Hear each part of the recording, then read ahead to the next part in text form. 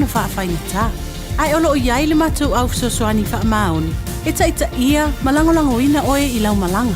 O le MSL training o se ainga. O se nofuanga I langolango ina oe e whaamalo si au ma whaamanatu atu lau sini whaatu. Asi I le msltraining.co.nz.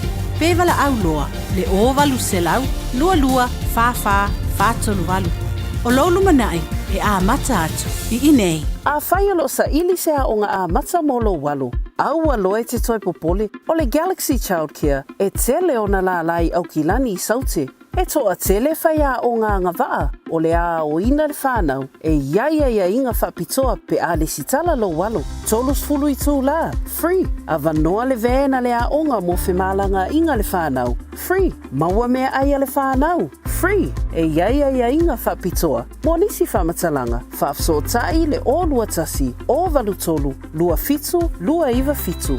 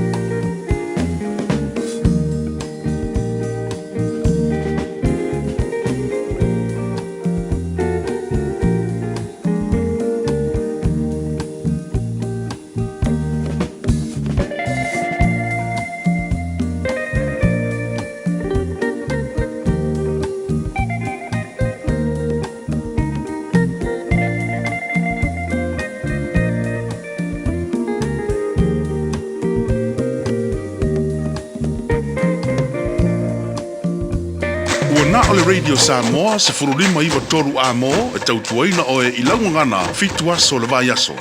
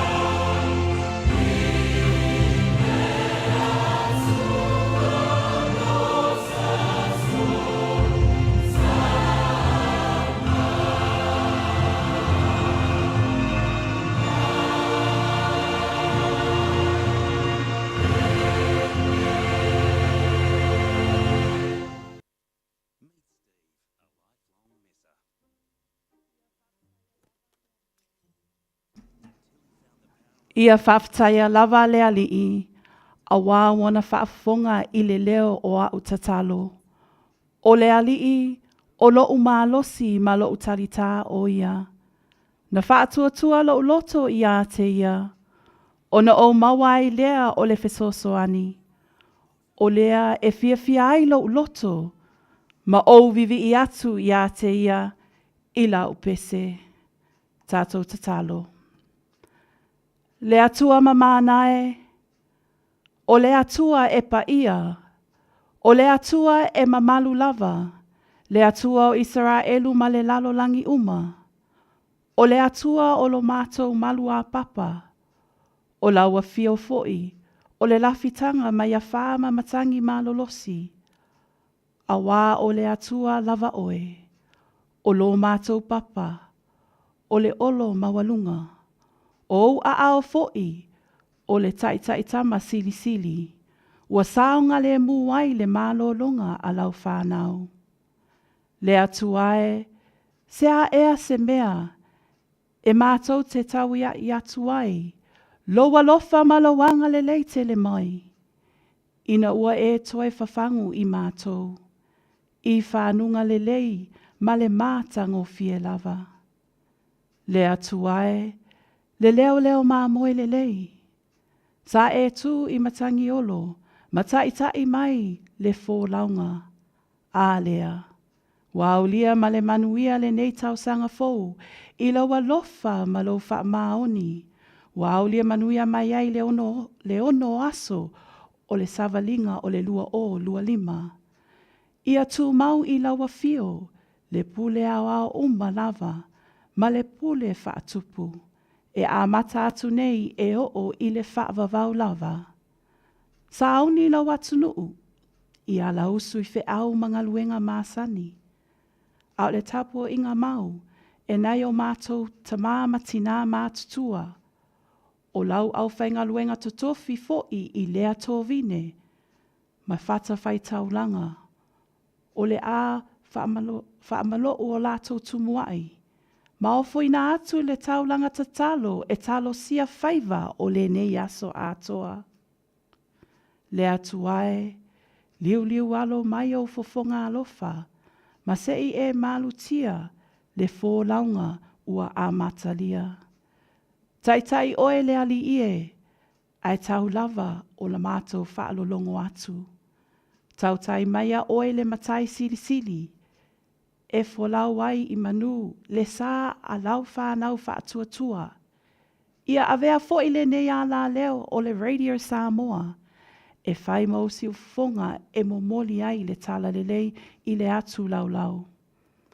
Whaatonu mai oe, ai mātou te whaalongolongo atu, e a matai le nei aso i le atua, ia tupo fo i le nei aso i le vi inga o le atua.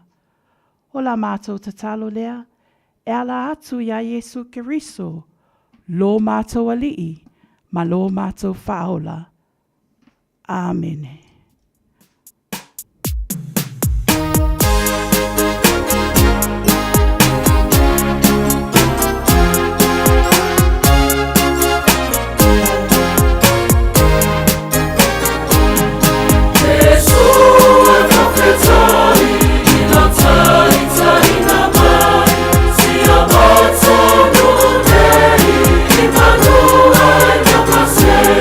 Say your words are so nice.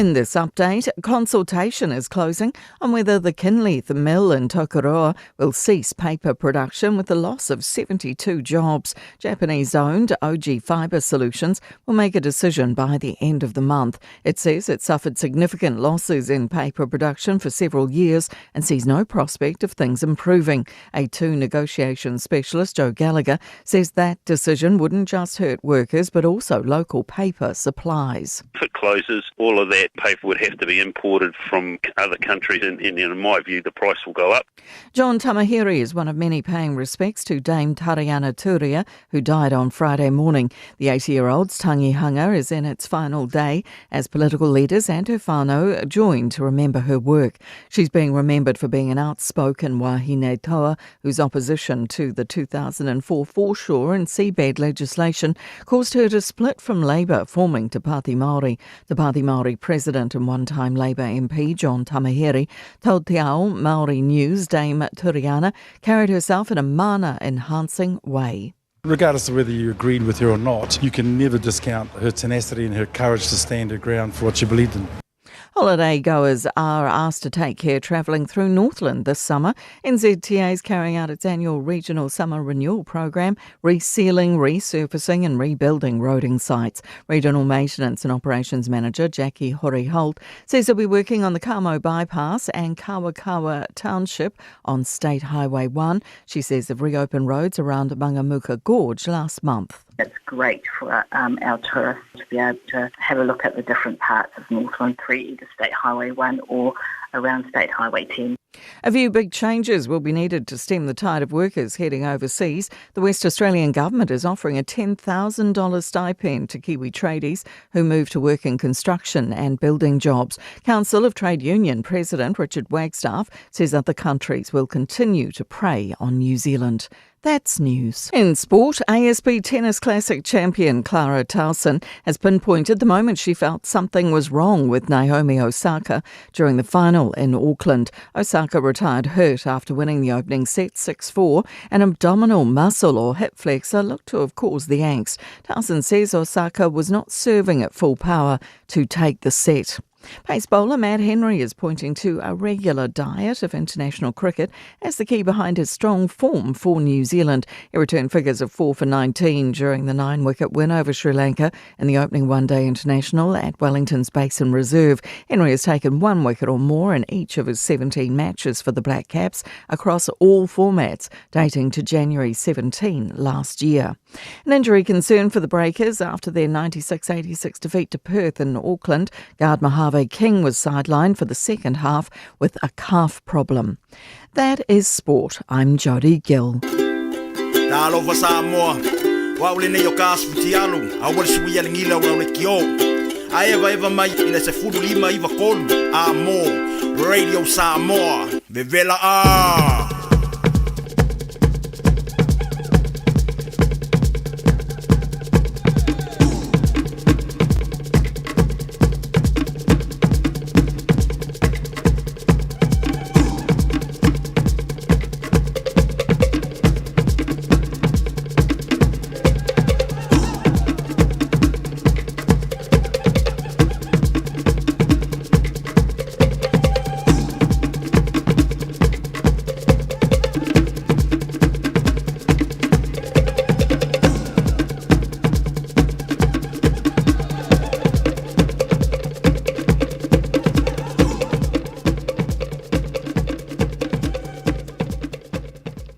Te mi lunga le wati le ua 5 minute te ai le ono. Whatalo whātu ma whawhailoa i atu i le swafa manu malo Yesu Kiriso i le nei aso fōu. O le tautua whaawau lea alo Radio Samoa tasi 5 iwa tolu amo. Ia whatalo whātu ai tina matamama atutua le nei tai au fōu ai meise le au whainga luenga pa ia le atua i so se tōwine. Whapea fo i le pa ia mawalunga le loa loa Samoa ua maua mai le whisota inga i lunga tātou ala leo o le Radio Samoa i le lona ono leo aso tātou savalinga le aso ono Januari lua o lua 5 vi ia le alofa le anga lea le atua leo tātou whailoa i lumo nuu ai leo tua nuu ia i le nei fo i aso fo i lona alofa ma lona anga le lei ai si mai alo whafonga Malo le atunu tato polo kalame lea ole malua le tae au. Ia le afionga le fatua ia Natasha Vaelua. Ia mala o tau au auna ni o falau tuli le tufunga taito taloto. Ia le atau tu atu foi le nei taimi o le tae au se ia pa ia le tula e iwa. Whaatalo whaatu i le nei tae au fou i lau afionga le fatua Natasha Vaelua. Malo lava le usu, malo foi le wha malo si mai tanga luenga i le amatanga o le nei vai aso. Langi mai lau a fionga tau sala le rei fo tai au malo le soi fo manuia ia whaatalo fo le pa ia male malu a Samoa le nei tai au malo lava le fo lau manuia tatu tau fai ala fai mai fo i whanunga le lei pati ale alofa male anga le lei o le tua i le nei fo ia songa fo happy Monday to you all. Ioe, happy Monday i lau a fionga whatua ia mai se foi le whaafonga anga le malo le atunu taritonu e mai le weekend Natasha. Whaftai, manuia lava le weekend i le lofa maleanga le leo le atua. Mawana i malo longa ia, ai le ngatele na o le avanoa foi. Ia e a ngai ai i le malu tapua i le atua. Whaafo i le vi inga i le atua. Vi ia le ali i oe, taritonu vai aso lente nei, to tero e ka le siana le mwhaiangai ma le vai aso o lotu talo sanga, ma naia le oa lo whaasoa mai ei le to tele foi i to tonu e ka le sia, a wā foi tau mawha whaale anganga, ia mo le tātou savalinga po le tātou malanga, lewa amatalia lua lima, e vi ia ile alofa maleanga leo le atua, manuia mea uma, o le tā weekend vi ia ilona fio. Ai o le nei tai au, ia mo le tātou i tū la mua, mo le silfian malo le atunu, ia nei minute an whaafonga mai le tātou se li poti lunga o le awala, ia whaapea foi le tala o le tau, so atoen ma tātou lu i tau, mo le nei aso, ia whaapea nā foi o le amawhai o na whaalau teleina e lau polo kalame o le malua le tai au, nisi o tala te tonu o New Zealand, ia ai mesi foi le lalo langi, po a mea lo tutupu i le nei foi vai tau o le tau sanga. Ia angai foi i le fitu to awina atu lea o tātou tala vai whanua i le ngana wha Peritania. Ai le itainga le fitu mantua foi tātou polo kalame a reto le ola i le kuata o le fitu. Ia wha pia foi o le mawhainu vai il polo kalame. Poha foi mea na tutupu i tau sanga ua mawai. Natasha o lo wha lofa mai le to tele o malo na tunu. Ilunga tātou apia fōlinga. Ile nei tai au. Malo, whaftai, whaatalo whatu foi, i le anganga whaaloalo, i lau tau pa ia ma lau tau mamalu po o whea lava sei tua le kelope, o lo o mawhai o na whaatalo whamai ai, ia, whamalo le soifua mawanisi foi o tau, ia o le nafa ko akau vave au, ange le peo ma ua lewa ma ngai le mala malamo i nei New Zealand, ia o nisi foi ona o le esenga o tātou taimi, ai whaftai, malo le mafuta mai. Taimi lunga le wati le ua iwa minute te ai le ono tautua Radio Samoa tasi li mei watolu a mo li poti lunga o le awala.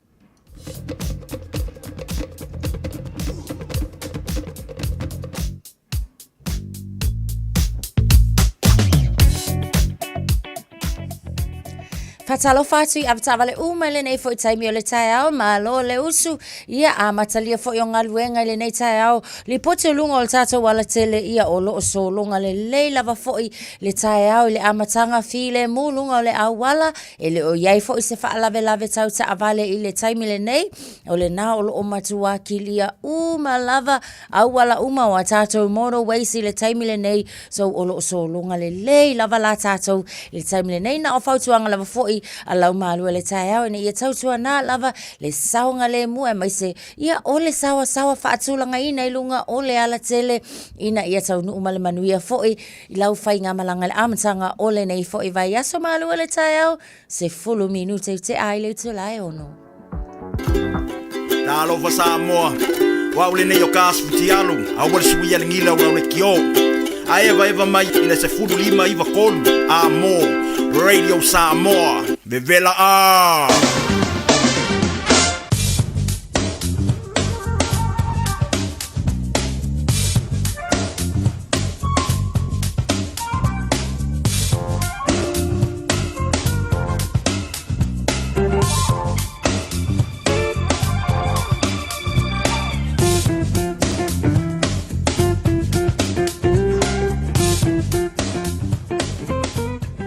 Vai a mata I le tala o le tau, mo le silfia malo le atu nuu, ia mai tato ofisa whaasalau nei manukau, au ki lani, ia o le vela o wha mawina e lua se fulu ma le lua degrees, ia ma le malu o le a ngai ai tato tau I le nei aso e se fulu ma le 5 degrees, ia winga o le tau o loo whailua mai le taimi I le nei tae au, o loo awaoa le nei tae au, e ia inisi o taimi o le ato ulu waiti munga, ia fo inisi o taimi o le aso, o le a langi le lei ai, o le a pauti munga, o le o whailua mai foi, e le au wa ai tau, o le o whaisi sa vili malulu, le nei taimi o le tae au, ia no so ele la, I le nei tae au, I le 8 minute te aile ono. A o le afiafi, o le a ngata le la, I le kuata o le iwa I le afiafi. Ia o le tātou, wa inga a mata le nā le tala o le tau le nei taimi o le tae au, a wāfoi le wha poloka lame ina o au poloka lame.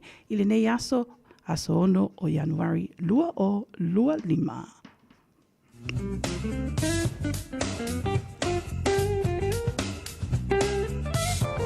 Lava, my name is Longito Lafo from Take Home Bay. You're listening to the international voice of Samoa, the one and only Radio Samoa, Tasi Lima Ivatolu Amo. Hey, do me a favor, please. If you wanna smile, don't change that dial.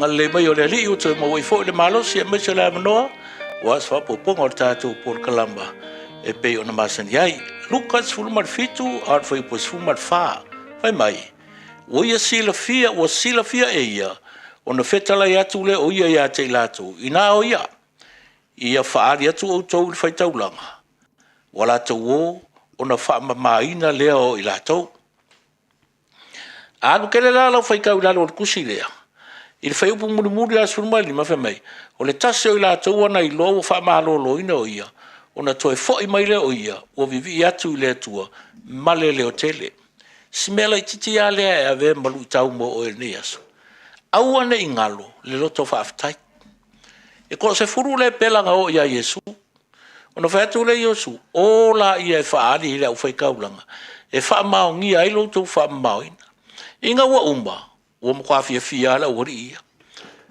kasi le pelanga ko fo e fa fa ai vai ko se furu ka kanga o ai kasi ka kanga fo e ve fo malu tau le tala ia te o mau au ange ingalo le nganga fa fa yo masange ka ko upu voi au ange ingalo a fi sionga va ai man kua u si le pa ke ro voi o ko nga mau vai le manga yo nga si voi le me se le manga ia o so fo nga fa Samoa e au ngoa male ai lao inga os ni faalo alo I se mea peka kuo ia e ka kaua o nga momoli le whaaftai I le tū male anga wha Samoa I whape ngā fwe la tātou so se mea te alu iai pe kele pe kiki se mea wa e maua ia ia te oe le nganga o le whaaftai au ala fia kalia ai musu e whaafo I le vi inga I le tū e le ngaka e whaafkai ka kanga au mai e whaaftai le tū e le ola male malos don't forget to say thank you.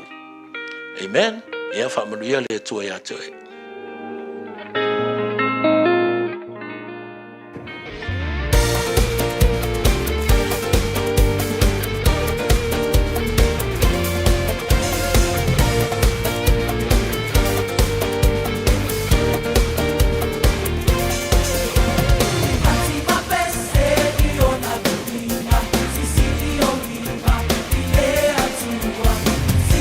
Siva, mai fa ale mama,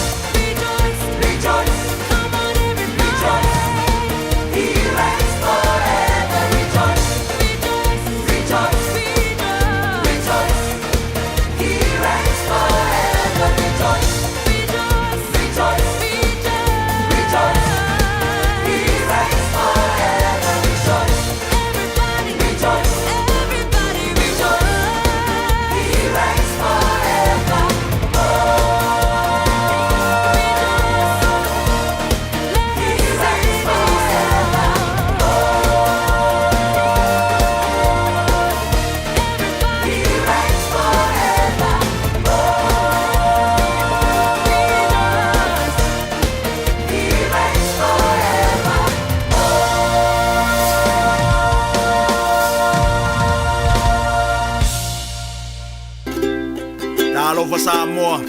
Waule nei o kasputi alu. Awal suia lingila ura le kio. Eva mai ina se fudu lima iwa kolu. Amo Radio Samoa. Bevela a. Jalo fana va tio roa. Wa te tala na neile o nanga e veni. Mo fa tangwa i au kilani ni sila. Numero tasi John Coulter Drive. Ile Auckland Airport Shopping Centre. Jalo fatapatonu lava le warehouse ma le countdown. Lau fale o fula wiloa le e veni. Auckland Airport Shopping Centre. O le fitu au lele ma le fitu ta iala o ngā amata e mawalunga lana au nanga tau Early Childhood Education po a o ngā amata Samoa ma le Pasifika i Mangele. E iai whaia o ngā le stala ma whaia o ngā lango wa lava tā pena mo le awa o ina o le whanau. E uti avanoa o lo o tutoe, aua lai te whaatuai. Ai lesi tala nei loa lo walo. Wala au mai i le olua tasi tolu lima, fitu valu, iwa fitu. Olua tasi tolu lima, fitu valu, iwa fitu. E whaatulanga ai se taimi e te asi mai ai. Talofa o lau ingo e mele palamo o lau ngaluenga o le sa i le awala ma faufautua i tūlanga tau mo kesi e owa le luas fulfale tupe o mātou ngā lulua i le taiminei a fia whaatau sau fale pe whaale leilo maota pe tu whaatasi ai tā lafu pe whaatala nofo i tūlanga o lau mo kesi i le taiminei pala au mai loa au le telefoni o le olua fitu, valu tolu fitu, valu wha, valu o po o li emeli@loanmarket.co.nz o le tutongi o lea au onanga o loo kawa umai fale tupe o loo mātou ngā lue e fuli ai mo oe pala au mai loa au le telefoni olua fitu, valu tolu fitu, valu wha, valu o.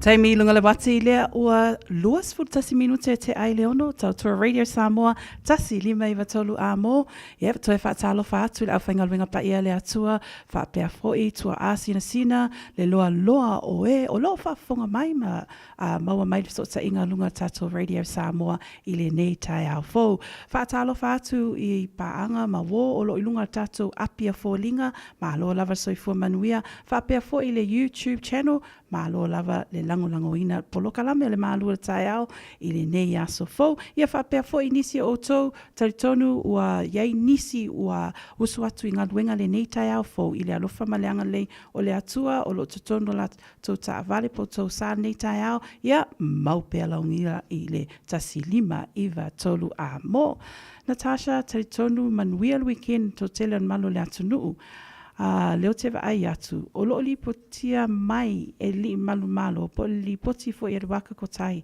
lunga o penga ta failangi e tele nisi o lunga o wala e mese fo le to e fo i lo malo le atu o e na atu mo ta faonga mo le kirisi masima fia lena to e fo i mai le weekend ai nisi o fa lave o lo li poti mai lena tupu Ioeni o whalau e pe ona li pati fo ile New Zealand Herald ile a soana nafi se taimi o nafi leo oli. Se tasi fo ina whapena fo ina maliwi se tasi o whaalawe tau ta avale lata atu i hawera.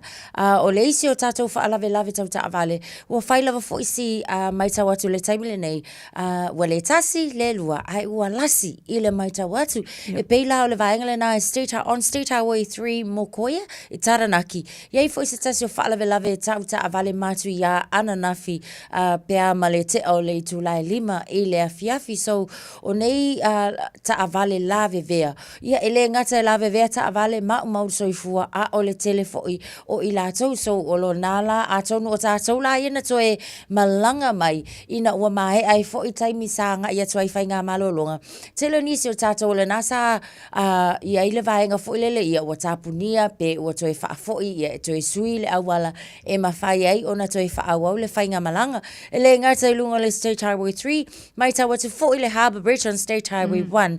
Ia sa iai fo i se whaalawe tau ta avale ana nafi pea fo i o le tea o le lua. So e mawhaila ona tapuni ai fo i nisi o lanes e mawhai ona whaonga ele mamalo le atunu. E mai se lava lai le vaenga le na i le vā o le State Highway 1 ma le State Highway 10 ma le ono i le Spaghetti Junction le nā fo i sa tapu nia ana nafi ia ona o le tau mawhai fo i ina ia whaaleleia mua ia ma whaapena ona mauti noa ua to e saunga le mu le ala tele mo le whaunga ina ai o le tā ua fo i le tātou tala noa le nei tae au i whaalawe lawe tutupu i lunga o le ala tele o le whaamanatu lava le nā mō tātou lawa fionga ni wafalau nei tae au ona e le tutu sa wala uma e ei awala fo ia e matua i pongi sa lava lazy tu ia mole aveta avale o le fa atau tai atu le sa e te le lava lana matafa yoi nge io ka fa moe fo io la fo e fa nga ma le moe le si avka avale ia le avka avale nga ngo kupo le fa lave a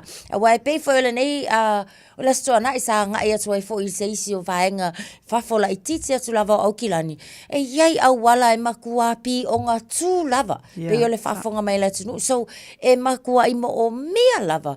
Le whae te eto le aweka avale. Whao ngā le whae o le pua le ta avale ina ia maukingoa. Leila ngonga mai le isi piko le maunga. Ia o le ia le ka avale le aluaku i le isi piko. Ona oi tūna. Ia wai e le si ka avale lai le lea mai a malona manatu. E na o ia lea ilunga o le awala i lea taimi peitai. Oi tūla ia. Ia whao popo koi male sawa. Wo. Ani wafolau.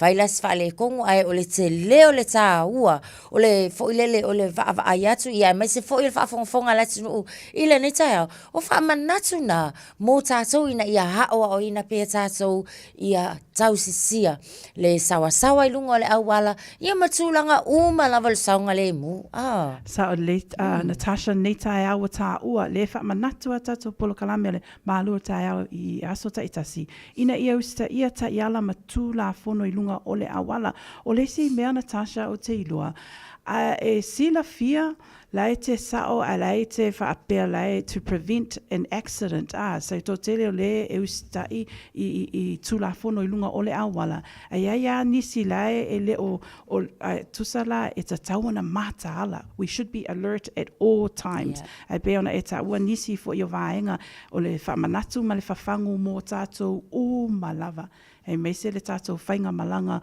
o le nei tausanga fōu o le tāua ona o le weekend le nā awa tele ia whaalave wa lipoti mai li malo po le waka kotai. Le na tupu le weekend e me se foi le angai mai o le mamalo le atunu le na atu mo whainga malo longa. Ia e peo tūlanga nā malo le atunu o tau o malava. Ia lo whaafonga mai nei te milunga o le awala. Ia whai le mbu ma ia alu le sao whaatulanga ina i le vaenga o le awala o lo e malanga ai. Ia ma fia le nei aso. Ma ia manatua whai lau tatalo i le tai au ai le tu ua whale ina ia manuia mea uma o le nei aso. Peo tūlanga le nā. Ese mai la Natasha i tātou tala i lunga o awala ma whaalawe ina tupu mai. Ai lo o whailoa mai foi e tātou matanga luenga lea o toe o mai le vahenga lea o le fruit fly. Po le lango lea e matua whai ma tonga fiti mo tātou pe whaalawe foi ia tātou le nei vai tau o le tausanga. O le ase tala lata mai mole. Ia, li patia mai i le vaenga le nā Biosecurity New Zealand o lea ua iai ia vaenga fo ia ua whaatau nu wina mo le puipuinga ma le tau fiofia o le tupu whaatupula ia po le whaateleina o le fruit fly ia po le lango lea o lo o maitawina. So it's a tonu lava lau ni usila ia maukilani o i papatoe lea ua matai o na whaatau nu wina le vaenga le nā o na e kasi ale fruit fly. Tasi ale fruit fly lea na maua o ngā ole le lei fo ila o lo iai ia traps civilian traps o lea ua leva ona whaata atitia foi ia ele nei foi matanga luenga mo lea nga i mai i le taimila le nei o le tau mawhanawhana i te sono ni sila ina ia mata i tuina lea afia o le soifu o tangata, ia ai mai se foi, ia o tā o mawha, i le vaenga lava lea o lango, ia po o vaenga whaalafua, so o le tūlanga le leila, e kasi le lango lea ua maua. Lea la ua lai o na whai fo i ia vaenga uma ia i to tonu o le vaenga lea. So o le vaenga la leo papatoe toe e leo toe whaakatanga ina se fuala au tau mawhamata, fuala au aina tau mawhaavela, ia ma fuala au whaisua. E leo toe whaatanga ina la o na ana ave e sea mai ia se vaenga o vaenga uma lava ia mai to tonu o le vaenga le na tonu papatoe toe. A o le lapata inga mo le tunu ulau tele. A whaapea ua uma o na whaonga ia o le pau mango, o le pau whai wa kama ia e kele la kama le o fruit fly, o le whautuanga. A iai le sing fo ilele e mawhai o na tu i eita tonu ia o na vili lea e mawhai lava o na drain atu ai lato o le lei. A leo le ngā whaonga le leia tatou bins, lea o lo o au maia ma o lo o kiliva atu e le council ina ia whapea nao na tau fiofia. So o le leila e o le matawhai o ilalanga ka kou ani ua folau mal whafonga se tatou atinu. Tatou te ngalu le whatasi. Mo le saunga le mula wa tatou.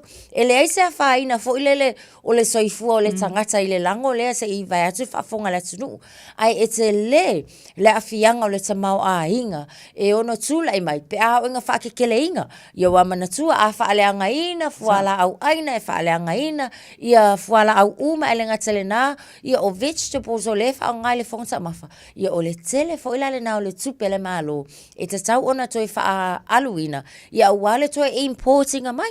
A o le manga. Ia o le ai ola i lau whanua ma mawhain koko. Ia na ia tātou vaenga ia mo le whonga tau mafa. So whaamanatu mo tātou. Tau tua na kamaiki. O ko lai ngofo le fale lele ia ele aonga. Ku mo le fala pisi. Vai pa fai mal pa mango ku le konga la pisi. Ia ona pui mai lava le o tātou. Mai nei tūlanga wae ono tupo ila nisi. O tūlanga fo e ono tele ai fo ile a whaina. O tātou ile amatanga. Ia ole nei fo i tau sanga. Ma lo whaftai. Lewa awhatonu le ono Tautua Radio Samoa tasi lima iwa tolu amo. Ta ina atu tatou pese loa. Lea e awalo whatuai Natasha Maniu a wafoi nisi o malu latunu. Lewa usu atu inga luenga le nei tai ao fo.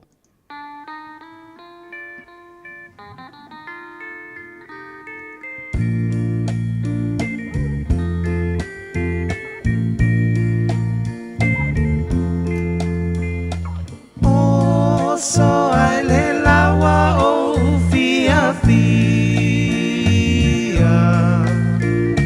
mana tua le o ti o te talia o fungala awa teu ina sa unia le vala au ya e talia ina Uale ai se tuina nau matala le tunga mau Lau ti ute ia longo mai ia usa o atua A fai ua o le lango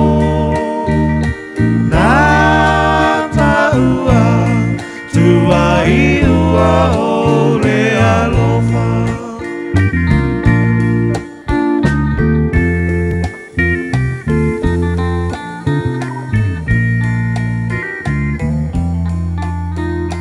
Ua o la mona ua tina Tango whaatasi pua puanga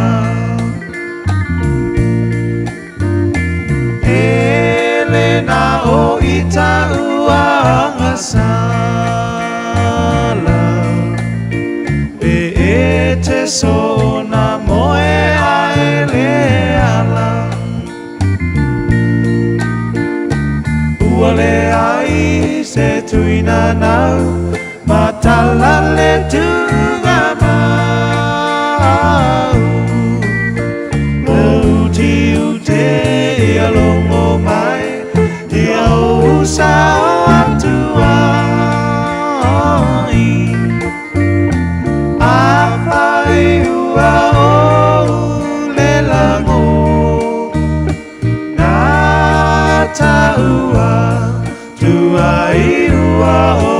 le alofa.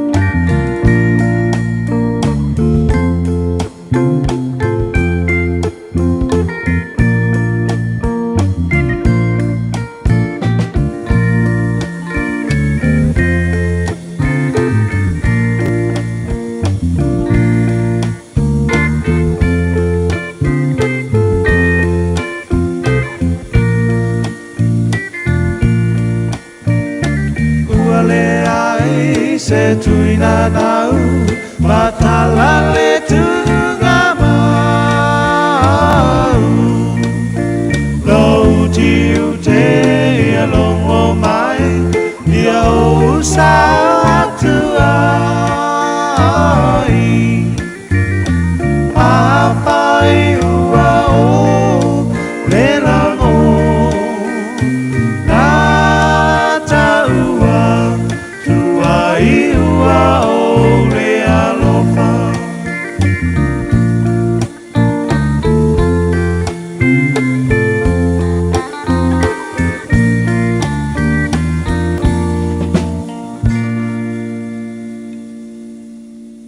Lava o a'u longi tau lafo aka Popo mai le atatifanga o le Take Home Pay. Lo e whafonga mai le sufafonga mali o Samoa, le leiti o Samoa, tasi lima iwa tolu amo. Ioi, e moni.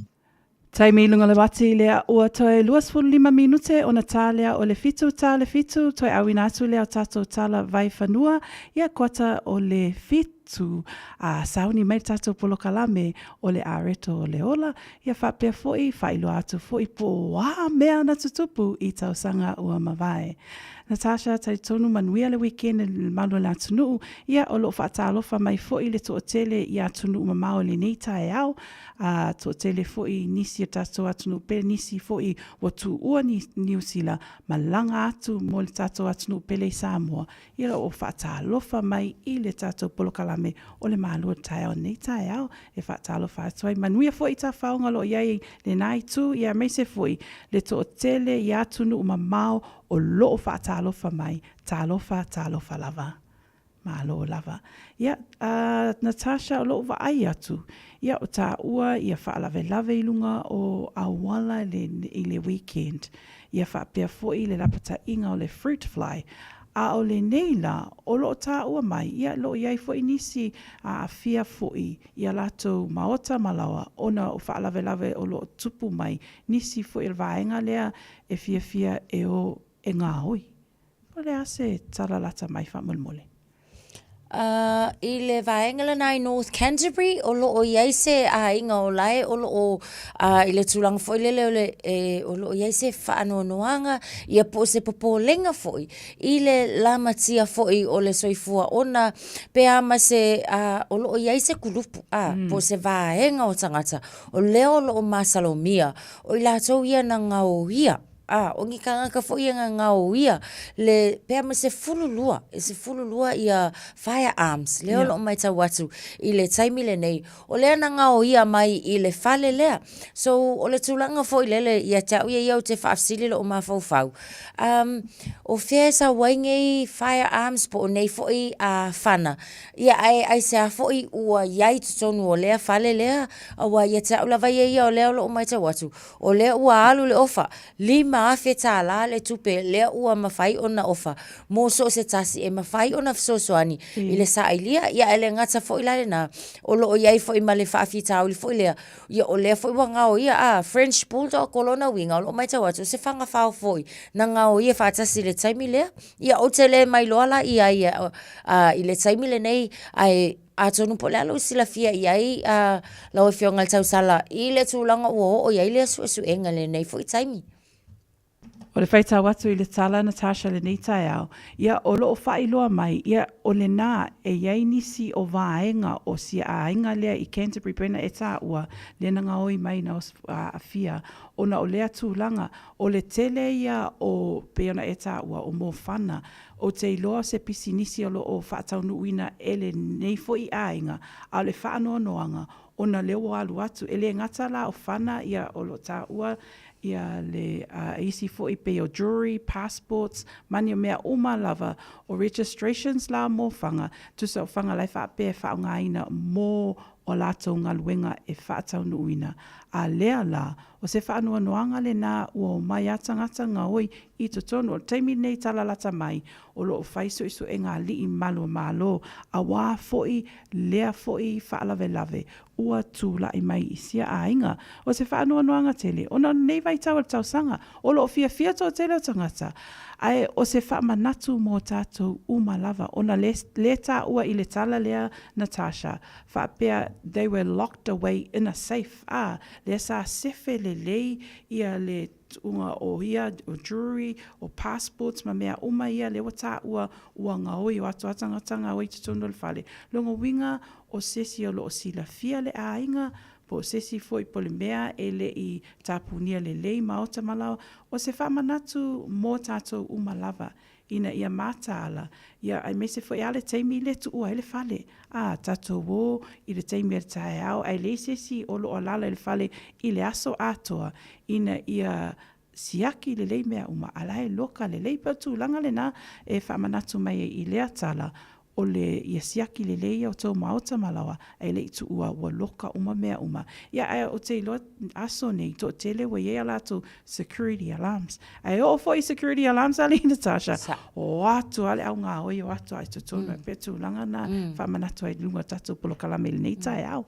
Te le whaino le ainga lea I le ngau yo inga le wa whai le au ngau ia le ngatele na o la whai ngoi malaka avale ia ua makwai o vala le ngau a o le tulang fo la le mō tātou e mai sila le community a whaapea e ngau ia tūlanga nei o whana nei po la au malosi e te le whai te tenga o tātou nei le community o na o le au ngau ngei e mau kingoa o la lako wā fo I le mawhau whaula iei o la ngau e ala fo I ona alu e au ngau le whanga inga ia whaatau nu ai nisi o ngā luenga o la fo e mawhau iei o lona winga ma kua le ase whai ai o la fo I le sosoangi mai loa pui le saunga le mu so o le matawha I o ia tātou lau tele nei o le pui o le tātou saunga le mu le alava e kākou ke le oiloa po le a kākou ke mili kingo lava whaatasi tutono le shopping mall ia po vaenga fo I lunga o pasi lunga o trains e tā ua lava le tau sisi o kākou le kausia o vaenga uma ia inga ia saunga le mu kākou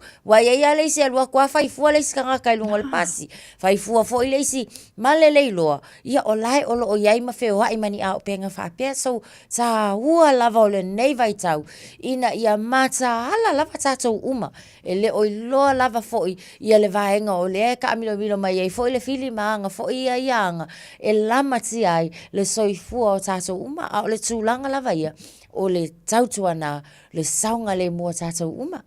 Toe sfuluiva minute ona tālea o le fitu tautua Radio Samoa tasi lima iwa tolu amo ta inatu tatou pese lea o alofa ato il polo kalame al malu al taiao o tau umalava o lo whafonga mai I le nei taiao fo umal tatou pese lea so ai tatou li poti lunga awala ia ma le tatou polo kalame o le areto leola. 3, 2, 1, let's go now! We don't pull up to the party, something. If they cool up, twerk it, drop it. Tuesday, I can't stop something. Don't know they got no something. It's a birthday, girl, get it jumping. Dale loca, toma, something. Dale loca, toma, something. Let the ready something, party, something. Hey! Boom, shakalaka, shakalaka, shakalaka. Say boom, shakalaka, shakalaka, shakalaka. Boom, shakalaka, shakalaka, shakalaka. Boom, shakalaka, shakalaka, shakalaka. Boom, shakalaka, shakalaka, shakalaka. Shakalaka, shakalaka, shakalaka. Showman. Kumai lunga si vale kuma haku ola musika. Due lunga malalo ai o wale fusia ile maso. Si va fika mai ile pese ma fa eva ai lau va lele o wale fusia li se de pe ale sam sau kenye. Si va mai nga I, si va mai nga o, si va mai la. Ia, si va mai la musika.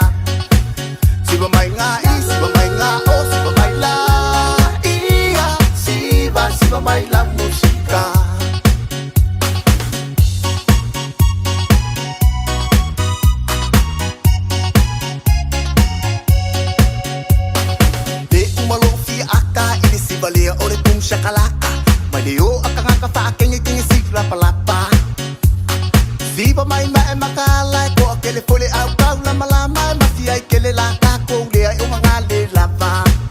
Siva mai nga I siva mai nga o siva mai la. Ia siva mai la musika. Siva mai nga I siva mai nga o siva mai la. Ia siva mai la musika. Boom shakalaka shakalaka shakala. Boom shakalaka shakalaka shakala. Boom shakalaka shakalaka shakala. Show my. Siva pea oi lau kenge mafika o wai de pito le pese. Wali o akanga wale ko yang o ini panga. Fai fale le yau tanga e pasa fo ile siva le anga e o kenge ai lokai oi kangu malala. Siva mai nga I siva mai nga o siva mai la. Ia siva mai la musika.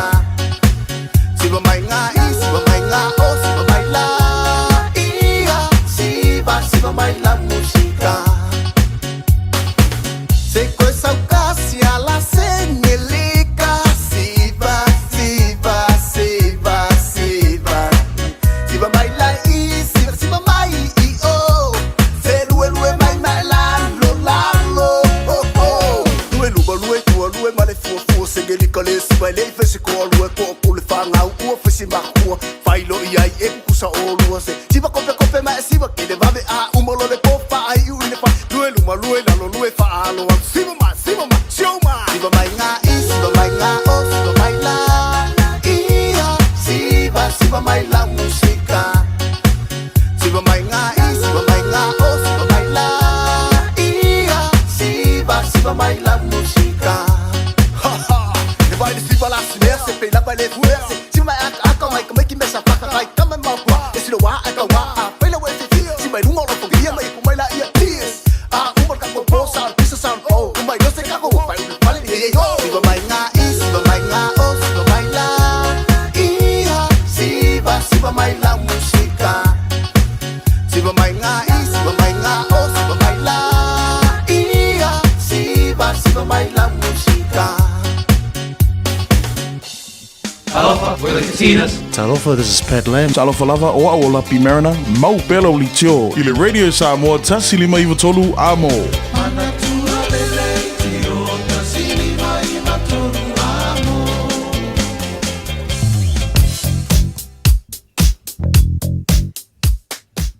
O lo tu mau lava pea le taimi le nei ma o tātou traffic ele o iai se vaenga ua poloka le taimi le nei lunga o tātou wala sele mai tau atu lunga o tātou state highways ia o le nā lava o lo so longa le lei mai I le taimi le nei o le tae au whaapena fo le mai tau atu tu tonu I au kilani au tu lava foi I le vaenga foi e pei ona iai le tātou CBD ia o lo so longa le lei lava le taimi le nei a whaapeo iai se vaenga wa amata ona tau wia e taavale ia na o le vaenga le nai Crafton I le taimi le nei o le tae au au nisi lava o vaenga lava ia o le nā lava o lo file mu lava foi ma so longa le lei I le taimi le nei so av taavale whaamole mole o le fautuanga lava mo tātou I le amatai o le nei tae au ma le usua I atu foi le toe taliwi ngā luenga whaamole mole tautua nā lava foi tu mau I le sawa whaatulanga ina ai mai se lava foi utangia I latou o lo whaonga ina kolosi I le nei foi taimi o le tae au e mafuta mai ai pe le malu o le tae o Radio Samoa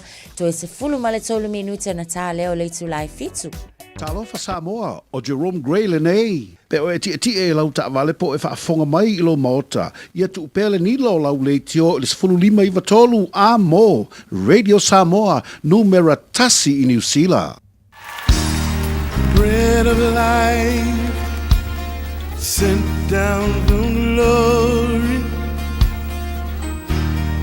Many things you were on earth, a holy king, a carpenter, but you are the living word. Say it now. Come on. Ia, patalo fatu ia tu esa mo le aso. Il sua fama walunga ma le sisi ese no tatu ri faola o Yesu Keriso. Ma lo lava soifua. Ia o mai oe. Fe foi lo me oe fa fonga mai ni por kalame le areto leola ia tauina ia anga leile tua ma eiloa e alofangia o e le atua. Ia o le tātou mta upo e moa mai le e peru lona mta upo e 5. A lona fai upo e 8 ma lona fai upo e 1. Fa mai e ui lava o ia o le alo. A o mea sa ti ngai o ia. Na o ina ai o ia usi ustai. Ua faa ato atoa ina foi o ia. E ia mea le atua le mwhaina e maua se ilonga ua e talia ti ngā. E te talia ina loa ti ngā, ia e ato atoa loa. Fa mai e ui lava o ia o le alo. E ui o Yesu o le alo le atua. E le itao fia le atua pa pua ngā. Fa mai a o mea sa ti ngā ai o ia. A e ikala i mea ngā te ti ngā ai. Pe ua kuri o e kou a inga. Pe ua whaamangu malo. Ia ngisi le kou whangua. Ai a whapera ke fia fasio kanga kaima e ikai. Ia ua e lea o auina la ia mea māneia a le atua. Langa iei ia whaamanuianga le atua e le mawhaina e o auina mai sisi awala. Se ilonga ua e talia ia pua ngā peila o Yesu Keriso. Le whameli mangi ngore upura e peru. Whamai e ui lava o ia o le alo. E ui lava o ia o le alo. A o mea sa tinga ai. Mai ngā o auinga ai. A wa o leo langa. Ka unga ea o auinga ai se mea maanga ia.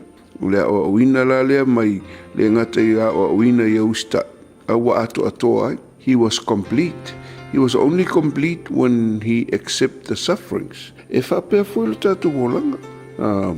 O Saulo, o tangata le i aina no pōpōanga, ia te ua vea matupu. E le i matua fo ilo na o langa pe le i mawhai fo ilo na pule Saulo le nuu o le atua. E le i lava le assignment. E le i ngā wheo ia Saulo le assignment ngā tuu ia i le atua ta i le nuu.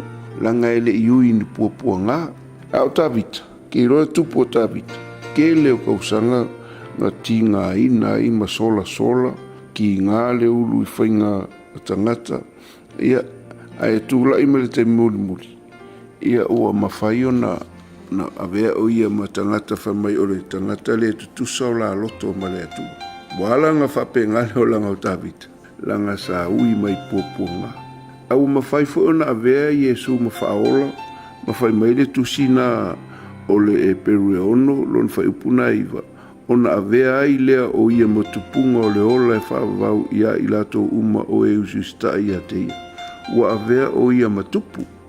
Ona sa ti ngā, ai nā oa uinai o ia iona ti ngā. A e le talia ti ngā. Ia lono inga o se o langa polonga le o langa e te ola loto ita. Ia la apu lea o e le ita. A e ono sa ima talia ti ngā. E tā pena ilo wolanga. E sauni ai o e le atua. Mō mea le ao o mai leo langa. E mawhai euna e ola o te whape atu. E te ola manuia. Ma e ola file mu. O le a maua e o e file mu. A wā whai mai. E ui lava o ia o le alo. A o mea sa tinga ai o ia. Nā o a o ina ai o ia. Ia usi usta. Ia, sa moa. A whai foi o e a whaina po e tinga. E te leo malamalama i le mafuaanga o tinga. Ia, leo onga lea mai lea fionga lea tua, lea reto fo i leo la ia te oe. O me tinga e o mai. E leo lo tinga ma e itai, ma e loto tinga ia for life. Pa o stangata ngai ke ika iai, ia pe o Paulo ia, lea fai mai e wala au ia Yesu ave ese le mele matuitui, ave mai Yesu, walava lo ualofa tu no e fsoswani ia te oe. Lono winga, e te le tau mawhai ia ave ese pe fasi mea le ti ngana, a e te tau mawhai e te vai e le alofa tu no le atua. A wā e ofo ia Yesu ia, sa ti ngā, e le ilawea ina e le atua lo nalo awana i ti ngā, le olanga o Yesu, le olanga nei, pa mai o ia o le tangata e masani ma ti ngā, a e whai mai le fionga le atua, a lua ti ngā whatasi maia, a lua pua ngā whatasi maia, e te lua nofo tupu whaatasi maia. Leo langa nei, Samoa, ia nei te iwa e whapea, ai a lofa le atua ia te oe. Ia e te tauna ave oe tu o tonu spoti o ata, ia awana i toi la vese si a oe. A leo langa ngi, e ka kukia ku fwoi ngā ruenga, ai pa o me se kala lea, pa e lo umau, pe o se maa fulele walau mai oe ia o mea langa o tingana e le whapeo la e fia fusu ai ma e itai langa e ke kaunga e kali marunga whamaia le karakam kiki fo e sau so le TV o le tali file mu e li liu e se inai le ita a le tangata whama ia e tupu e le ita o le mefo i le sa mo le nei asu a vea ia le upo le tua anga o tinga ia e mawhai o na awa uina i e tātou a whai o ieini mea o e tinga i lawa ua makua fili lo mafofau wa o lunga lo fiwa o lunga lo lefia fia le e iei le sao o tingana e te awa uina ai le atua se mea ma tua ai lo o langa whale anganga e foi me sa u yelo te taulanga me tua tinga ya le tu vai atu ne wangalo ya te pola almeno ma tua tinga lo taloto ana o wina mai le tua ina ia usustai ia ma ia ato tole a mio tua ia mau le file mu le tua ia sa mo ia fa manuele tua ia te olne ia so swafo Yesu amen.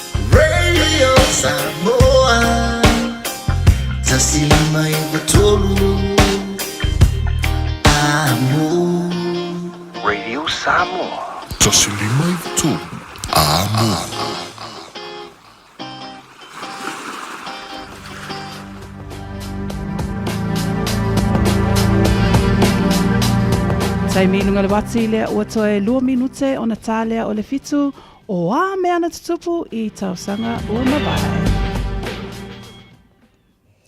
Tausanga tasiva whawhai le so, ia o le aso soifua le nei o se tasi foi a sa avea ma se tasi lau I loa o se tamaitai sa lau I loa I le atati whanga foi po le serious sai ai ata whaasolo sa whaingoina one day at a time ia o lona suafa o Bonnie Franklin. I le tausanga tasiva whalima o le tausanga le na le Boeing B Luas Fulmaleva bombers in the Pacific ia na whapena o na iai sa lato ngayo inga e whaasanga tawa tuai ia pe tali atu wai foi I nisi foi o whainga au penga whaaniukilia I tutonu o le malo o Tokyo. I le tausanga lua a Festival Malfa ia o le tausanga le nei na mo le aso le nei na whapena o na whaauina ai se tamaitai mo le taimi mua I le nofua o le Federal Reserve Bank in a central banks I le talu mai ai tausanga e se lau talu ai.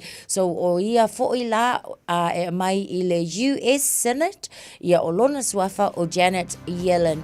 O nisi na o vaenga I mena supilene yaso I tausanga o mabai.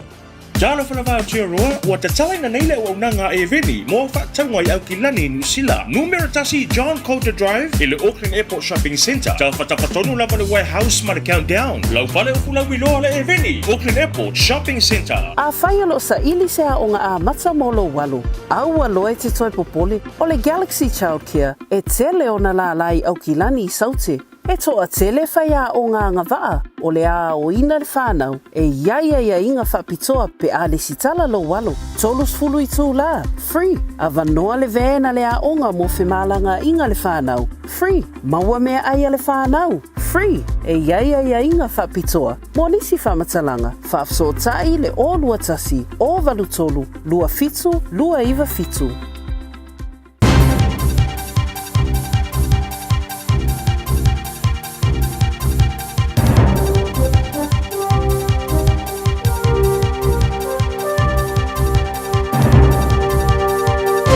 In this update, the owner of Tokoroa's Kinleith Mill will make a decision late this month on whether to close paper production.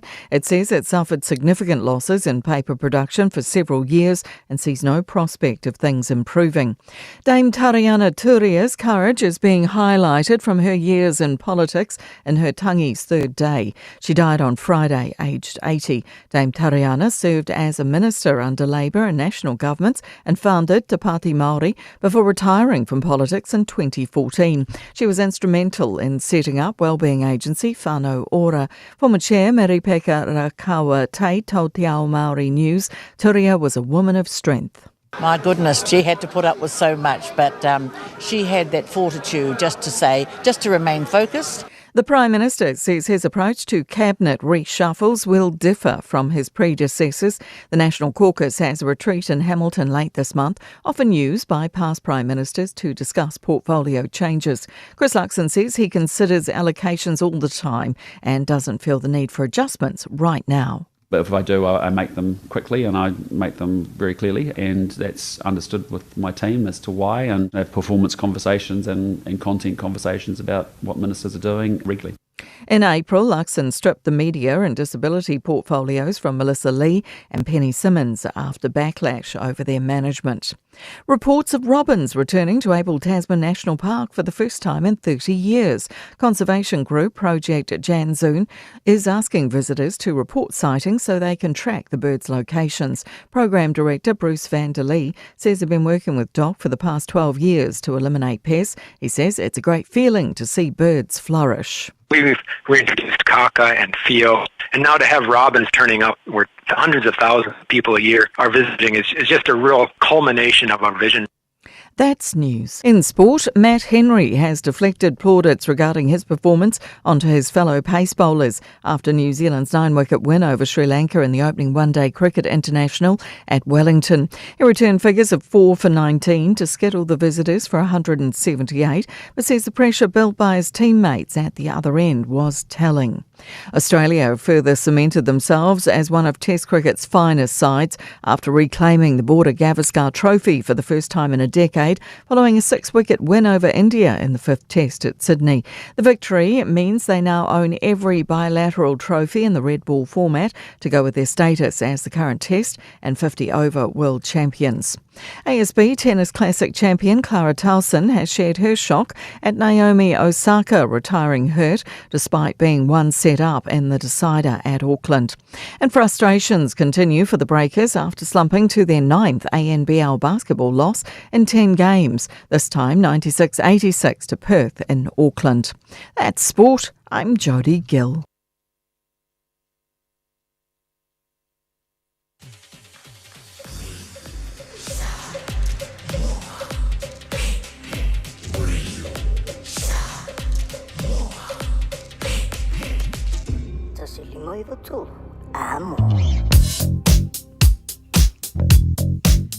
Iai nei swing ai lunga o nisi vaenga al tato wala tele Hobson Street southbound o lo mai tau atu ia o le na ua iai ngai delays i le taimi le nei whapena fo I Queen Street o lo ua mai tau atu ma mawhale traffic on the northbound, both on the northbound and southbound i le taimi le nei Bonson B Road le fo I ua mai tau atu le na ua whio lolo le tato traffic i le taimi le nei Great North Road i nai Greylin westbound lanes o le na ua whio lolo le pisi i le taimi le nei mai se la fo I anga iatu Greyland, southbound traffic, anga iatu on State Highways full Maleono.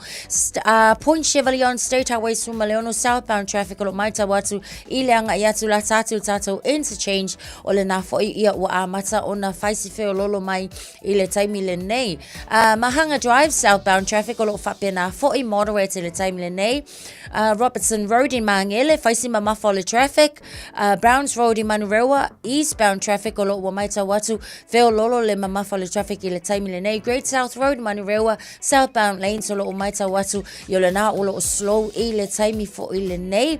Airfield Road I Takanini, southbound, maita watu feo lolo le pisi I le taimi le nei, as well as Route 3 I Takanini lava foi, southbound lanes o lewa maita watu faisi pisi I le taimi nei, maise leanga iatu I lunga o tato State Highway 1. Redoubt Road, Goodwood Heights o lo maita watu, eastbound traffic, faisi mamafa le traffic ai mai se lava foile intersection ia maleanga ia tu tato I lunga State Highway 1 nisina ova ainga maswinga le o ia lunga tato wala tele time le nei o le taia mo o ia vale ina o ono minute te ai le tu life itu Sole, eva mali pese, malo le whafonga Samoa, malo fo ile eva ile musika, Radio Samoa #1 New Zealand akoa, Simpson, yeah.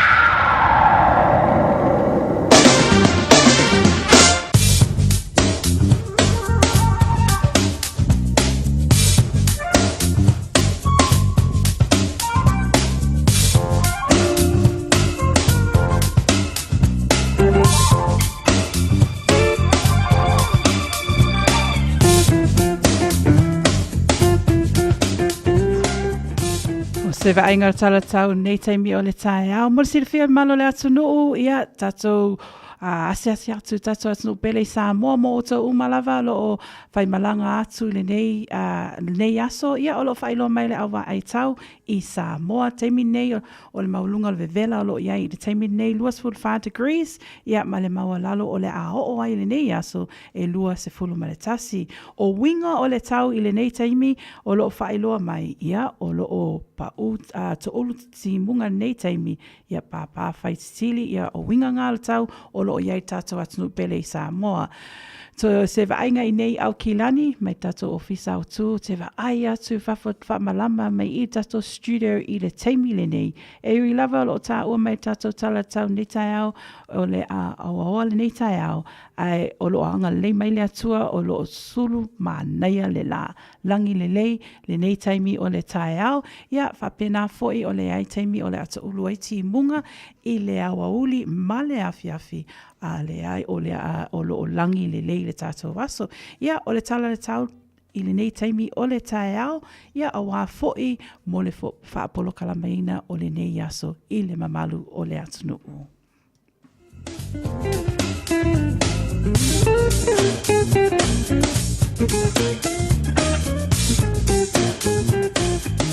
Talofa, this is Pat Lamb, and you're listening to Radio Samoa, 1593 AM.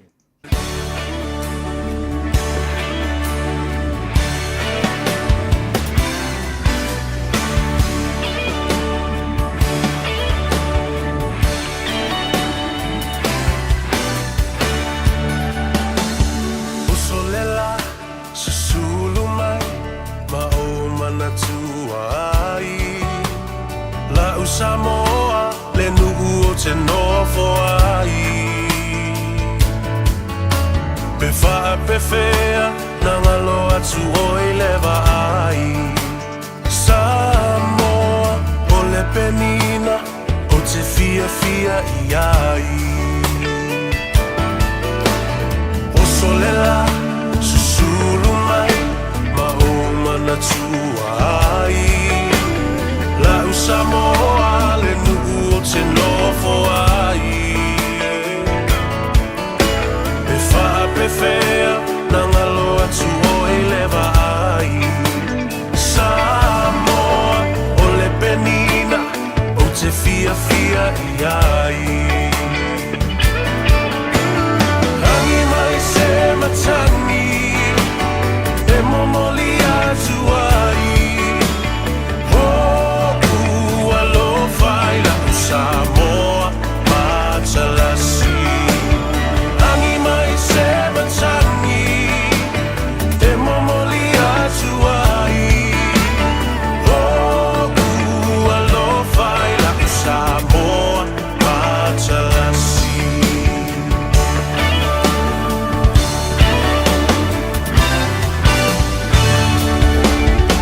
O aolelea, fa solo solo. La poia o na paolo Lona sami i la pe asulungia ele masina Pe wha a pe whea na ngalo atu o e a imita Samoa o le penina o le vasa pasifika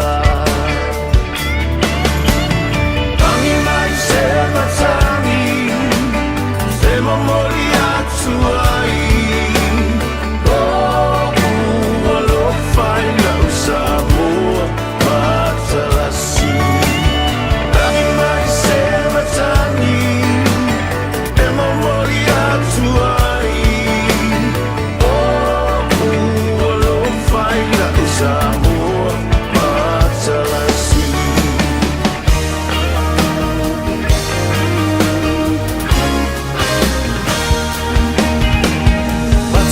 Fie, le afi afi, pe asa vali vali. Lona la lele, ma folinga e whelanu ai. Pe wha pe whea, na ngalo atu alo ingoa. Samoa, o le penina oe o le vasa loloa. Ai mai se matangi, e momoli atu ai. O alofa i la Samoa Matalasi. Angi mai se matangi, e momoli atu ai. O alofa i la Samoa Matalasi. Angi mai se matangi, e momoli atu ai. O alofa i la Samoa Matalasi. Angi mai se matangi, e momoli atu ai. O alofa i la Samoa Matalasi.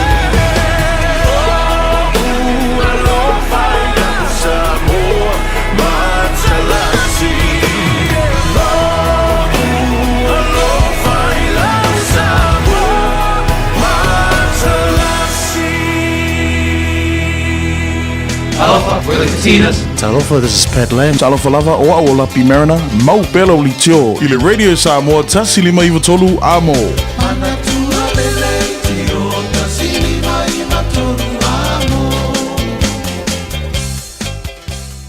Malua le taola Radio Samoa ina was se fulu tolu minute te ai le tu la e fitu. Mana tua o mawhaila wa foi ona lango ina malo si la tatou polo kalamene le tatou company e veni i le nei foi taimi o le tai. Au pena sila fia le tatou e veni le fale o loa fau le na i le so o lava foi ma le tatou warehouse le na i le anga iatu le malaiva alele.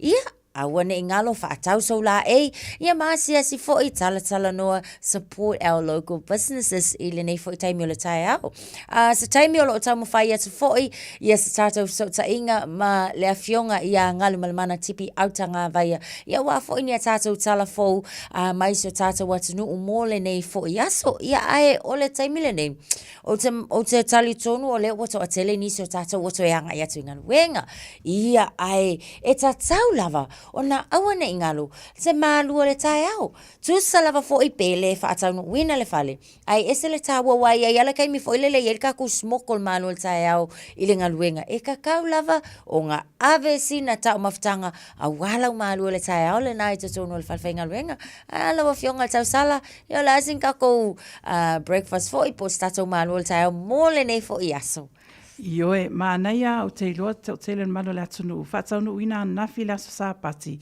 E te le aile tau mawha, ona tō nai mānaia la pe a whai se ta polesi. Mānaia polesi. Au tato polesi ne tai au mantua fo e tā ua a le whaia i lo maota malaulawa e le itutu ua le whale le tai au.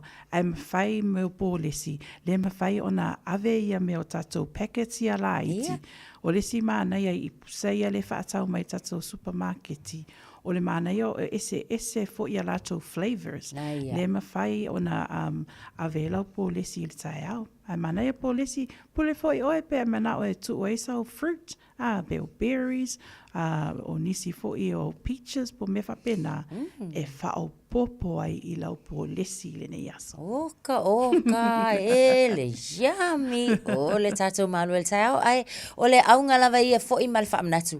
E tā hua, le whai o le malu le tau, ia po sina tau mawha fo i, e tau ina tali la walo ai fo i, ia le nei aso, ai, maise le amatanga. A wala ngai le anga ke la mol le ai o sek malu le kai au, ani wa folau, ia tai nane sina ipu kofe, o le ipu koko Samoa, oka le mana ia a ia whaatau nuu ia le nā fo i vaenga tā ua le nā mō le soifua mālolo ina o tātou umas taimi anga i mai tātou polo kalame think a minute ia awhalei tu lai fitu ia o tātou whaamanianga mō asa soifua māsa whanau.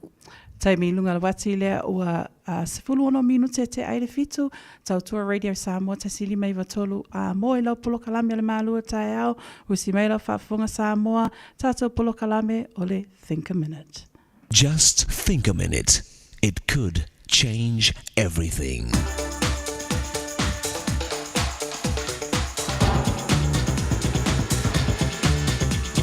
Think a minute. A school teacher was complaining about a little boy in her class who was not showing any interest in learning. She said, David will not do his schoolwork. He's not even motivated to try. But that same boy, David, will jump out of bed early in the morning, totally motivated to go fishing or play with his friends. Everyone can be motivated. Just watch people leaving work on Friday. Even at the end of a long week of work, they still have plenty of motivation and energy to party and have lots of fun on the weekend. Maybe you had a school teacher who made a certain subject really interesting and exciting to you. They made you want to learn and explained things so you could really understand. So you did much better in that teacher's class than in the other ones. But it's we parents who are our kids' most important teachers. We are the main ones responsible to motivate our children, so they want to learn and become their best. And to do that, we can't just tell our kids. We also have to show them that we believe in them. By watching them closely, we can help them know what their natural talents are and what they're good at. Then we need to encourage them in that area so they can develop their own special abilities, whether it's academics in school, sports, music, business, social skills and relating to people, or whatever they enjoy and do well at. You and I motivate our children by always loving and accepting them without conditions, no matter what they do. We must understand the difference between approval and acceptance. Even when we don't approve of everything they do, our kids need to know we still always love and accept them. And when our children do something well, we should motivate them and help them become more confident by encouraging them. Maybe you yourself never had someone who motivated you to become your best. But if you'll ask Jesus to take control of your heart, with His unconditional love and power, He can start changing your life. He'll show you the special abilities He gave you and help you to develop them. Then as you become your best, you can encourage and motivate others to do the same.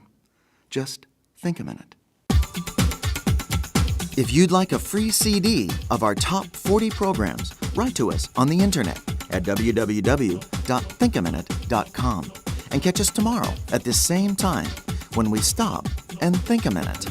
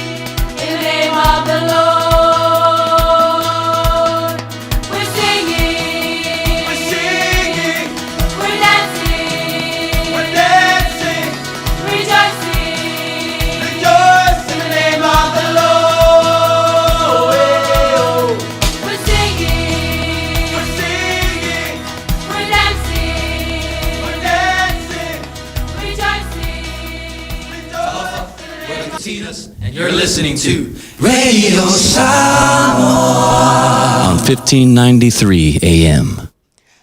Luas fun malelua minute te ai le tu lai fitu I le nei fo tai mele tau ai mafta mai ai le man wala tau la Radio Samoa fi fo ile nganga le tai mele tau fai lo atu Samoa yo le fo I wa mafta mai le fionga ia ngalu malemana tipi outsanga vaia mo atato tala fo ia mai se fo o le fa lawi lo fo malonga pu ali fo lo o to mamalu I tala fo mai se tata watinu ile nei taimi o le tau fa talo fatu la wa fionga malmana ile nei foi tai au fovi ia le atua tatu patia ia le foi watu mate ele anga le le atua moli mai lo soifua mai se foi sio maola ile nei foi tai au tatu aulia le amatanga le nei vai aso malo le soifua manuia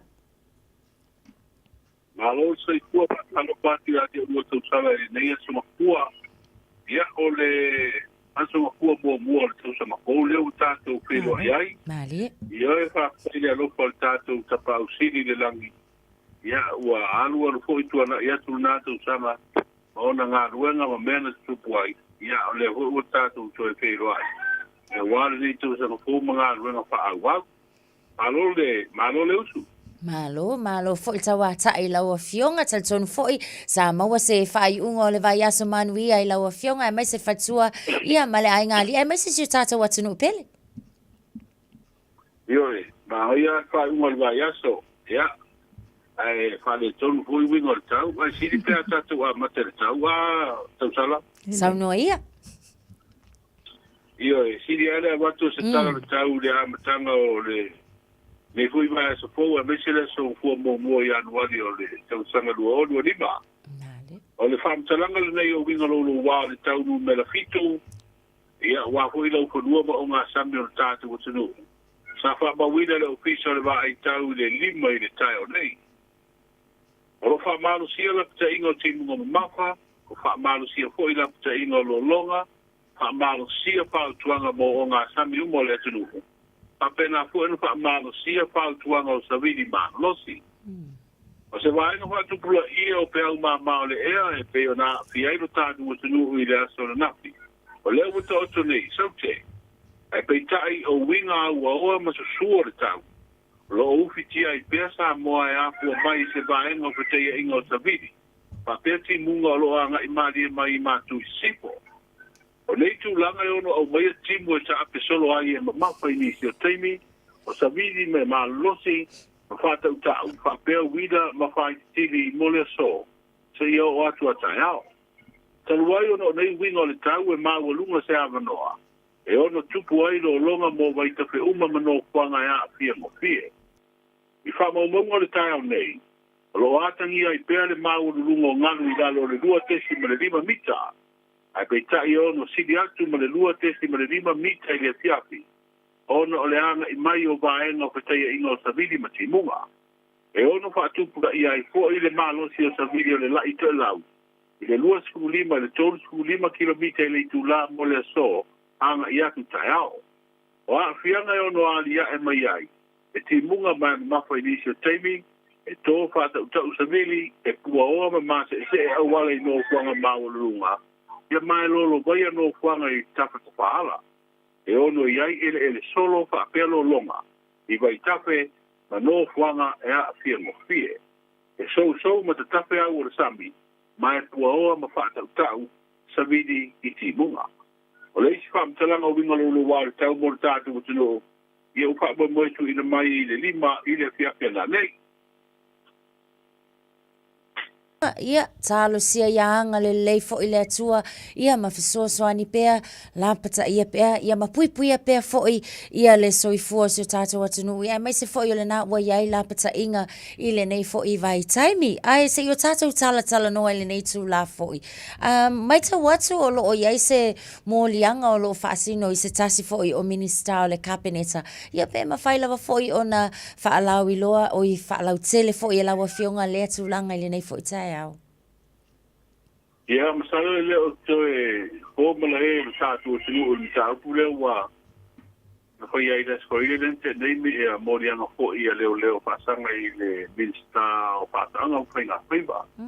Ia, se me tāu ko fo i pe ua tei ai le a matanga fo a nei tau sanga fo i ngā luanga wa tāu ni fo i e tātou tunu. Ia, ai ui o lea, ia e pe ana au mai fo i le fina ngālo fo i o le tai o le malo o le mate i pāna mi e das koi le uma mai. E muri ta ia i alo tu la fono ole anava ole tasi foi leo anava na foi nga malo na o tu lai mai ole muri ta ia alo tu la fono ia lo fatino ia le tu la fono ia ma tu la mai to lu ia ia ai ole na o si feel tatu so no ta por nei o mori ai de bin sta por la capene sale sunga la uli ia tu sai foi o sai de não tu sua na leo esse furu morianga e a te o te sala esse furu morianga morianga e pasanga ile su na le na foi ma fi ai stasio leo stasio tamani sa ve ma te sai leo ia o isi morianga ia o lo fa ulo ni si leo to lua ia ma tamani e lala e stadia ia o lo tu ia ai de minsta tu langa por ile foi oni whaatalunga se me tau whaaleanga i lunga o pena te whailangi. Ia mese o wala so taina. Fa malo fa ftaila wa fionga ngal man mana ia ese mai le na tūlanga. Ai fia lo failo mai tū la fono fou. O ta longa le po nisi pen faina e sauno mai ai fa molmole. Ia, ole wa matel tau sana po I tula fono po ia ole ta longa le pones. Ele lo pe faina ta longa I sila ni sa mo fi tel sana ta alo pones. Wa se mai nu mela ho le ta longa le loto le stonai. Ia e mal nu mela na ta wa ole pones. Ia mate ai la tangata po le ale nu mela sa ole pones. Ia le na ia ta longa le na mata ana ia wa mo ho ina chele. Ia. Ia wa ia wa te le yo fa pita u ho tu mai ai I faina ho ma mi o la ko pones. Le la u mo tu ia le tu lenga fo yo ta longa fa tu per ta tu tu. Io la tuga le ngafa ma le vai ta longa fa tu te uma pe o lu ia ma ta longa ne ponesi. O le la u ia tu la fo ia o le u fa ilo manino mai tu la fo wa ma ta famba. Ele to e fa nga yo ia ta longa ne o se pisini ki wa me sa ia pe sa fa pisini ki no pe ta longa. O ita nga ta nga ruanga to tongi ni si sa fa ia ponesi. Ia ma fa ilo nga ko istele o le fu la u mai I ponesi. Le tu la fono le wo ye nei sambo. Al limita la alta o el numero al pone. Se la uso su limita la malo. Al lima sculta la e mo al tamata le ko ye le tenio al pone. Ya o tu la fono la ma wa mai hol tu la fono. A ma wa lo le pone si le fie le stona. Ya o ya u manu malo. A pero ye na manu malo wa al mele sa tu pui. Inicio talo foi pone si tu sango tu na ima me besi ai. Ia, se il pone si è più che le malo fatta, non la malo, mai tanga tala per il pone. Ma lì se io sai, ma tu non la malo, e o kukai o ku ci vai. Poi alle tulinga, a kuri mo mai le si vai ngol man malo il pone si o le un manno ko io. Ya no ole leo ia tulinga o man malo pone si. Te lo atu la sai ko ini jo talo ma pa pe to tanga bo vai. Ela uma tua ma otile mai tu la pono u fata o to mai el pula no ta longo petino. Ma u alo le pono si sei vai u man malo avelo ala vai elo no man malo te bilna. Malo faftai mana ia tele fo ile na tulanga ina ia pui ala va fo ia le auta alo ia mai se fo ia na I tangata lo fata wala to fo ino mera ia wai pe ole na no ta inga lava ma wala va singa limas fuka la mai nga ngu mela ia ole tulanga lava na tsa ona ia a lo mai ta watu ila va fo ina lo fiesi tata watu no ila ta inga fo tang man lo si mai se fo il fa le tonu le sau ile am tangol tau sanga le mai ta watu ole ua pe amale lo se fulu fitu ia meli fo ia o le o fatu langa ina asia siatu I tonu o se tata watu nuu I le tausanga le nei mai le lua se fulu ma le ono sa iai I le tausanga uma vai atu o ani tu langa le lei fo I o lo o iai ia se tata watu nuu ia e pei o fatu sina tu ia kako meli ngei la o fionga ngal malmana Ia mai o tausanga le uma vai atu nei vai fasidi mai nei I meli Ya, pasti dia orang atu pele ko mawal tatu tu. O mai dia tina ilo tengah tafa media si mai wa malanga mai se tele ho yo polisi. Ale lama te wati fa mau ya sa mai o le pulenga tengah tafa. So sanga le utona I ate luas ku ono medi la pasese. Ata sanga la me lu oru lima. Luas ku fitu medi no fa popor tax. O se tasi da la ngatu pele ia ma te wa patu pula ia le to tele company nei pe mai bale o mai o mai le o fi malanga mai sa mo ma o mai tanga ta fa ruela tu sele ya to no se si de tala le ho mo le am tanga to tanga wo ni me ta tu mai se api si de ya no mi tele mene o mi lo pase se la tu lo Ya, ai misi o nanga huni pe o taxi o pasi ia wa o nai ha ye ni si va en o tupe tangata ni ta ko mai al talo fi na o le upa ilo mai luas ku fitu medi mo le lua o ri ale medi mo la o le talo pe to lua ba yaso to lua ba yaso to mai le medi mo ri to ta ko Malo lava whaftai lau a fionga ngan mana maanea o se tala fia. Ia mei se foi le tamau ainga sa moa moleanga I luma. O le ani tā tala wha mole a tātou tala ia whailua mai I le tāle valo. Ia, lelei, o leo e siri mai po atala a mata le vai aso. Siri ele se lau ape ia lichar sua o leo mo pēo na pamu e se mai le manu wau. Ho lea ni sila le mana wanui leo lo moto I o ngā sami I sauti o tātou moto upolu. A lai wha a wauru ngā ruenga. O leo a tātia I se kina ngalo ra kāpeneta le tūlanga le toki minsta le koi pule o nganga I whamaunga numara tonu. E leo se mata upu whātau wa ale mōli ai o se minsta ra kāpeneta e pēo na whae loa se mai te whaare mia. E me vera le toto I vai I so tanga o sa moe lua. Se vaenga leo le sao nonga po ia le ko wana Pilipinia o le penga malo Amerika sa mo le sa ninga o le whātau tonga. Le sa a wai le te tai o le tātou malo. Ia ma o leo wa a mata le vai aso ko I o te talo ma ana pongi no tātou matulu. E na sa iai le sa ninga lotu ko I le pōna pō I le para te talo I le maunga baia. Ia leo wa a mata I le vai aso o talo sanga ma ana pongi o patasi ama le vai aso nei o lotu to sanga. Ia. Tālo si ai ko tātou o tunu mai mana whaala nā tura, a me se al teimi nei o le vai tau a whaalo, tātou pēnga iai. Whamalo whaftai lau a fionga ngan mana nei tai au, ia mo tātou tala nā I le tā le valu, ia me se foi le amatanga le nei vai aso, ma lo lava le tau tua atunu, ia ai manuia lava singa o le nei aso, anga leile alii, tātou toi whailoa I se aso o I luma, whaasoi fua mo le nei taimi. Ia, soifua ia. Soifua ia. Malo le atunu ia o mantua tātou tala fōu mai Samoa I le tā le valu ia mo tātou polokalame. Ai usi mai alo whaafonga I le tātou polokalame o aso soifua.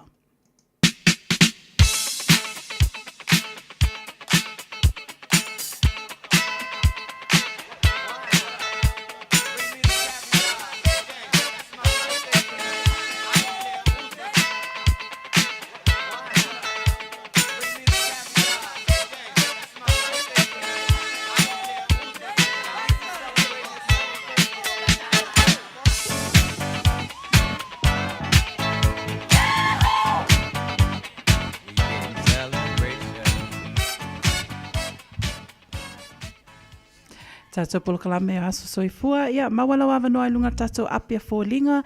Whaapea foi tātou YouTube channel o le tātou telefoni.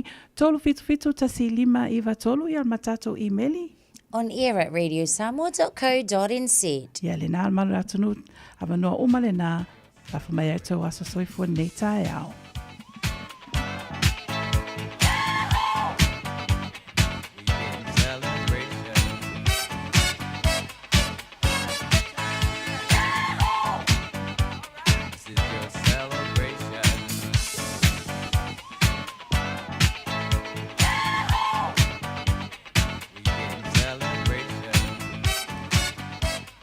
Tasha talitonu lo iai tā whamanuianga I naitu.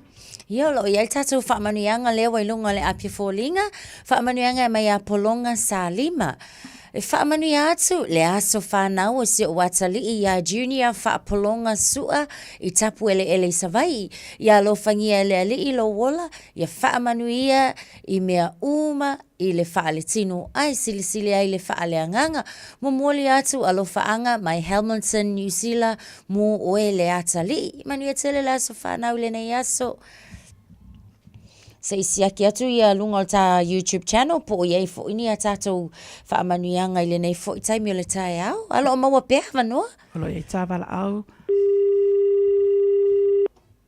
Whaatalo whaatu I leo mau mai lea wanoa aso soifua.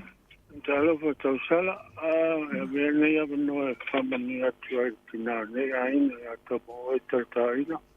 Wa vielo na ono sumerono le aso ono Januari. A ve pere nei taimi ano patua ia taia e whamanire atua I wanga e maise le ola I mau pe ia le ola malmalo a paftai mo le avanua la o tau sala paftai Whatalo whātu I leo mau mai le avanoa aso soifua. Malo lava le soifua. Malo soifua. Whamanuanga le aso whanau o le songa le a Keunga ia whepulea i a Sam o Henderson. Yo le aso ono nei ono nā sa soifua. Ia pulea i au e whanongo mai ia. Mā tu te whamanui atu, mā lofa atu. No aso whanau nei aso.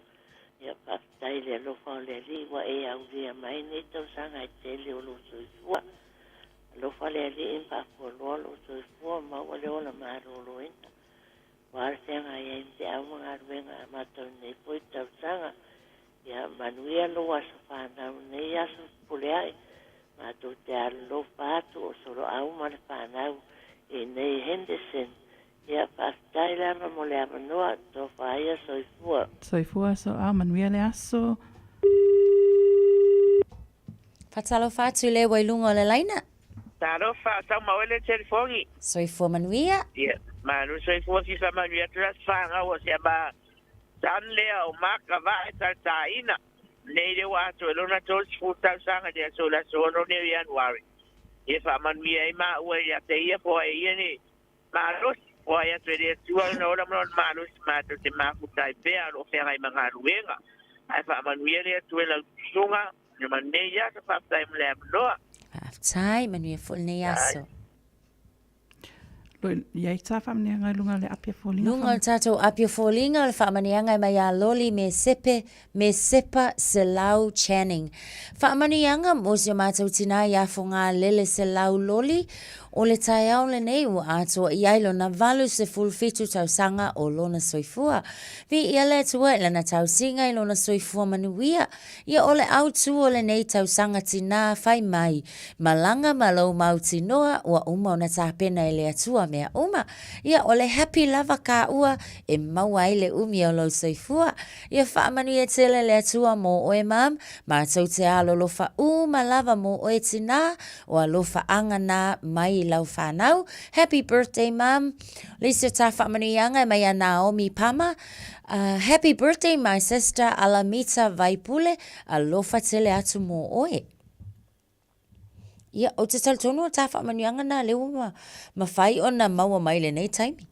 Whamalo whaftai to e siaki tasi atu e lunga tato i meli seki. Ia, o lewa iaili sia ta whaamanuianga i lunga le YouTube channel. Whaamanuianga mai a o le pa leo. O le whaamanuianga mo le asa whanau o sia o granddaughter ia Kaylee Leo afu iao. O le aso ua atua iailo na se fulu fitu tau sanga a lofa tele atu mo oe mai a nana ma papa whaftai tele ia manuia tele lava le asa whanau. O atu Naomi Pama? Lunga tato apia fōlinga mai a Naomi Pama o le aso le nei na whaia le atua tato te oli ai. Happy birthday, my sister Alamita Vaipule. Alofa tele mo oe, alofa angana mai a Naomi Pama. Leisi lewa o mai o atu ia JT Mu Ching.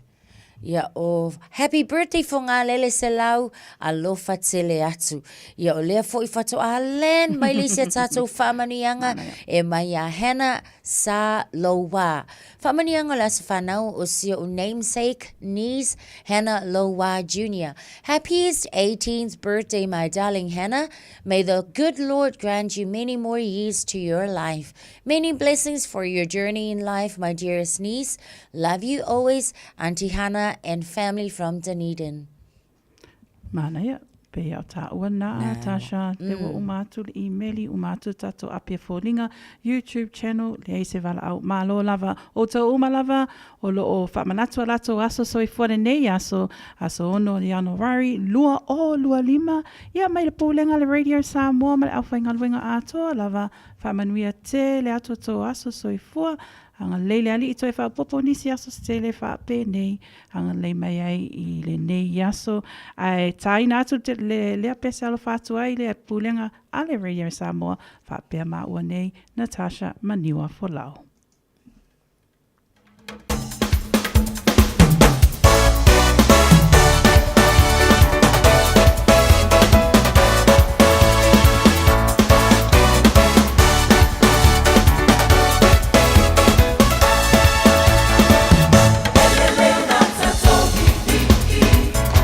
Papa Amanui Deli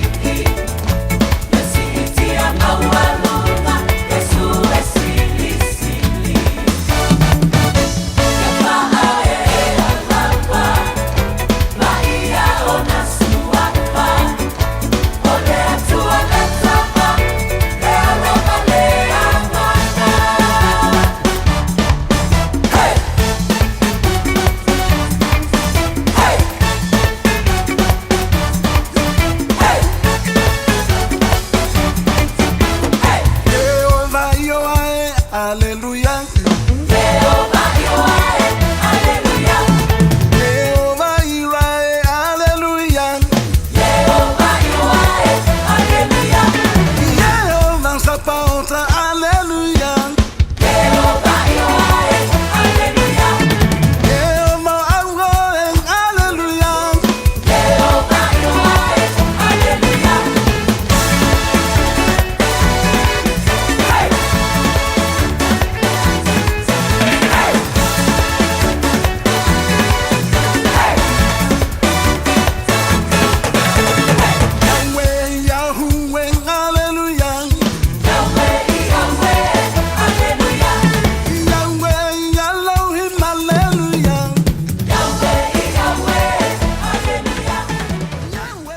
Talofa, this is Pat Lamb, and you're listening to Radio Samoa, 1593 AM. Nisi nei fo'i o swinga, wa iai lunga. O la tātou wala tele le nei fo'i taimi o le taiao, Victoria Street, eastbound o lo mai tau watu, o le nā o lo o feo lolo, ia whaatasi atu ai matatu delays le nā lata atu i Queen Street i le taimi le nei. Westbound traffic o lo mai tau watu le nā o lo solonga le lei feo lolo, se ia vanga nā fo'i wala tātou le intersection with Hobson Street. Pine Street, New Lynn, o lo mai tau watu na northbound, faisi pisi le taimi le nei, whapena fo'i ma le southbound, i le nei fo'i taimi. Avondale, northbound on Great North Road, o lo mai tau watu faisi feo lolo le pisi, iai ngai delays i le taimi le nei, mai sila fo'i le anga iatu le shopping center. Westbound, o lo mai tau watu lo iai kaku delays le na lata atu i Ash Street. Green Lane on Great South Road, o lo mai tau watu faisi mamafa le traffic on the northbound traffic, mai sila fo'i le tātou interchange le na i le taimi le nei. Manukau Road on Epsom, o lo mai tau watu faisi pisi o tātou le northbound anga iatu le intersection le nai Julius Avenue, southbound o lo feo lolo le pisi lata atu i Market Road. Newton Road, northbound o lo faisi pisi le taimi le nei, o lo iainga ia tātou poloka la aitilung o le State Highway 1 on Ram i le taimi le nei o le tau. Newmarket o lo whaapena fo'i, mamafa on the northbound, feo lolo on the southbound. Wellesley Street on the eastbound, moderate i le taimi le nei, se vangana le la tātou intersections le nai Queen Street. Victoria Street West o lo mai tau watu ia o le nā fo'i wa feo lolo le pisi on eastbound, lata atu Nelson Street. Westbound, faisi mamafa i le taimi le nei a maisel tātou intersection with Hobson and Franklin Roads. Nisi nā vaenga ia maswinga fo'i o lea wa iai lunga o lea la tele le taimi le nei o le tai au, mō tātou awita avale umantui se fulu ma le 2 minute o na tā leo le itu lai valu. My name is Longito Lafo from Take Home Bay. You're listening to the international voice of Samoa, the one and only Radio Samoa, Tasi Lima Ivatolu Amo. Hey, do me a favor, please. If you want to smile, don't change that dial. Se fulu male tasi minuta ia ona tā leo le tula e valu fie fo'i le nganga le nei taimi o le tae au. Whaalawi lo ato lea fo'i wa mafuta mai le fionga ia ngalu male mana, mai le jimana, ia a wā fo'i la tātou whaataltala noanga, mai se fo'i o le tautua i le nei fo'i asonga fua o le nei vai. Aso whaatalo whātu, ma le nganga fia, ma le nganga whaalo alo i lawa fionga ngal male mana, ma lo le soifo manuia, o tātou iai i le asonga fua mo fo'i o le tausanga lua o lua lima. Malo soifo maua. Ia, lenga fia, lenga whaatai, whaafelo ia soifo ia te orua te sala le nei tai au, tātou pokalame o le malo le tai au. Malo soifo manuia, malo le usu malo foi le tautua tunuu, ai le ngatai lea, foi pelevi inga i le li ilo o tō soifo tautua, si o ola vai. Ai le ngatai lea soifo lau leo le tunuu leo o tātou au di ai, asanga fua mua, o le nei tausanga i do nanga lemo nanga alofa, Fatui whapero i toi malava mal whalolo, na lofa tal falava tātou tin.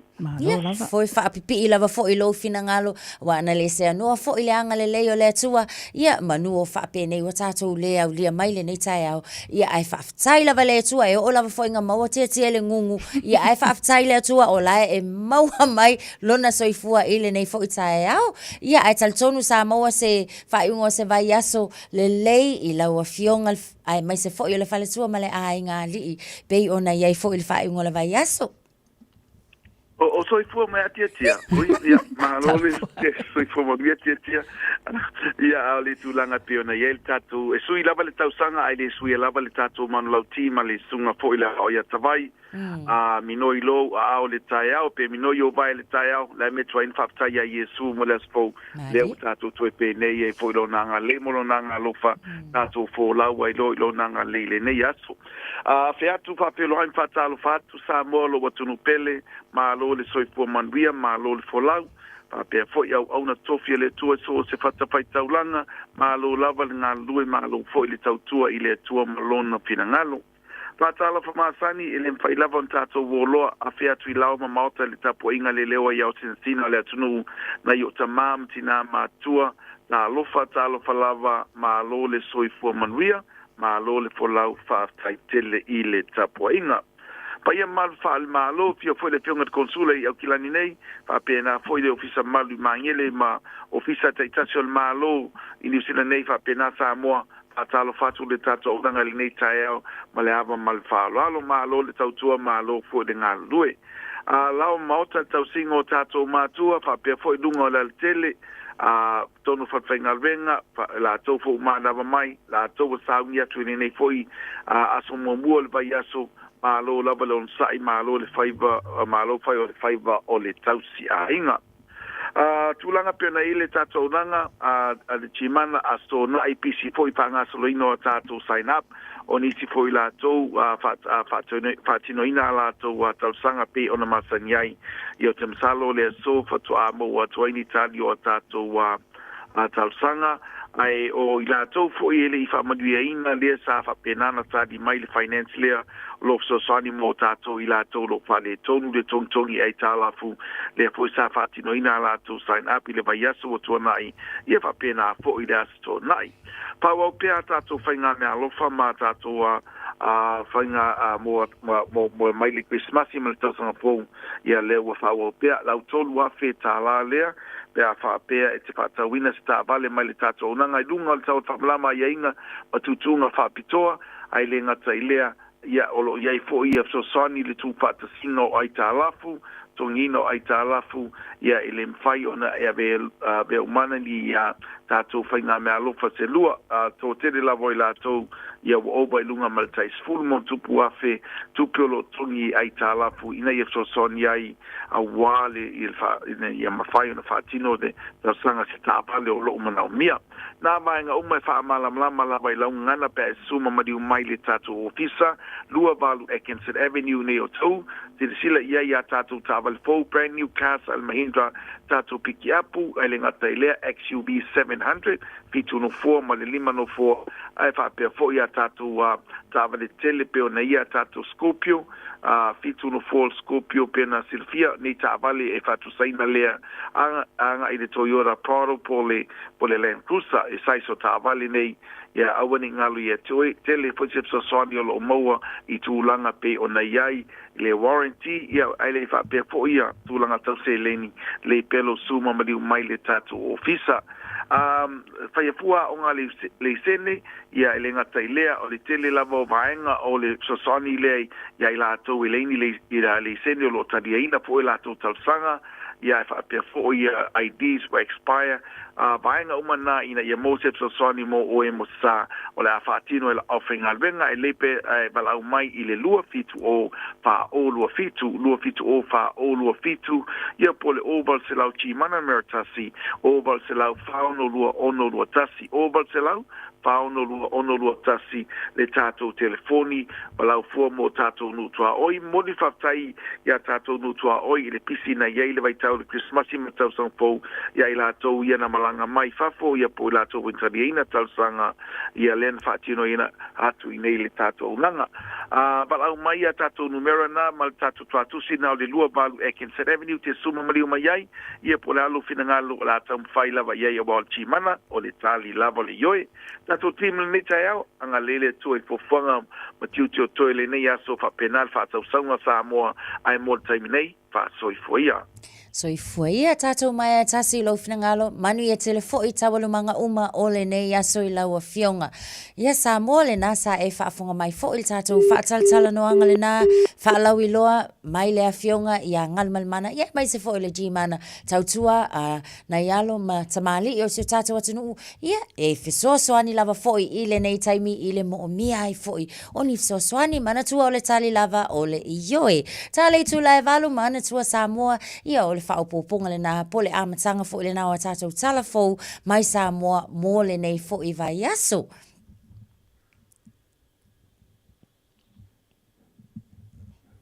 Samoa, Radio Samoa, Radio Samoa, tasilima iwa tolu amo. Radio Samoa, tasilima iwa kolu amo. Jalo whanawha tia roa, ua tatalaina nei le ua unanga e veni, mo whaataunga I Aukilani New Zealand. Numero tasi John Coulter Drive, I le Auckland Airport Shopping Centre. Jalo whatawhatonu lava le warehouse ma le countdown. Lau whale ufu lau iloa le e veni, Auckland Airport Shopping Centre. A whai alo sa ili se a onga a mata molo walu. Au aloe te toi popole, o le Galaxy Childcare, e tele o na la lai Aukilani I saute. E toa tele whai a o ngā ngawaa, o le a o ina le whānau, e ia inga whapitoa pe a le sitala lo walo. Tolus fulu I tū la, free. A vanoa le vēna le a onga mo whemalanga inga le whānau, free. Maua mea aia le whānau, free. E ia inga whapitoa, mo nisi whamatalanga, whaafso tai le o lua tasi, o valu tolu, lua fitu, lua iwa fitu. Tā alofa Samoa. I mawhai na fisosoani atu Dr. Chen pe a whai te a fiele mai suka. Tauta mawalunga, le maua se whanau, mai sela, whatu ngao, ti ngā le ua po tuli, whaalusi le tino puta, ka nesa, ma le tino mangeso. Maua fo I le kulini fulunifo mo nifo ti ngā, ma toi whaafilesi ai lau manama. Tele nisi o loa e fisosoani lo soifua maloloina. A fio ane loa e ai Dr. Chen, I le tuatusi lua ono Great South Road, Orahuhu. Telefoni lua fitu ono tolu fitu extension numero lua. My name is Longito Lafo from Take Home Bay. You're listening to the international voice of Samoa, the one and only Radio Samoa, tasilima iwa tolu amo. Hey, do me a favor, please. If you wanna smile, don't change that dial.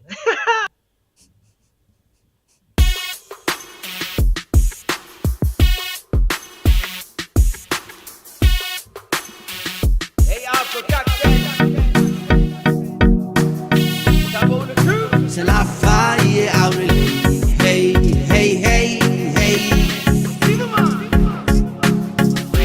Matango fie na wa ila be asu ye na yo love for dua le mwana ila masina oh mata ango be dina tawita pelanu lanu wa be yo susana be o sei a eta oto wa tumanga Fire till it don't yo man nesuma tama puta Utele pelo yate ole lava su yo tua oila masima Automoti no au bisia oya ole ma we papa sa tawo Never mind la yo no mutule la fire lo mut feel love le ba le lo fo ile e ma fo ile fuli Malaysia Never mind la yo no mutule la fire lo mut feel love le ba le lo fo ile e ma fo ile fuli Malaysia Hey Till I fire out of Hey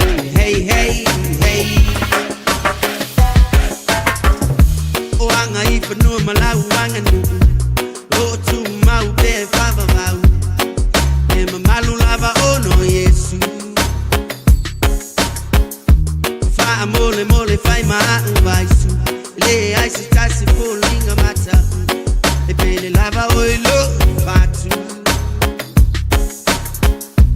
Fai uangalo ya oile alofa male loto mawala lo sauko ila oi saufa ima iyo auta fase fai le alofi amatai ole no fa longo le se fai mai o se upu Never mind la yo no mutule la fai lo mut fele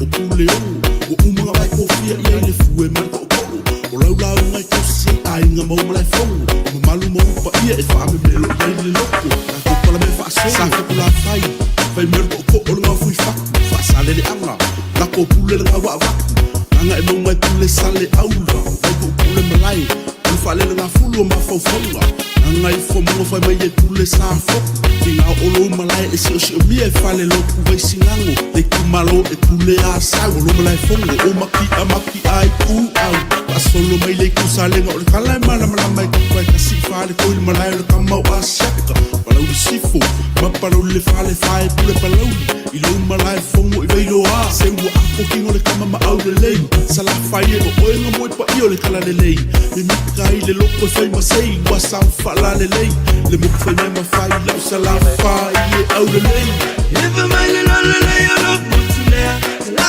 fai o lo mutu fele lava lea Va le lea lo foga i lea Talofa, we're the Katinas, and you're listening to Radio Samoa on 1593 AM. O te whata alofa no tātou o tunu i lea matanga o le vai sa fou o si mai le whaafonga. O ngā ruenga lo whanga solo le ave seo sua uu, mai le manua o le mana wanui le no fuanga o lo ngoto ai o ngā sami i sauti o le motu o ponu. Wa whaailoa i se li poti le tamai e silia se lau wafe lita o le sua uu, ua maea o na pamu e seina. Wa whaailoa i le mtanga ruenga o ngā ruenga te tele le malo, o lo iai le fuanga e sili atu loa i le lua se lau wafe lita, o le sua uu e ave sea, o na nga i leo le langisi leo lo iai lunga ni tane, e pamu ese ia sua uu i tane te tele, o lo i lunga o le wafu ia pia. O le vai aso le ne ufa moe whaatino i lea fuanga, ai o le ngā ruenga lo ave sea i sua uu mai le manua o le manawanui, o lo whaatino se company o lo tutongi le malo New Zealand, ai o lo mata i tūlo na whaatino ngai sui o le US Coast Guard, whaapea le vaenga o le ngātai whale mai le mtanga ruenga o whela ua inga, ma ngā ruenga te tele le malo. O le ale whaase e tua ngalu mai le tofi min stale sui whai pule o ngā ngai whamaunga nu me le tonu. Le susunga la auli leo te apolata e vau fosi smet, ina ua mai ona whai e leo na morianga i se fulu, i le tai au le asfareili na te nei. O ia morianga i fiso ta i le suenga o le maliwa tu au maa le tino, le ana whaatino is ta mali i sa avea ma te i leo, ai ua wha malo lolo na to e vea ma malu o le malo, ona o lea suenga na ia whai e au noa ma se whaatananga, mai le komisina o leo. O lea ta mali i le sunga i ali o whaatau malama au ava, o lo moria fo i whaatasi mai se to wha, e au fia i le fo pule o salinga tasi, le ua whaatu langa o le masina o meo le tausanga nei, e vala au wai mori mau. O nisi o morianga o la auri e fiso ta i se tangia ni leo sinia se to lua, wha pesa ta mali e wha mautui au Australia, leo lo latu tua ia le min stai de whai oni tua inga se se matau wha leanga, i awala o fiso ta inga. Le sa whaole masina fo o Februari, e vala au wai morianga o le min stai de wha amsinonga whai tu malo, ai o lona fina ngalo le nei, ina ua fesiringia e tusa o lona tofi min stai le kapeneta. Nā se furu morianga i o te awhia il temi nei. Se i vai iri foi po atu langa o susu e ngala uloia ngai morianga nei. Ma le tali i tu langa lea o le kapeneta. E whainga tā tele i a te auna vatu se tali il temi nei wha peo lau tū lava mo uwalu ese.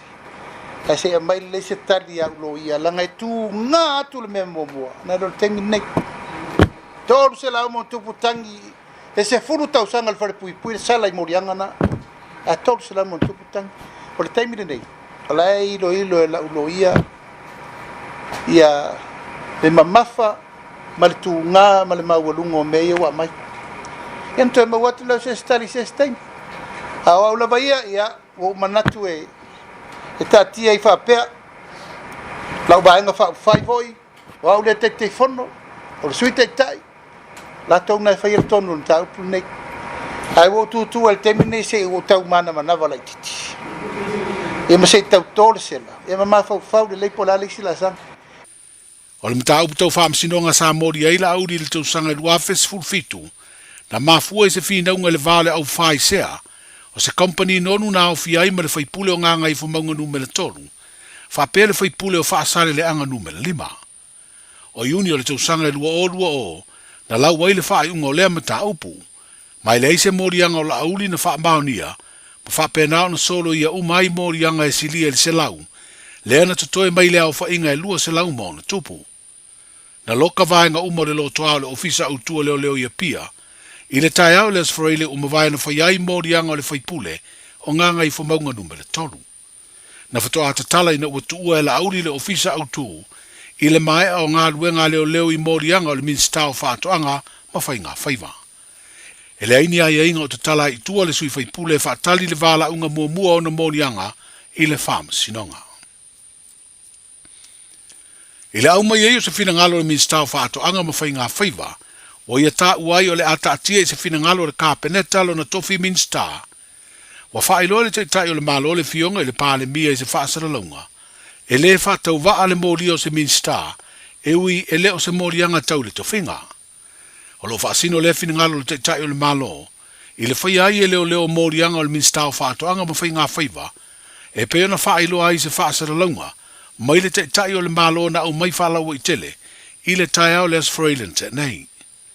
O lea whaasara launga o lo whaelo ai e le pāle mia, le fionga fia me Dr. Naomi Mataafa, o le a le avea le a fia o le tofinga minsta o la auli, e tūlanga e sei le whaatinonga o le whaanga solonga o le tūla fono, ini sori ngā tūla fono. O le whaanga solo le mta upulo tua iai le minsta, o se whaipule ma se tasi sa avea ma tai leo, o se uru ngā li ma se tama i tai ubanga lua nei whaatu stala, o te tau matala fia ngai e peo na whaailoa le pāle mia i le whaasara launga.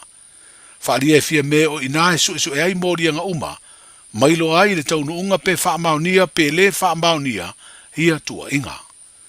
O le whaamasinonga fo i peo na whaailoa le pāle mia, o le malu lea whaale tū la fono e awa noa mo so se tangata Samoa, e sa ili i ai le amio tonu. Whaalia lava le te tai o le malo, o le whainga malo le whaatua tua i le atua Samoa ua tasi, na whaatula i mai malana anava tau ave, o le pule whaale tū la fono, ma o le whaai unga fo i le whaamsinonga na whaamauni ai, le whaatautonga o sui o le pāle mene i le whale ie, na mafuai o na tatala le toa o le uru whale o le malo fau. O whaasara launga o le sauninga na whaatautoa ai tai o le whainga malo fau a Amerika Samoa. Samoa mawina ai le maua a peo so tanga o Samoa e lua, e ui ina ua ese whainga upu whai o malo. O le urua i saunuanga le kovana sili, le fionga i a pula li i Nikola o pula, na ia whawhitei ai le tali whaaloalo le malo Samoa tuto tasi, ina ua awa i atu le tai o le tātou malo le tamai tai pāle mia, a e sa awa i fo i nisi o sui whaipule o le pāle mene o le atunu, e au fiai ma le tai o le tua ngai. E le ngata sa whawhitei le kovana sili, i le awa i atu o sui o le tātou malo, a e sa whawhitei fo i le lutena kovana, le fionga pulu mātala ai junior, le sa ia mamori o na lo whaanga i le ao le malo, e tau latu le tamai tai pāle mia, le fionga fia me Dr. Naomi Mataafa. O mata ni i le au pe au, o lao le tua au mafua malu. O malie fo i le whanga i ofu, ono la o tau haro lofa i le atunu. Ai le ngalo a fia, e seo na vau. A wale a nganga whaftai seo tātou uso tua oi i Samoa, i se sifu. E ui ua tāwai vai a tā uku whai o malo, ono o tūlanga whai ngā malo. O aso whapene, e tau nu ai le upu i lo tāso tanga. E vevela toto, i lo le vai. Whaftai tele le palmia. Whaftai lau a fionga le palmia fia me Naomi Mataafa. O le nai tū o le tātou a inga i Samoa. Nesi foi u whapena malanga mai. Ua maulunga le aso tutui le manu. Whaftai lo tua nganga lofa. Se vaenga le saunuanga mai le Coven City o Amerika Samoa, le fionga pula li i Nikola o pula, i le sauninga na whaatauto ai tai filifilia. O le whainga maloa Amerika Samoa e peona sa awai, ma le tai o le malo tuto tasi o Samoa. O le maota te talo le malo i le maungo vaia na te tala i le vai aso o talo sanga maana pongi, mo le neitau sanga fou, I le sauninga lotu masani le fiafi le Samoa mua o Januari 2025. Le ana taʻitaʻia le fionga le aki Epikopo, le fionga Mosese Vito Leo Tui, o le whaululunga o le puleanga a Samoa pia, o le Kalesia Katoliko i le Tino. Wa atoa i nei le tausanga le nei le tolus furulima tausanga, talu na whaatino le malo lea Port Kalame, e amatai le ka lena o sauninga wha le malo. Ai maise ngā ruenga o le tausanga fau le wha moe moe, e talu si ai le tunu umai mala wha le natura e pei o wha, lo longa, o mafui e mangalu lolo po o tsunami. O le tausanga ea whiwhi se lau iwa se fulu, na amatai le Port Kalame le vai aso o talu sanga maana pongi, e o whaatasi ma le vai aso o lotu o le tausanga. O tai o le malo e au fiei le fionga i le ao le mamalu o le malo ma le masiofo, le pāle mia ma minstau le kāpeneta na Hawaii, i le sauninga o te tala ai le vai aso o talu sanga maana pongi, mō le nei tausanga fau leo le a whai wina, i le aso whareile o le vai aso nei. Le aso ngafua nei vai aso batoia e umai ngā ruenga le malo, ina ua mai aso malo o lor kirisimasi ma le tausanga fau. O le aso ngafua fo le nei le aso no Januari, wa amatai ona whaatino uma ngā ruenga tauso i fua malo loina, mai le whale mai i whale olo, ai tāpunia le whale mai i whai tū malo i le unu moenga tuai. O le tāpunia le whale mai i le unu moenga, o no ngā ruenga o le toi whale le o lea no fuanga, o au nanga tauso i fua malo loina. O tala amatai o le nei vai aso, sei Malo soifua, o le se fufonga Samoa, Radio Samoa, tasilima i vatolu a mo, se kia Radio Samoa. Nisa swinga lungo tata wala tele le mai tawatu le North Shore, Lake Road on the North Coast, northbound o lo umamafa le traffic, mai se le latatu Onera Road. Southbound o lo feo lolo se iavanga na fo ile lata atu I Akoranga Drive. Birkenhead Avenue, northbound o le o mai tawatu, I ole na fo ilo tau slow down mai tato lata atu Birkenhead Town Centre. Southbound o lo feo lolo lava fo I mai se lava se iavanga na wala lata atu Highbury Bypass. Bush Road I Albany, o lo ua mai tau atu wheo lolo mai tātou ona eastbound traffic se e vanganala tātou la le na I le vaenga le na Albany Business District. Westbound o le na fo I o lo o iai nei delay lai titi le taimi nei a mai se le la tātou I tātou intersection. Mallee Road on Browns Bay, northbound o lo mai tau atu wheo lolo ai le traffic I le taimi le nei.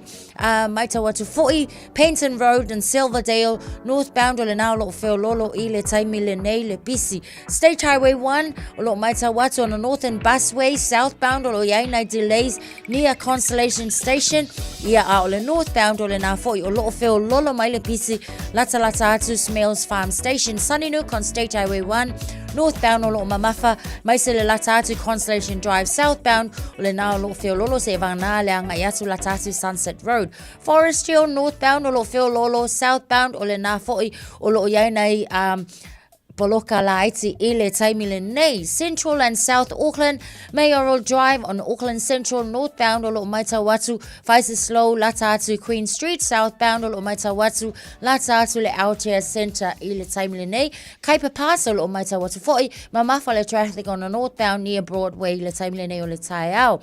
Cavendish Drive on Straight Highway Luas Fulu Maitawatu, Faisa Phil Olo Le traffic on the eastbound, Ile Taimile Nei.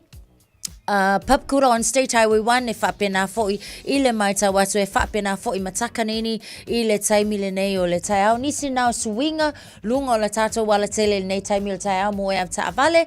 Mafta mai le malu o le tau Radio Samoa ina wase fulu 5 minute te aile tulai valu. Na alofa Samoa, wa ule nei o kasu ti alu, a wale suia lingila o le kio.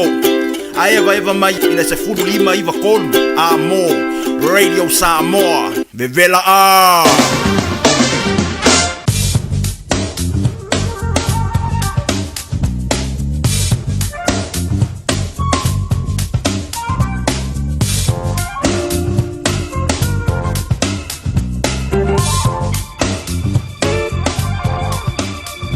Se vaenga tala tau, nei taimia tai ao, mole sila fia al malo le atu nuu, ia o loo tu mau pea le langi le lei, vaenga atu I fafol fa malama me tato ofisa au tu nei manukau, au ki lani, ia anga lele ali o lo langi le nei taimi o le tai au. E o ilan whailo atu Element Services nei tai au o le a o nei tai au. Ai vi ia le ali o lo va ai atu o lo susulu mana ia le la ia e whapena le awa uli ma le afiafi o le a langi lelei ai ma losi le savili o lo whailo mai ai. Mawalunga le vela la a o iai lua sfulu ma le lua degrees sfulu ma le lima le mawalalo po le malua le afiafi o le a o iai i le nei yaso. Le aso atai au o winga fo i le nao le tau tala fia o le a langi lelei le aso atai au le aso lua aso fito le January lo whailo mai o le mawalunga le vela o le a o iai lua sfulu ma le tolu degrees se fulu ma le fitu le malua le afiafi fa pena fo i le aso lulu o se va ainga le awa ai tau po le Met Services lua sfulu ma 5 degrees o le a o iai le tau i nei au kilani malua le afiafi e se fulu ma le ono ia o le tatou o le va ainga le nai o le tala le tau i le nei taimi o le tai au ino tula i mai taimi le ua se fulu ono minute te ai le valu ai usi mai alo whaafunga Samoa tatou poloka lame o halanga upu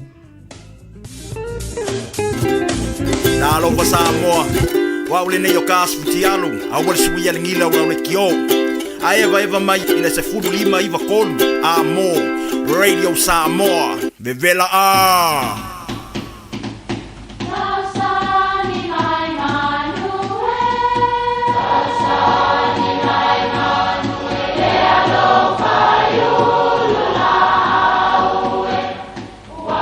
E o whanga manu i ululu o la au, awa e whawhanga i funga o la au.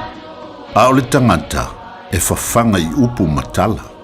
O le mawhileo o alanga upu mamuanga ngana Samoa maona whaapongai, e a fua i lona sio mianga. O lona lea sao i le whaatufunganga o le iloa whaale aso, mai le tautua se ia o ina pule.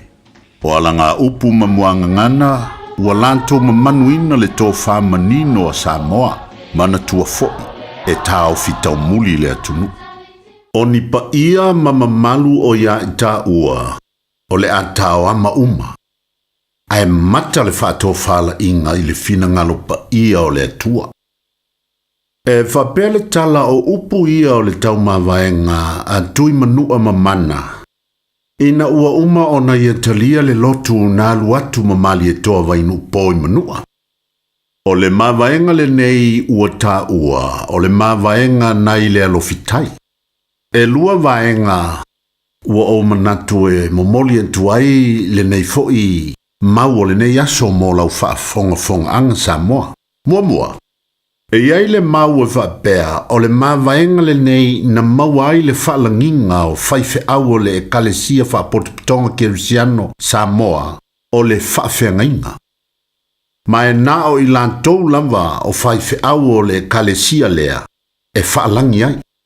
Lona lua o upu a le mawaenga le nei e mana tuai le tupu tautau o le malo Roma ingo ia Constantino. Ua li liu mai le whaapaupau i le ekalesia Kerisiano. Whapele tala, a o tau le taua na taua i Constantino na teia o na mata i ave o le la, mana ia va ai le ata o le kolusia i le vani monimo.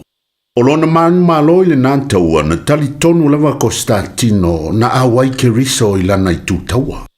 O na sosofa i lea le tupu le nei o Roma. Le tu e masani ai Roma a savali le tupu i tutonu o le Colosseuma. Ia poso se no fuanga. E ili pu matutu la i tangata uma. O le aso na sauno ai le tupu o Constantino e a matanei o na ve Roma mamalo Kerisiano. O le tutu la i faaloalo e masani o na ave i le tupu. O le a ave i le o staulanga pe a polo se sio mo le o singa o le taulanga pa ia. Ia tutulai uma tangata o le malo. O le alalea o le iai o le tu i le amatanga o le taulanga pa ia o le misisa. Fai mai tupu o tui manua mamali e toa. Tao ama o ta ua pa ia mamamalu. Ai faea faafengainga o le fina ngalo pa ia o le tua. Fai mai le tupu o Constantino i tangata Roma.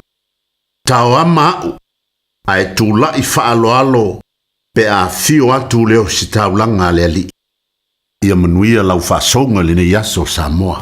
24 hours a day, 7 days a week. Radio Samoa streaming live on www.radiosamoa.co.nz. Mole atu le whaaftai mua tātou walanga upu I le nei fo I tae au. Ai Samoa malau whaafonga anga a whaina e misi I a tātou tala fou I a aua le popole e mawhaila wa fo I no tau maua pe a tāle tulai se fulu male lua ia male fitu I le a fiafi ana nei. Saim fo I ona se e mai leo la tali ia Chris wa fo I sina tātou upu wha amalosi I le nei fo I taimi o le tae au.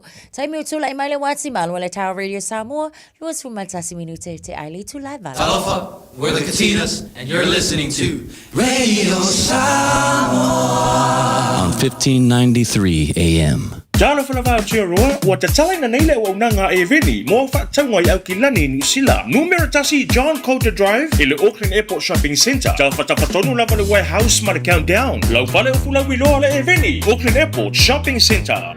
O le R-Dash Travel, o le company numero tasi le taungo fio pasese mo fe malanga inga I Samoa fa pea le malanga bai I Samoa I New Zealand Day. A fea de loa I le ofisa o le R-Dash Travel, tasi valu lima Great South Road I Marurua. Pe vili mai I le telefoni I tolu iwa lua o fa o o. Tolu iwa lua o fa o o mo le R-Dash Travel. O e fufu e whaatau ese lo fale. E te manao sta ngate whaanongo ia oi, tau tua mo oi, ma malama I launga ngana. Wala au mai loa le malu mawhatau Bob le malu. I le olua lua, tolu ono o, lima lua iwa pitu. Olua lua, tolu ono o, lima lua iwa pitu.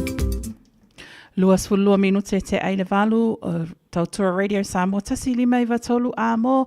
Whatalo whatu tatou wo ya Chris I le nei tai au fo. Chris, talofa. Maniere da fore tola wo. Whaftaire tu and they tell matang of it out later for the two a the family mountain with tattoo nick tail or fame. Well, our field or should you wife my mamma you walla imena. The family from our she put on a much tattoo nick tail me or our field or the should you wire. No, we fight yeah.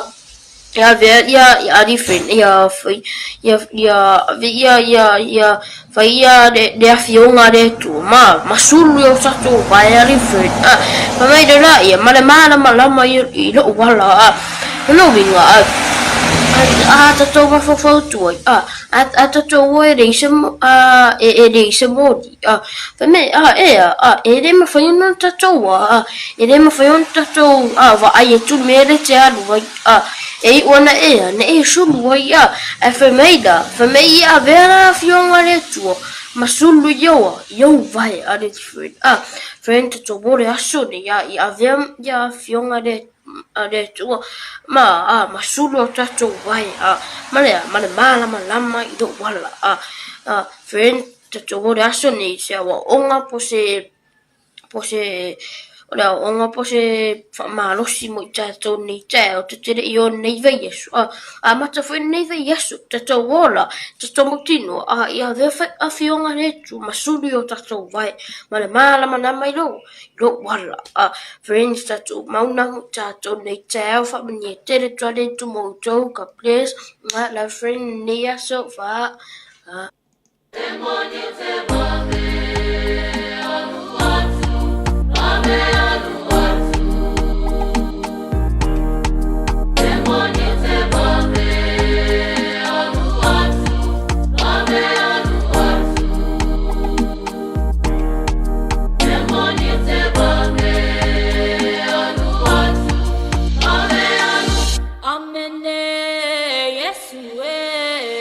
Noise.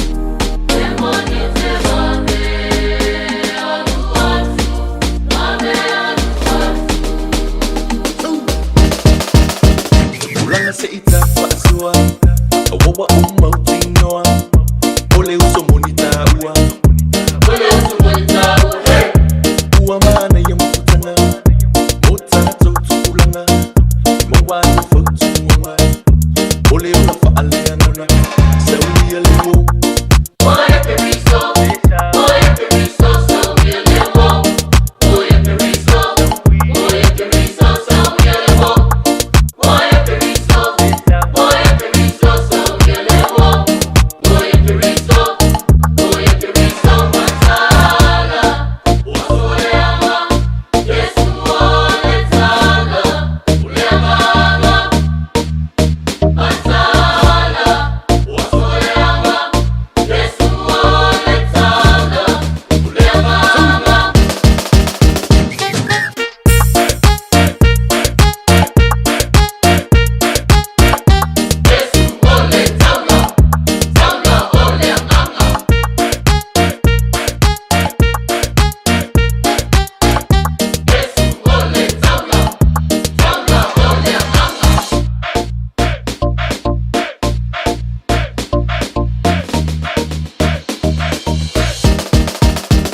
Ulanga se ita fa'asua Awawa umauti noa Ole uso monita ua Ole uso monita ua Ua mana ya mutana Mota tautu ulanga Mawa fotu mwa Ole una fa'alianona Sawi aliwo Oya periso sawi aliwo Oya periso sawi aliwo Oya periso sawi aliwo Oya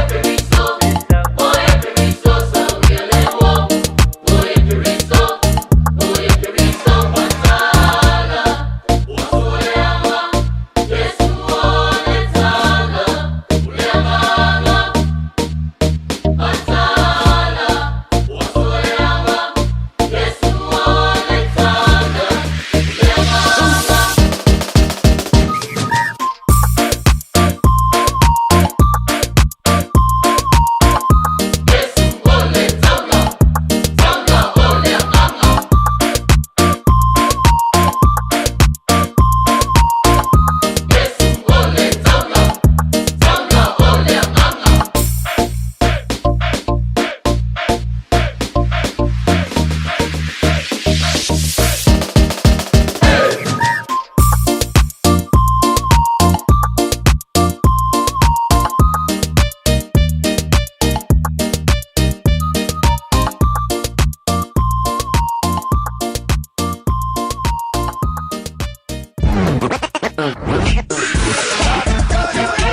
Malo soifua o se fufonga Samoa Radio Samoa tasilima i vatolu amo se kia Radio Samoa Tai milunga le wati lea ua afa tonu le valu lea ua wha moe moe tatu a Plokalame o le li malu malo le sunga ia tuman wao siki ashu o le amawa le avanoa e whaetala noanga lunga tatu Plokalame i le nei tai au ia e fia whailo atu lea ua whaatasi mai lunga tatu Plokalame i le nei tai au fou ia e awa ena whaatalofa ma whaafeiloa i atu i lau sunga nei tai au li malu malo tuman wao siki ashu malo lava tautu atunu fatalo fatua ile anganga falo alo le nei tai au fo. Ia se fo mulia no lua sa se lua te sala o tato maru tai au le nei tai au pe fo tato ali fasala. Ia me se no lua tato tunu I ona paia le tu so lova se fata faita ulanga.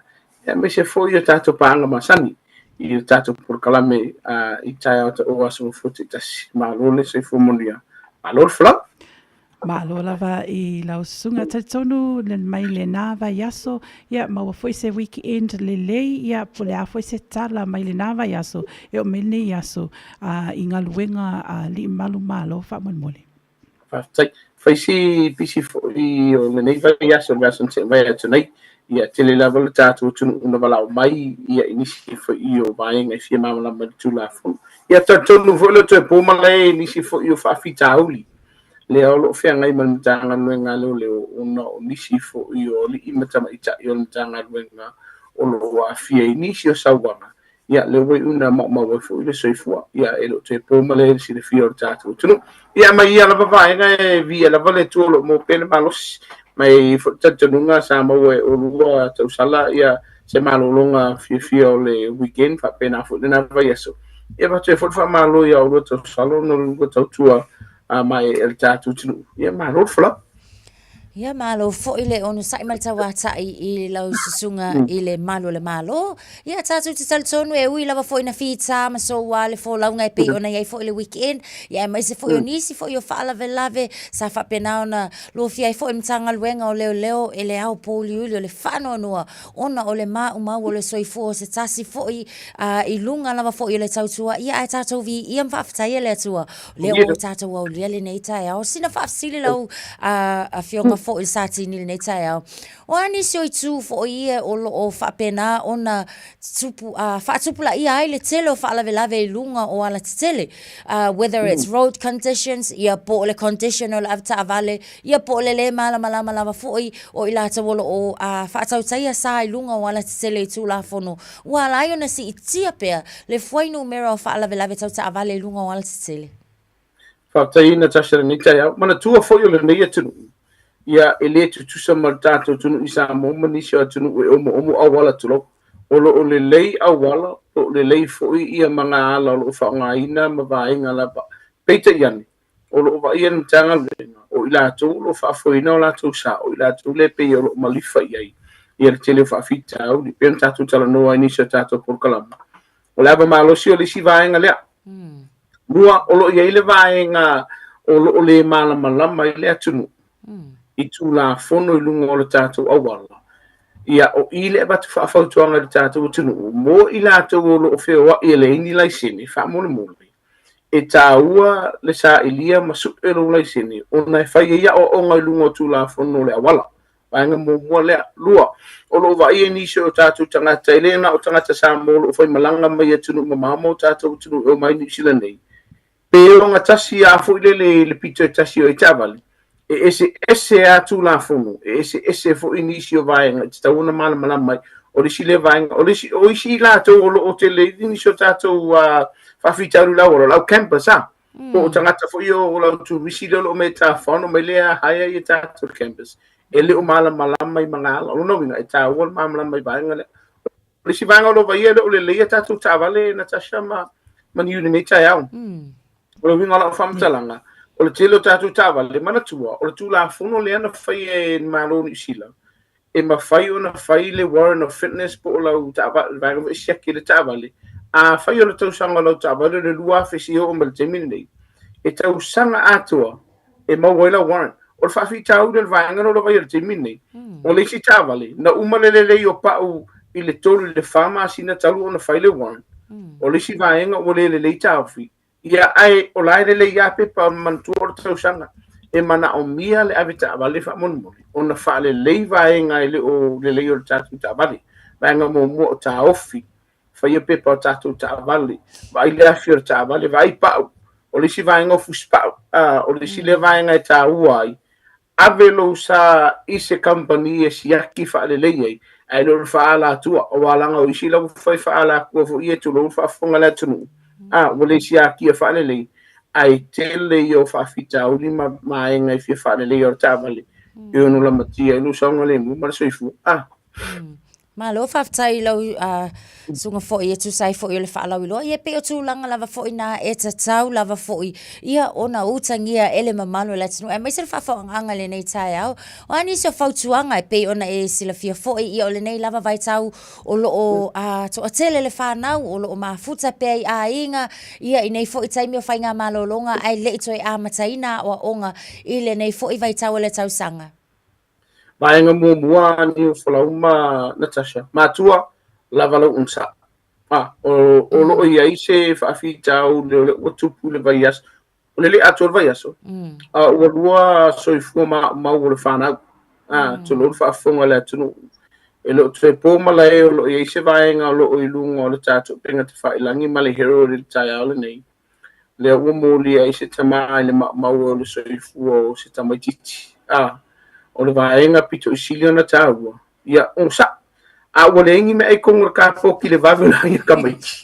Ia lava lo ona sai o winga lava ia o le whanau o ifo i tā uai le lei ona fuafua le lei o lau pākeki na ia tali e na onga o le whanau vaenga lo na lua wha moli o le ua matau toia e ia ngaluenga i laso le nei laso le nono na nei o te le na toi fo i e le tātou o tunu i ngaluenga mana tua fo tu la fono le tunu u man ta ngaluenga e se fulu marfai lunga atu tau sanga o le tamaititi o na fitu a mawhailia o na nofo i te tonu o lo la opo o lo maota lalo i fo se fulu marfa e le te taula o na nofo na i la tau e o la fo le su marfa le mana tua o le se fulu marfa pe a whailia o lo lava le to mai o lo iai le malosi o lo iai lo na mana malama i nofo ina o ia pe va i nisi o na te tonu o le fale a le fa apeo se fulu marfa tau sanga o ma e tu so la to ma fo fa sa o mai o pe a se le fa mtalanga e ili se sku marfa o lo fa titi alo na ma fo fa tu lo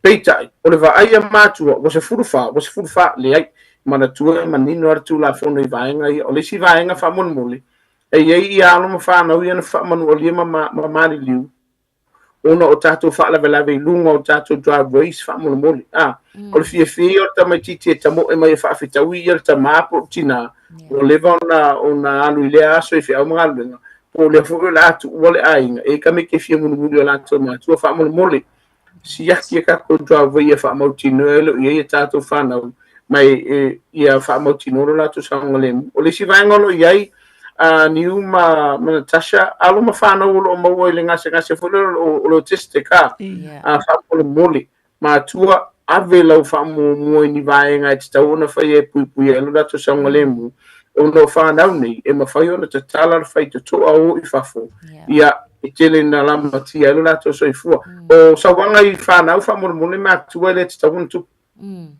o le vaenga pito sili lon ta o le sile vaenga ni uma Natasha ele ai ma so sala mo ele ai ma so nga wolofa pe o lo ka me se matu o ia sa sai no na lo po sa na fa na tu lo fa fo nga la tu fai ele ma fai ona va ia fa na uno ni si va en o episi va ai o tatu tau ai nga ave va ai ni si por kalame ni si o fala por potonga por kalame ni si o community groups fo ie ave ele fa na walo ie por kalame mo fa na ni vete mo tau sanga e fa mo mole o whanau e te tau ona sefe, e te tau ona malutia lo lato sa unga le mu, mo lato sefua, e te tono tātou a inga whamunu. Malo whaftai, mo le atu whaftai lau whionga sātini i le nei fo i tai au tu sai fo i o tātou polo kalame, ai mai se fo i o lau sawa tā ua, i le longo pui ali ina fo i o se tātou watu nuu, i tūlanga umalawa fo i te tau ona utangia, a wale saunga le mo i tātou ilungo ala tele, ai mai se lava fo i o na i alo manai whanau, whaftai tele lau tau tua le nei tai au, tau ina i anga leile atua i whaivalo flima, o le nei fo i vai aso, ua a matalia e lau sunga, ai mai se fo i le falsua, ma le ai ngali. Whaftai lo sa se lua mole a vanone ni tai ama tu tatu numero masani tas station tatu numero le vala winen tanga luenga le lo fala bla fa fo se yo tu te me nei tasi o lima wala agul tanga luenga le lo ni va nga fiti lipoti na matala no ai le o se fala bla fa fo se o lo tasi o valu faiva ma wole so sani mo tatu tunu i lau lavanga na lau nanga tatu tanga luenga whaftai nei tai au Ile tu no sase lua ia fufuanga de tato tunu ne neva yaso fa mangano fo ila ona tato tu fe no ile vai yaso fo le no fo le tu so ifu me mo so ifu ia Ia na sa mo sa e whaafonga mai le tātou whaataltala noanga le nā ia ma le whionga fo i le sātini le sunga ia tūmanu wao siki ashu ia nisi fo i tūlanga i ta taulawa fo i ona no fo uta i ai tātou i le nei fo i vai taimi ai maise o lea whatu a mata la tātou fo launga i le nei fo i taimi o le tausanga ua tau lai mai le tātou taimi to e iwa minute ia ona tā leo le tula iwa. Amola ekeika ai sauka sisiva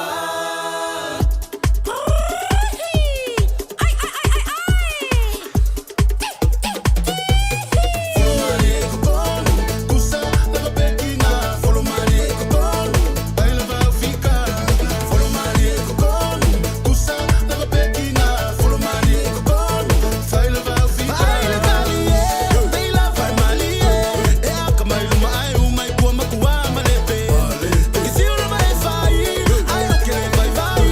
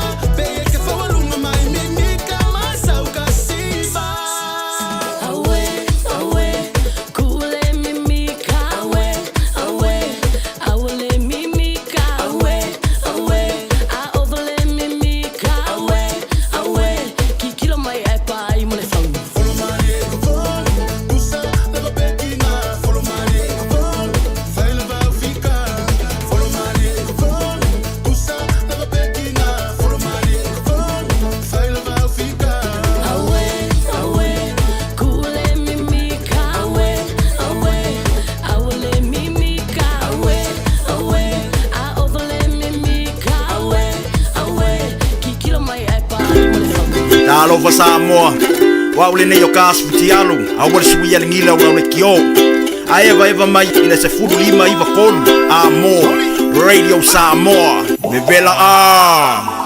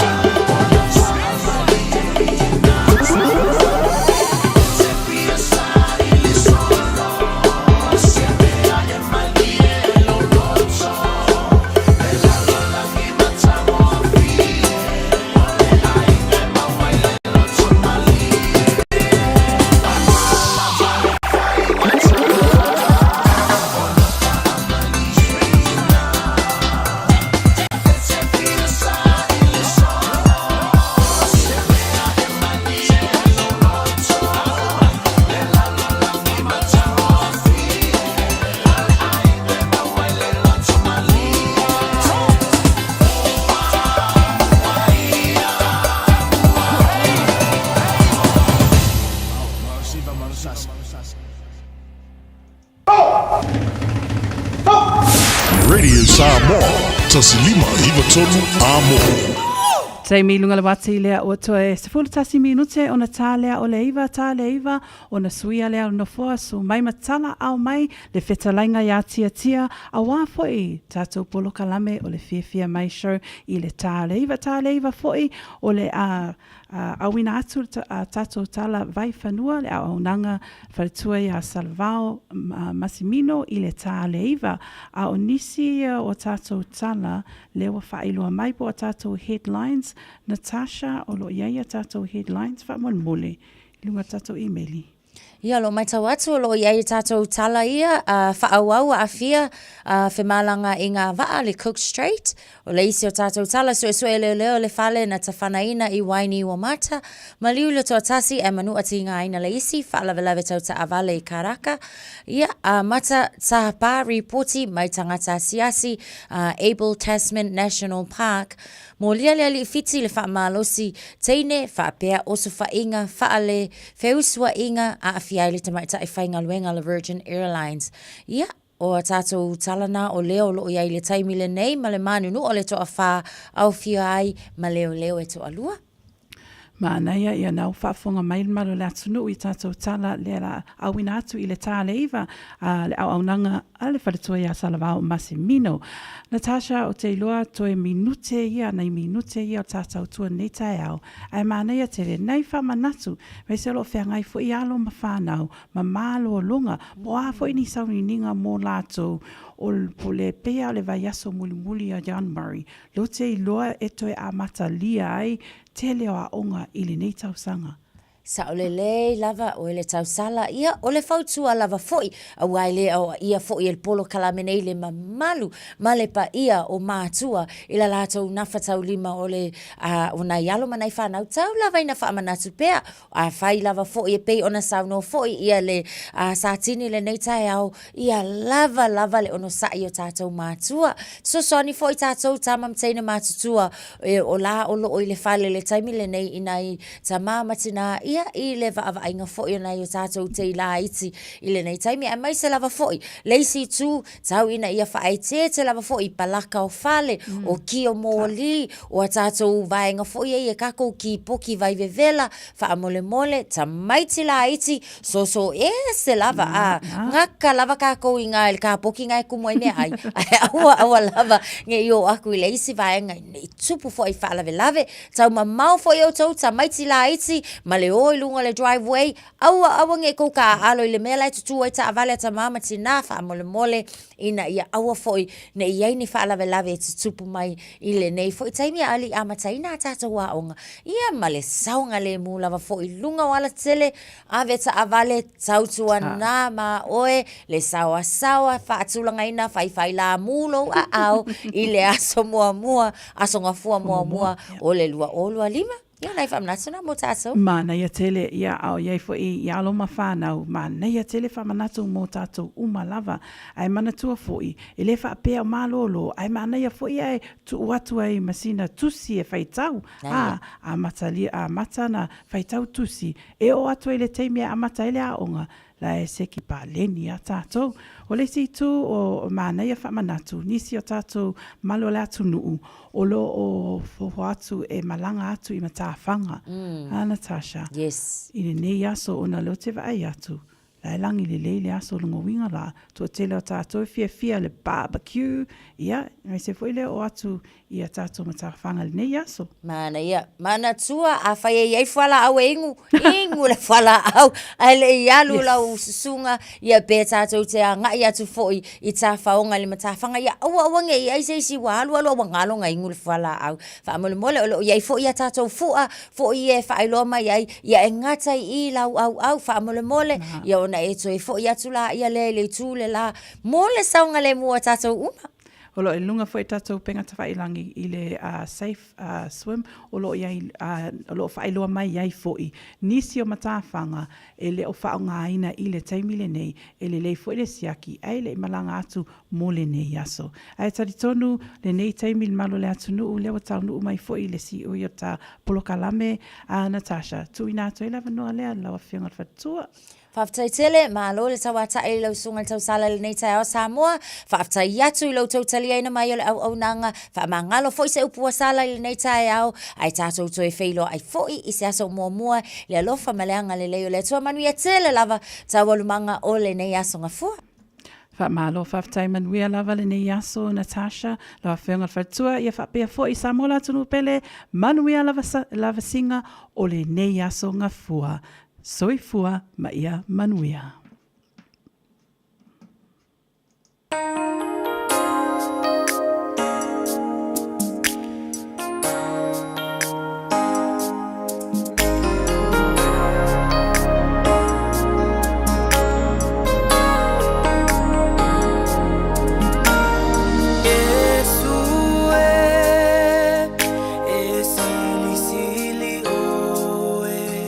Esse si o matou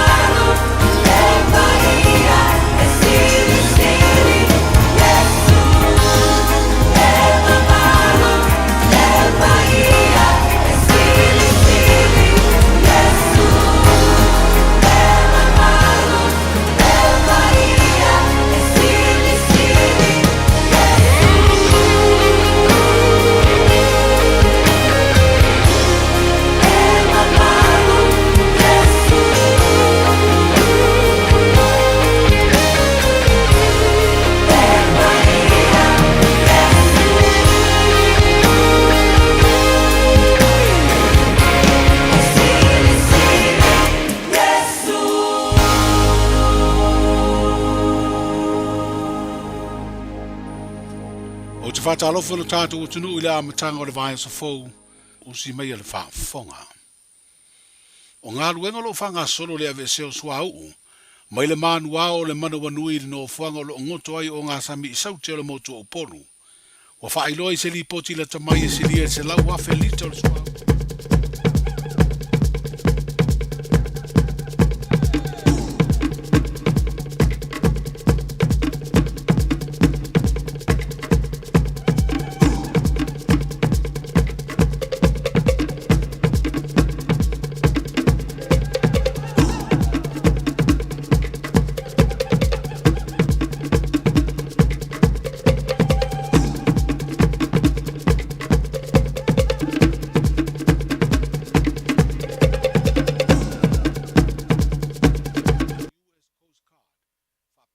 O te whaafeinoa i atu I lau whaafonga I leni fo I tae au malo le folau, alo mai o Talala Radio Samoa.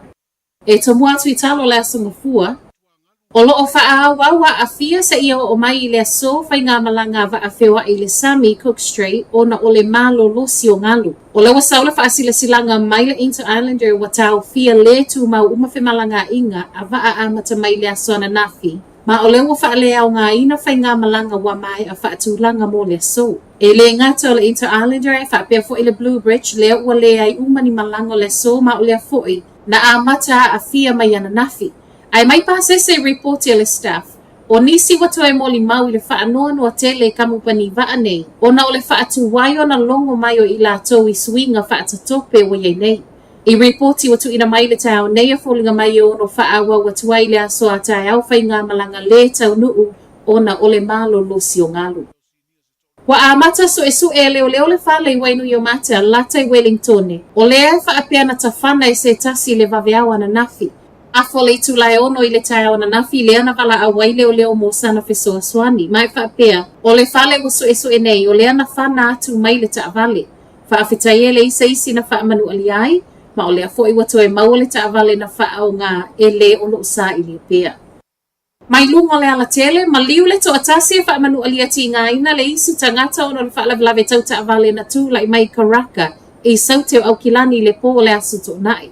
Mai leo o le lata I le tūlai iwa I le po le ana mawai reporti. O le wa maliu o le alava na umailo na soifua le no fuanga na tupu ai le whaalawelawe ma o lo o whaawau pia nei su e suenga. I le po lava lea lata I whangarei, to a wha isi tangata manu nu ai au fia ima malu o le malo mai whaapea na mafua o na wa moe le avata vale. A o iai leo I lea po I le tūlai iwa I se isi fo I whaalawelawe tau ta vale. Na whaate ia ina ua tifatu I se tasi o ta avale. Ta wai fo I lea a fio le ave ta avale na moe I le ava malosi peitai e le o mawheo na wha maonia lea tūlanga I le taimi nei. E to alua leo lea na wha manu aliai o le ave ta avale na moe ma le tasi ave ta avale lea na wha atala noe leo I lea taimi. Ma o lea na ave uma I le whale mai I whangarei ai tu wha atasia tala o tai awa to e tea uma I tua le to a whale nei. O lo o wha asolopea so e so e ngā leo ai mai se o le wha mautu o mō lianga whaia wha asanga I le ave ta avale na moe. O le so wha asolo atu I le wha ai unga le masina le nei le wa amata tā pa ai reporti mai tangata matamata wa aia tauta wai po le bush robin.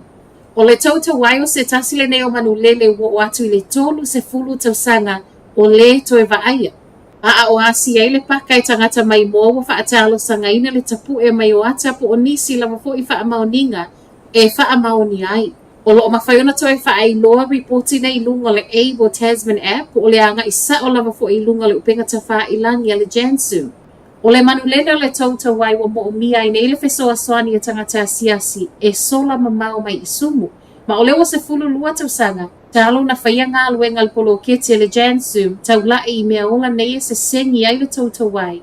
A o tau mawhainga fo I a toi wha a fo I mai le manu lele. O wha maunga wa tāpā mai tangata matamata I le paka, o le awha o ngā lei so e ngā wha a wau mō le tauta wai, ma o tangata o wha atalo sanga ina mō reporti, e le ngata o tangata ni usila o lo o asia siatu I le paka, ai wha apea tu risi mai atu no I whafu. Ma tala wha ai mai fiti, wa mō liele ani I fiti le wha malu si teine, wha apea o so wha inga wha ale wheu sua inga I le mata upu, lea ua a fia ilita mai tai whai ngā luenga I le kamupani wa le Virgin Airlines a o iai fiti. O le waweao le tausanga fau le ana tupu ai ma o wha amauninga nei Ua tuuina mai le ko mesina o leo i fiti. O leo wa afio ia o se tamaitai luas fumalatasi tausaga mai me le pone au se talia. Ma i report le ABC na o so fai a o angai atu i lona potu i le faletali malo. O le alii ua molia nei atu la i luma o le whaamisinonga i le so. Ai le isi tangata whai ngā luenga le Virgin lea fo ina afia i lea lava po. O ia lea whaapea na ngā o ia na mea tō tino ma whaalea ngaina fōlinga ma o lea lava i sue le na whaia ma o whaasolo pea so e suenga whaawau a le ofisa o leo i fiti. Whai wa toita la Radio Samoa manu iele nei tai au. Ua mawhai ona au ina atu le tala o le tau i aso taitasi ona o le langolango mai a le Pacific Finance Limited. Telefoni o Valselau fitu whawha lua fitu. Ua loa le tautua le Pacific Finance in no ngā tupe mo so se wha moe moe. Ma liu, whai puiponga, aso whanau, sa whai whai ngā malolonga, ba so se wha lawe. Apa lai nei loa le pacificfinance.co.nz. Pea bala au le oval se lau fitu whawha lua fitu. E talo sanga sauna no ngā tupe i le bao le 5 se lau tala, ma le lua se furu hawhi tala. E lua minute whai lau talo sanga online, www.pacificfinance.co.nz. Ai tasi le tu lai whatali e se tali. E ai inga whabitoa. Bala au loa le Pacific Finance Limited ile oval salau fitu fafa lua fitu oval salau fitu fafa lua fitu. Radio Samoa. Taslima Ivatolu. Amo.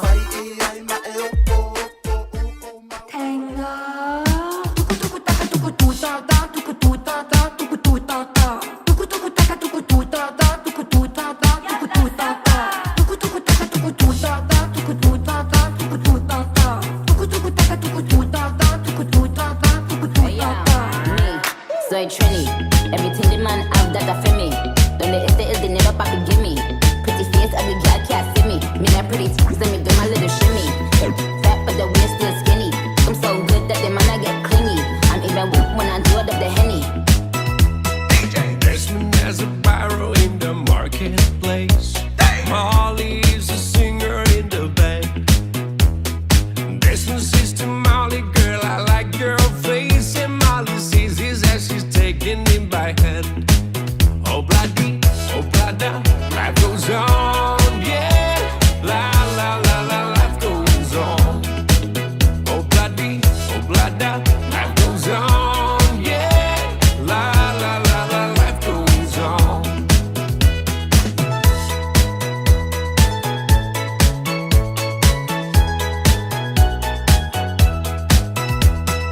Desmond takes a trolley to a jewelry store, buys a 20-karat golden ring, takes it back to Molly waiting at the door, and as he gives it to her, she begins to sing.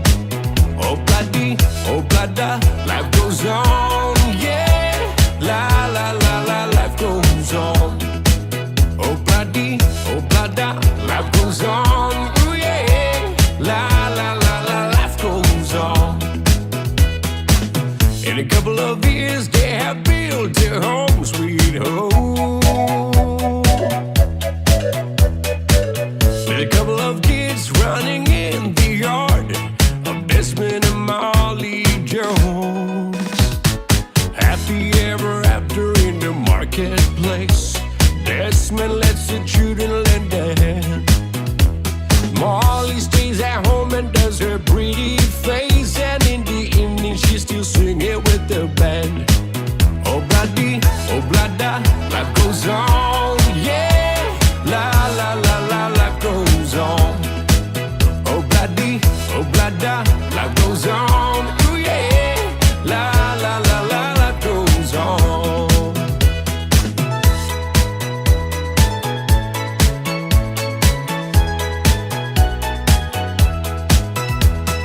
Desmond has a barrow in the marketplace. Molly is a singer in the band. Desmond says to Molly, girl, I like your face. And Molly sees his as she's taking him by hand. Oh, bloody, oh, blada, life goes on, yeah. La, la, la, la, life goes on. Oh, bloody, oh, blada, life goes on, yeah. La, la, la, la, life goes on.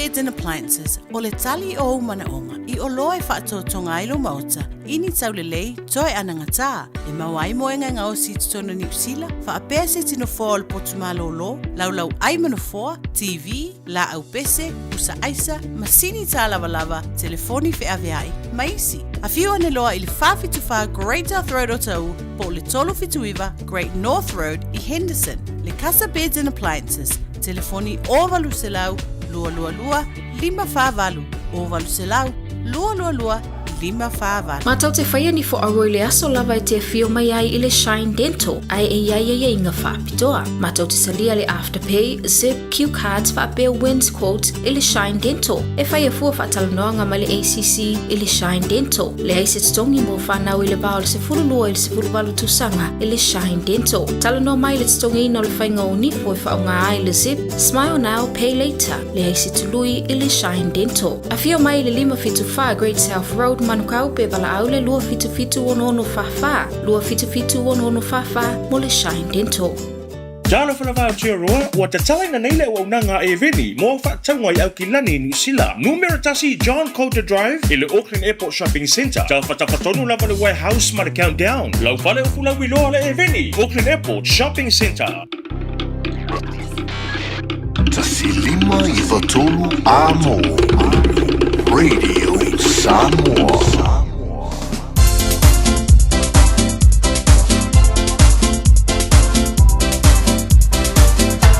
Taibele wati le tai ole was football lo minuto che ne le tu live le le tai au formally aso mata ngo filo na so ngo fole nei le aso no o le foi masina mo mo te sanga yan wali le utatu yai ni te sanga lo olo lima le wa fa mai atu po kalame al malu le tai au pe ona yele tutua pala ona nga masani na al faltua na tasha va lu fa pe foto sala ni wa folau to ino tatu wa tunu le tai au formal nei aso mata ngo fie ia ala mtanga fo ina ola una nga tutua le sa mo pe ona yele ni va yaso atoa mala mtanga o le nei va yaso e fifia la po kalame fifia mai e to fa talo fa tu fa felo ia tu nei tai au nei yaso mata ngo fie le aso amai le tu tatu te ori matatu fie iai le aso ta pena le tu fa popo yaso lo se fu ma so mato wola a le aso fu to ta I mai le tu on fa iai ia on tatu to mafuta matatu to fe lo le ta ya lu monu wa le tu no le mata ngo fie ma le mata lasi o le lo fo le I lo na lo fa tu no le mo fa on tatu to mafuta ai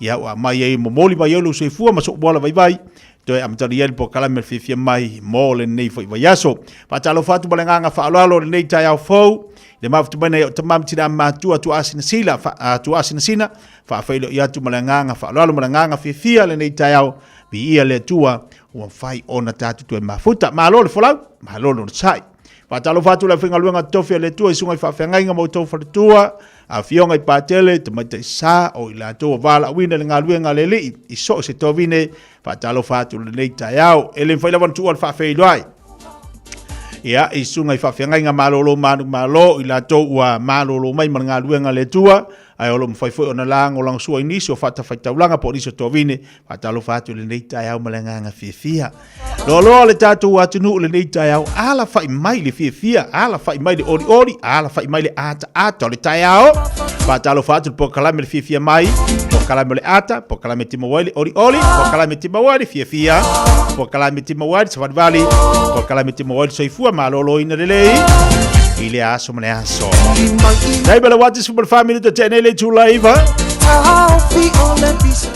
ia ipo kalame tatu le tai nei o telo tatu po kalame ili am taina le telo tatu po kalame lo no winga o vai vanga I musika so I filoi tatu nom tatu fasan tatu we vai vale nei yaso ia pa tatu fa so foi po angi me ka ku we vai vai ngi yaso ka ku ore amakanga o kausanga o le fa ko amaka tausanga le isi mela tatu so ona sawa ai maka mali ai mbi ka ua silo wa maka u fai mali maka u faku matau su ia tu le ula la tou wa wale nei tausanga mo na fuafuanga ia isina sila ngona nai tu se manatu nei tu fatu ai le tatu tatu wa ia ma fatu ai le tatu fainga malanga ia po ani me mana nai e tongi tu tono lau fo lau e se le tau wal ni va yaso mal ni am tanga tu sang amata le leile lo fa le li amaka ese ka ku amore akamare vai va mre fifi bala bala ese mela ka ku amaka ka usanga ka ku wo fa ku ngi meke kele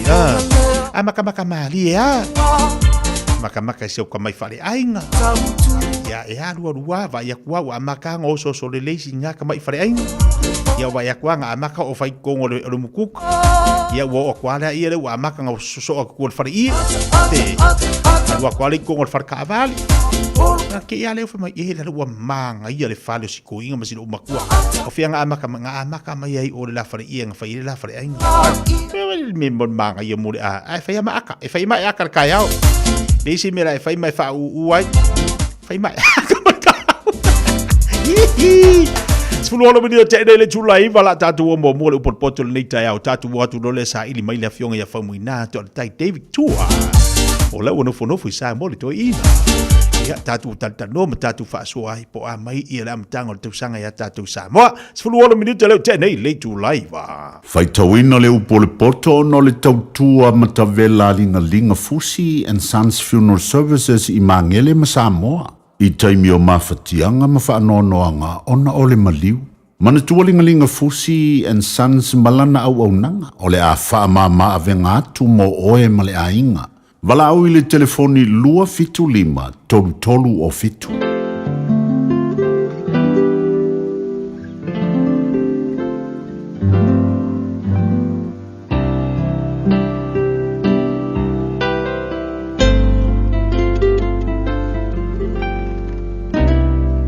Watali e a fai wa fai o e mamonio la wo a fai wa fetango fi lima mole tangata ese o mai leia oi upolongut o maua oi upolongut o le neilo watali e fai ele menei ina ia la ina oi pe o mai le pule la wo yante oi aluia ina ifo ma e nati atu I la wo awana I moyo mata pe tu le moyo la mata ia elave ina oe e pe o le sevi ai le lima e pe o le manu foi ai le lima o le fai manu le pa ye ina e alu I le loi ia vava ai la na mio ina ia poto ai oe e le iso na tai po se leo po se pule a e saunia e ia na me ai I le tausanga bebela ma fa putu ina na me ai ona po se le ai saito le paie e te oto se ia fea se e tula ia fea ai lo moe so se toi titi sina moe toi titi se mata moe toi titi se pe lima ta oto ai o mai lo motiva pe o malanga malo le tango lima pe o tangata usau ni lana upenga ole tangata ula bale o tangata sala olo sabalia malengutu fa pio engeno na mata e tau tala ona mai e whaasino I ona tamata mai lima.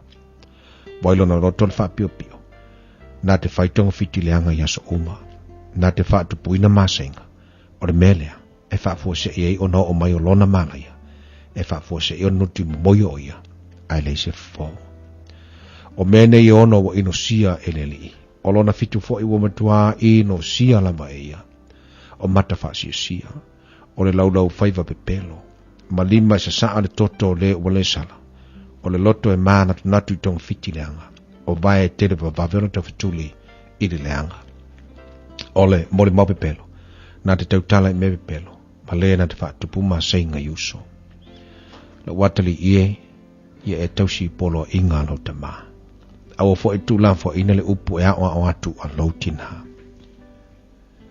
ia e fusia ia le au noa I lo loto ia so ai lo ua a e savali te inai oe a e moe e leo inai oe a e ala e tautalai ma oe a wā o le polo inga o le surulea ma le upu ea o atu o le malama lea o inga fu ia o inai o le alo le hola lea ina ia leo ia te oe alfafine a mio leanga ai le laulau faiva mole alfafine ese a wane inau naulo loto I lona lale lei awane I maua oe I ona lau mata. Awa, e uina toe na o si fasi a reto ona o le fafine talitane. O le awa fo ele testangata na te tau mai le leo laonga. e ave o se tasi le afilo na fatafata ai le mua i ona ofu. A fai e sabali su tangata i lungo malalaola, e le mua i e ona bai. Whapea fo i le watu i le avā le la te tua oi, ai se tango i ateia, e le whaasao ina oia. E le ino siaranga oi pe anga oi oia tali ai lona manaba, ina ua fia ai. Ai a maua oia, ona tau iatu le e ia tai fitu, na te abatu ai oloa uma oilo na fale. O le murilua il fafine o le aiso na mawhauwhau. O le na te whaielea mea na te wha umatia, e ielo na la baola. Na te maua le whasinga ma le wha maina, o lona luma fo i le so lo i sia lea. A wā al fuao le i te tele leo tangata, na te le wha sao ina fo i oia i le aso, e tau i e masui. Na te le talia stongi ola lava, na te le mawhaia foi, e ui lava, ina ua wha tele, ni mea ai abatu ai.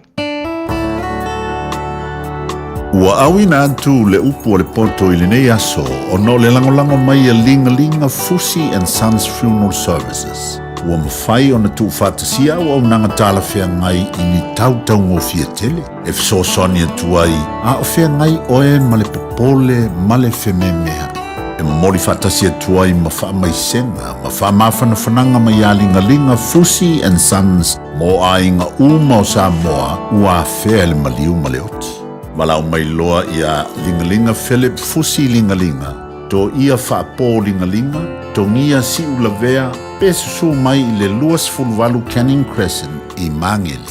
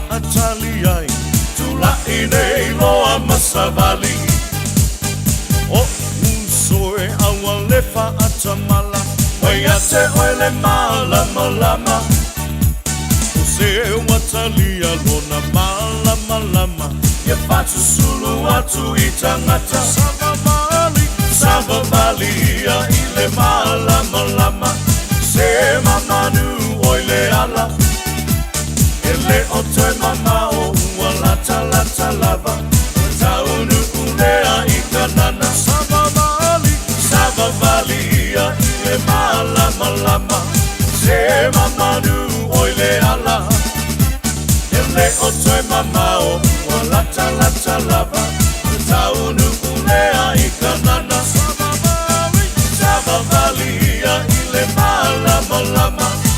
E mamanu oile ala Ele o toe mamao O lata lata lava Taunu ulea ikanana Le o toe mamao O lata lata lava Taunu ulea ikanana Motan Le o toe mamao O lata lata lava Taunu ulea ikanana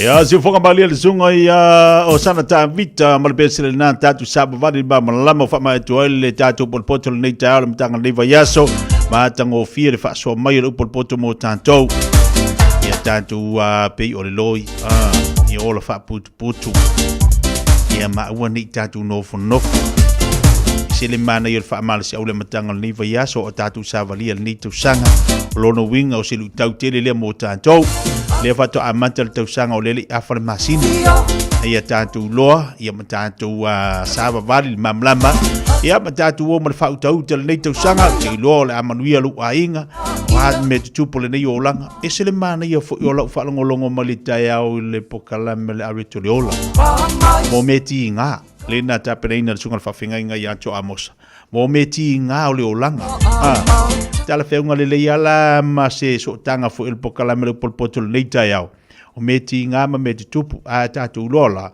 ia tatu pe o le loi tatu lona fa putu tatu on sai fa putu tatu fa uta o mai meti nga i tatu lona lavatia tatu lo ona tatu fo malie ia tatu lona o sa ia meti tupu nei tau sanga ka ilo fo ingi meanga ki nga ilo loko le la kausanga ni me ola ko kupur ngi kausanga lono winga ta wala tatu ola on sai tatu va aipo ani me la luta wali tatu fo lauma tatu ta pena yai tatu pe o le loi tatu fa putu o mai aso leanga ala ki kangwa ia la makwa manga ia le yor kapok pai la fa so o le nei me fa so paketino tatu tupe mo le aso mo le aso yo me tau on tatu to va ai mo le tau sanga fa pesa fa le tonu la tau sanga o le asi ta penanga mo le tau sanga lu se fu valu minuto te le tulaiba mai disi de tatu fa linga tali watu tatu se atu Samoa sa il me le fionga ya to le tai Radio Samoa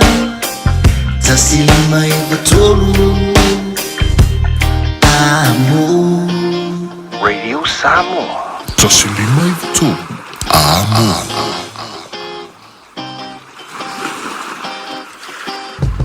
Beta Drive Doctors ile tau longa fa tau I mangele fa pea manrua mo le vainga o so singa se pe amana o mia e fa tino e foi ma tupui o le fana witi o tupui le ko witi sfu river mo I la tau es fulon tau sanga malunga atu fa pea ma tupui o le flu ala au telefoni lua lima fitu valu lima iva valu mo so no e fa tino ai nei au nanga o fisa fo mai mangele I taftafane o McDonald Amanrewa e taftafane o le falitusi po le public library Beta Drive Doctors Clinics A whaia lo sa ili sea o ngā a mata molo walu. Aua loe te toi popole o le Galaxy Childcare e tele o na la lai au ki lani I saute. E toa tele whaia o ngā ngawaa o le a o ina le whanau e iaia inga whapitoa pe a le sitala lo walu. Tolus fulu I tū la. Free. A vanoa le vena le a onga mo whemalanga inga le whanau. Free. Maua mea aia le whanau. Free. E iaia inga whapitoa. Mo nisi whamatalanga. Whafsotai le o lua tasi, o valu tolu, lua fitu, lua iwa fitu. Talofa o lau ingo e mele palamo o lau ngaluenga o le sa I le awala ma faufautua I tūlanga tau mo kesi e owa le luas fulfalitupe o mātou ngā lulua I le taiminei. A fia whaatau sau fale pe whaale leilo maota pe tuu whaatasi ai tā lafu pe whaatala nofo I tūlanga o lau mo kesi I le taiminei. Pala au mai loa au le telefoni o le o lua fitu, valu tolu fitu, valu wha, valu o, po o li emeli emele.palamo@loanmarket.co.nz o le tutongi o lea au onanga o loo kawa umai falitupe o loo mātou ngā lue e fuli ai mo oe. Pala au mai loa au le telefoni o lua fitu, valu tolu fitu, valu wha, valu o. Talo fa Samoa. Wa ule nei o kasu ti alu. A wale sui ale ngila ula ule kio. A eva mai ina se fudu lima iwa kolu. Amo. Radio Samoa. Vevela a.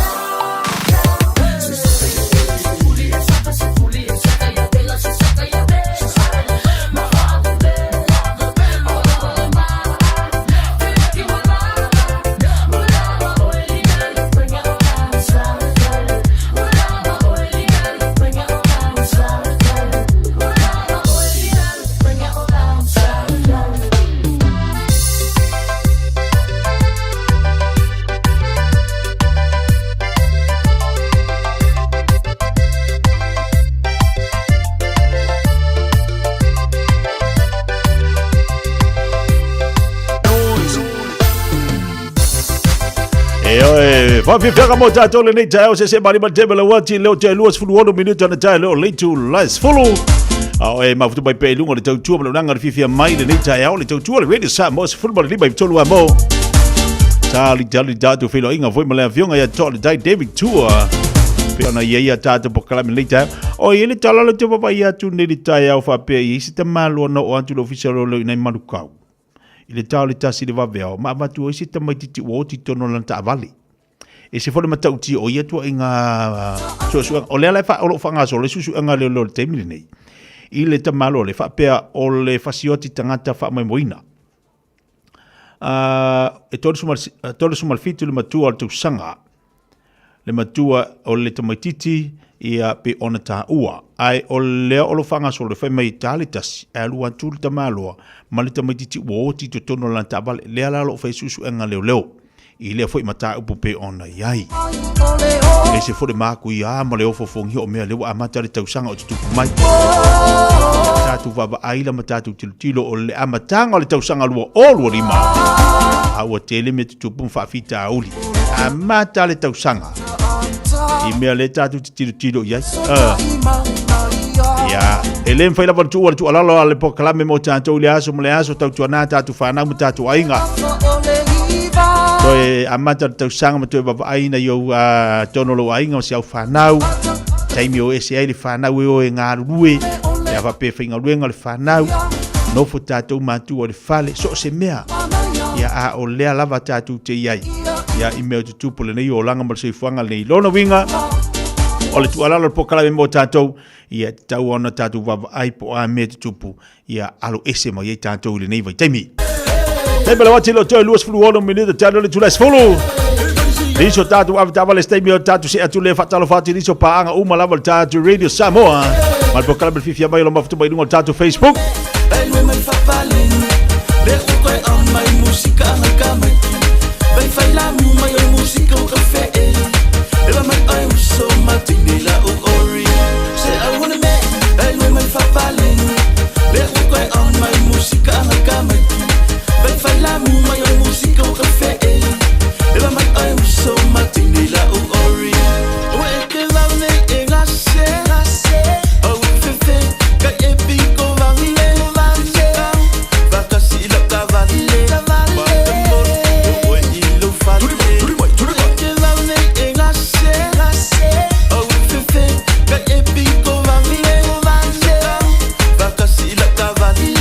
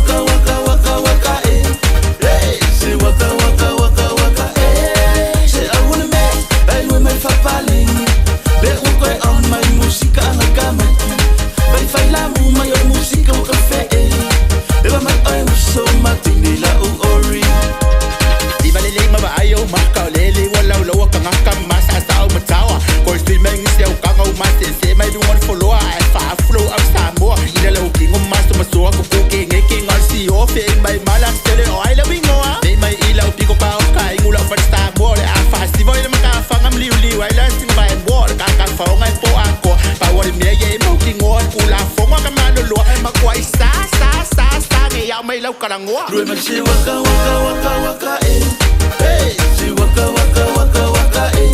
Hey, she waka waka waka waka.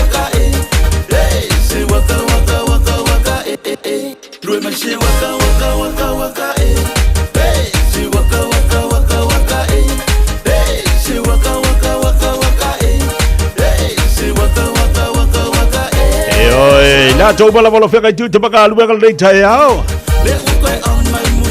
Pai Maria le fatu amata tau saka. Ila tu fule na ia ila banga ruenga. La bala le ba lu longa. Ole fui la tu am tadi nga ruenga fai nga ruenga kwangi e o fai ungar kausanga ya ti semo e fai nga ruenga. Afa pela na ile ia ila nga ruenga. Mau le ba lu longa. Fa nga le ma lu longa. Fa nga le aso la tu e ma lu le ia. E wai koe alo fai nga ruenga. Ia nga fa wenga. Longa winga e kausu su fo se kai mina to e malo loi ai fa pela na la te malo le kingo a kako e malo lo e le ka kingo fo le fa ya ele me de ainga fa ngofo fa ya ele me e o se longa waka malo lo ka lo le ka ke alu sisi ku fa ko i lo le o ye me to le malo lo le winga la tala fo ile te malo lo me la unga wenga ia ke la ku fo fa ya ele nga wenga fa ya ngere me fa ya ngere me Ini kai ko malolo ai se don ka ko malolo ka ko wo si aku hu ka ko o ya anko Donald Trump ka ko we vai ya anko so ile nga ile anko wa ka ko ya anko ka ko malolo ai ya wa malolo lo fale fa va ya solite off mai balonga wenga mai malolo ai e ke la ko fo fa yange ngadwe ai o fa yange le ko ngala a ke wange le mea e ke va ayaku o e oke e va ayaku o e makerekere e va ayaku o adunga lo suka e kilo ki o fa le kong o so kuma lo ko mo lunga ia wa lo piu ke va ayaku fu le wa le ma lo ma fa ai pe ma ngai ala ka ba nga ka ma lo le ka ngalunga fa va ya so ka lu do ka ke sisi me ma ngai lo ka ngofo le ya ka fa puku la ka se lengi ka va ya ka ikale ka ke fa ngalunga ka usanga a ko o lo le ko inga malolonga la le ia le fava yaso halu do le sisi atunu akaru foi Samoa ngar kupearu akaru o Amerika ia ba elo fo mai kan ia anko Donald Trump ya kaika akaru Australia e mai la ka pusaula ma la ka pusa mango yo kai ya kausanga le ko o mai ia kako le ko o mai ia kako vai sa vali maya le pusaula le pusamango io la le pusaula la mai pe fa pia e pe fa pia va ya kwa le ai ma se kupenga sa mai wala io le pengifiki o Australia la le pengifiki ma ia causa ele botau ngi wa pe ele botau ngi o sa vali todo wali no pola le bela fa se adul fatalo fa disio tanto pa uma la vai lunga tanto Facebook le vai nga ole tayao Fatalofatu ya Marianne Glay, Gray Fatalofatu de Vangal Tayao. Pelani se balor se fo baduia, wa mali Tayao. Ya olo tali atu tatu fio ta inga foi male fionga ya to le tai David Tua Samoa. Ya io pisir ko inga orko inga ke va ya kwa fai mayang fa marskingo.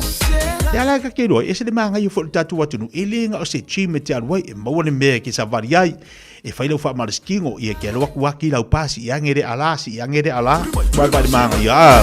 Le fu malo fatalofatu nei tayao ngata foi le ya wa Leslie Jane malo se fu laude le alo fa tele ma to mai lunga tatu po kalame ya mala u vai va u mala vai lunga tatu Facebook bo lunga tatu YouTube malo ati ya to malo tawa tai malo fa malo losi fa taya mosa fatasi bai nai me pone Australia ngata foi le fa malo antu ya Amelia fa mona mala inga nai e Wellington Lawi ula onsen fatalofatu dei vai ngal tau fa tasi mai Sweden e mo soke soli fangal ka Sweden le watar se fulu le poia ma tu kalo o wa afa se fulu kalo fai ma lori soi fu man via Rachel sifa fatalofatu dei te mal tau e tuale risati fatalofatu so man via tele le tau malo fole usu malo ngaru lui tu te bangal wenga fai mali le kai ao ya i loa posi fo fuanga dai ao e fo tanto nunga la solonga le manu yo fai valo filima mole ne fo iva yaso man ne fo yaso ngafua pe on tatu fianga ye tiu te manga amata anga solo pe diso tatu musika fai sau malu le dai ao fo ke no le be manga ia lo urongi koko esi vai le manga ia koko esi le pe paisi ngale mo inga ia le Tara Market ia male tatu fora inga fu ile male tatu pe marketi samo va kula le pepaisi ule koko afa pe wa ngalo ya ke olfenga koko esi ngai vidi mai la ia maka ukia lo koko esi nga fa ke fa ala ngala ile fa kaua ke wa vidi mai kanga fer koko esi fa ka e ai la pa mo ke manga o il pepaisi mare saiko mare pepe ai fa karia uma fa ile ulo male nga ai via causa mira lo koko esi nga sa vale kun el mako fa le kai vai koko esi oka se mangir koko esi so te fai koka i kanga le populo ka maka e mave ngo ka populo ingol koko kalo fai ngai ai ngai stadia di okoresi kalo fai o sai mai esi lo kisua sama ia fa fanga ko ke o manga ku ai le fai fe au sai o le makongu ke lo le fe au o maliular ko inga sa veima peleskenga le kalisia me kisi kasi ala susanga fai ia le ko inga ia le papaki songa kamaki alla se papaki songa kamaki fa ko afanga ngau o le tala to ina o ai le kamaki ki le papaki soa au mai se aso sa ese nga ya mako papaki so e o kamaki wa maku kua wa ai le papaki soa kasi ala sa ai uma fa mai kala ko inga le fa kai la ko inga fa ta ia tu le tatu no ua mafai ona au mai nei tamaiti pepe e o tamaiti o sava vali wa mai o papatiso ma le fa malo al to ina fa mai fa malo fa tai ia tu le tatu no u fa na nau DJ Magic vai ma ko ngur kai mi o le ola ai vai le mamanga o por fe fa fe kaia kur ka ko ngur fa ngau ke lor ka mai ki ro boy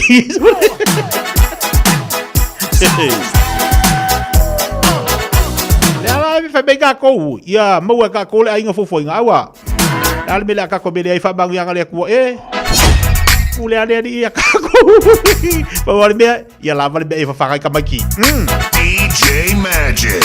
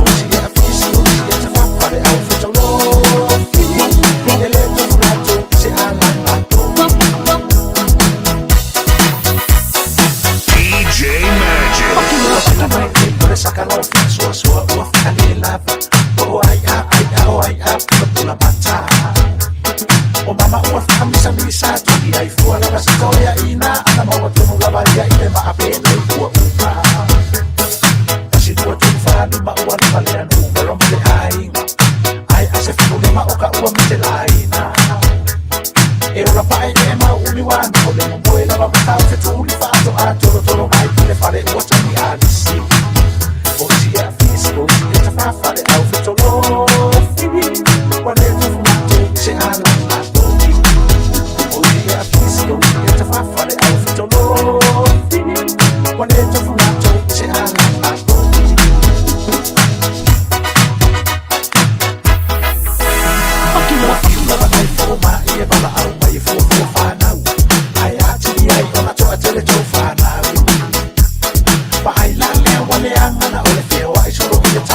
se mama no foi le nei ya saki malato waya wale to ya ma ona to fa to tele o to fa na be a fai wale tau si ai fa sala la wale fu ta si se no me fa sa o lo le au ti fu male para la wale wale o ya ma to i o si e a fi si o si e ta fa wale au fu to lo fini wale to fu la to se ala na to o si e a fi si o si e ta fa wale au fu to lo fini wale to fu la to se ala na to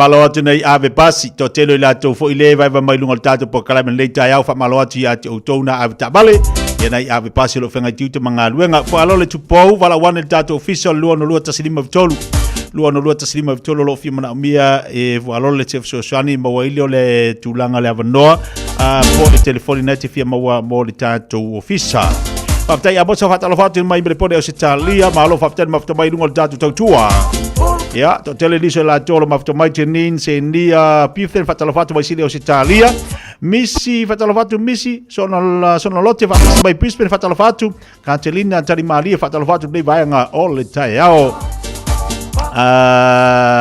alo fatu se umam ya Maria mimita vai timu I mangele ia o whaangana watu I loa whine Dr. Fonga I nei manukau. Patalo watu nei vanga tae ao, nisio tatu paanga, malo lewa mai, malo whunu mafta mai lunga tatu poklame. O tele tatou ia whaisito telo tatou olo ewa mai, ia ai olo o ewa mai lawa I lunga lau whau malu. O kako ne ewa I lunga lau whau malu. O ke ewa I lau koko. Ewa I lunga lau whau malu. Lea nga ewa I lau ar koko. Pawale me ole pa uanga de koko ya kau. E mangia le vai nunga lau fau malu. Fa solo yo ma fo fang. E fa to amanta le tausanga longa winga e fa solo le lei. Ai o ke vai lau koko. Ma le lau ki polo. Nga pa uanga ki polo wa pala u kau de u. Aki ale wa fa ri ki polo. So nga kalu e fu nga ki polo. Ki ale vai fari ringa ki polo ya kalu wai lo dia o ya ki polo ya ngai le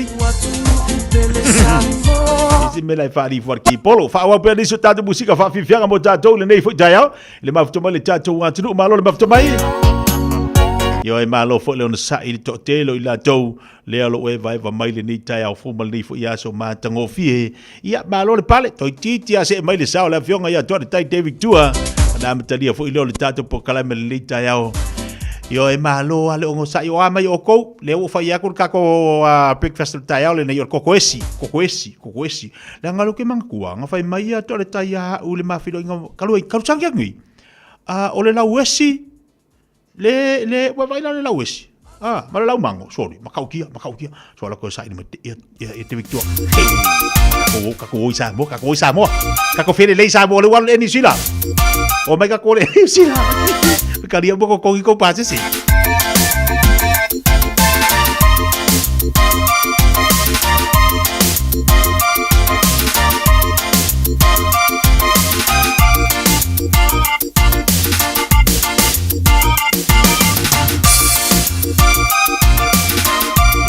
Dole tai David Tua. Ya lewa tatu so tai atu sa mo le tatu wa tunu le table le tai au. La tatu se atu lo le tatu tatu va ina I freolo.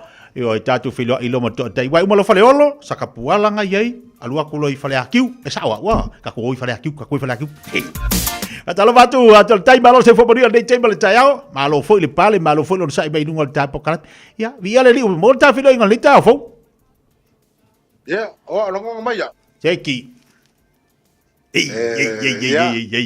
Yesu lo na lofa malona ngale lei wa taitina maile so fumluia o Samoa tu pele nei ta fo. E fa pe ho e lo songa. Ma ngai ro au le lei ma ngai la ula ma e fo yo la e.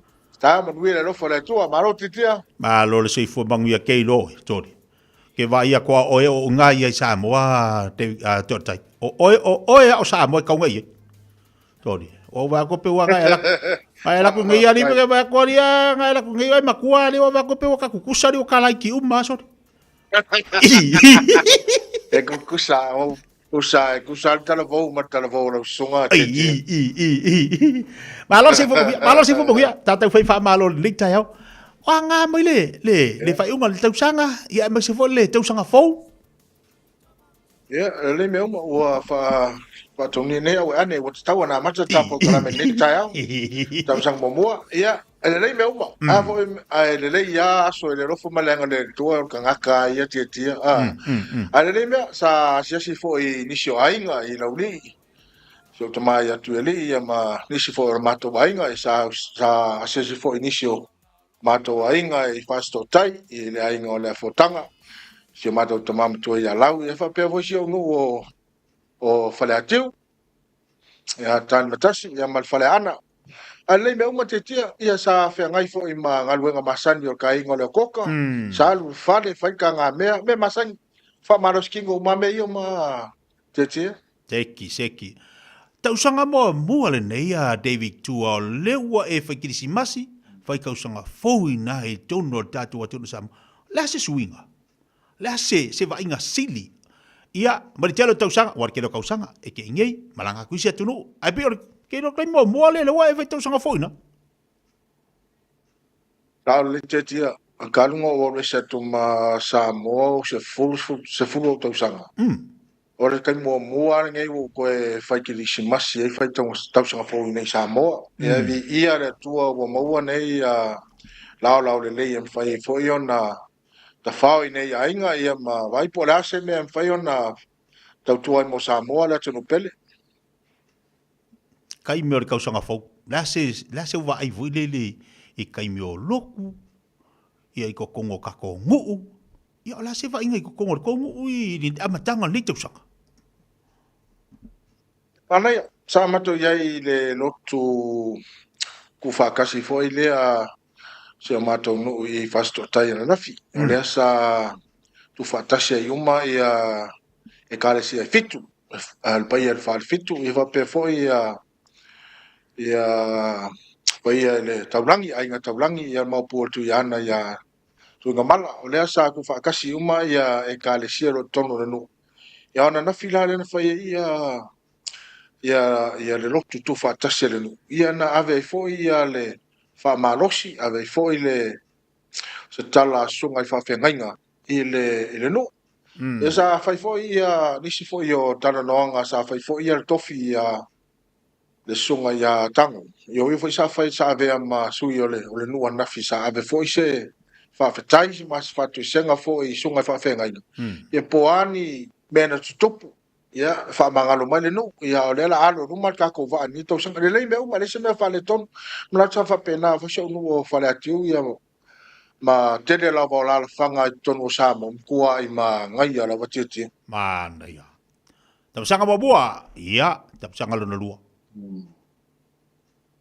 ia wa fatu ni au ane wa tau na mata sang na lua wa tatu mane round 2 ia ole sa fengai foi ma isi foi o fa mai moyo se wai nga tonu le nu o se nu o fasto tai le sa fa il fa topu fotoli ia le swafa a fotanga o kele ka se wai nga na mai New Zealand Australia Britania sa I nisi sa mai Afghanistan ia nisi o tonu le ami America o le ala na mato pai va tasia mato sa fa mana ia fa mai moe sa yai te tia lewa ta ua ia le fofuanga le ainga sa iai malanga umma tuani so ainga ia tuni fafu.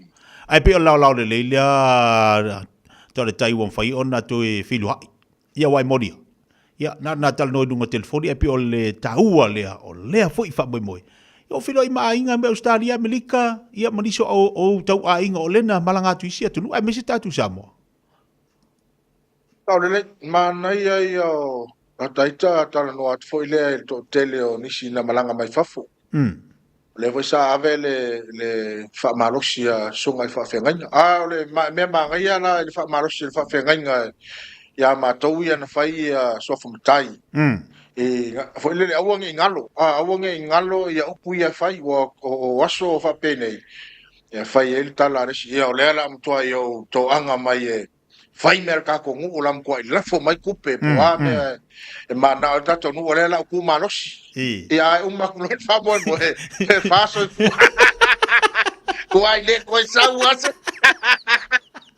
e pera ku langa fa penga ia le nga mai fa malosi au fa mani nganga fa fa ia kia fa mai fa fa kia David tua ola ko ku bo le ngaka kongo ka ko wa inga le ngu le ku malo masamo o le ala fa yaku ya ke oe au nge e popole nga lo sau au nge sau I mea ai alu e ka fao se e mai na ye ki pero kopi ya e wi le fa kai sunga fa fenga ya ka wa ko ku lo kofi ole ole aso merkapula ya alfa magianga nga alu e ka fao Alu ka fao, alu pule au pola me ke mga pule, alu ka fao. Ai ku pe kama ia fai ale ku malai.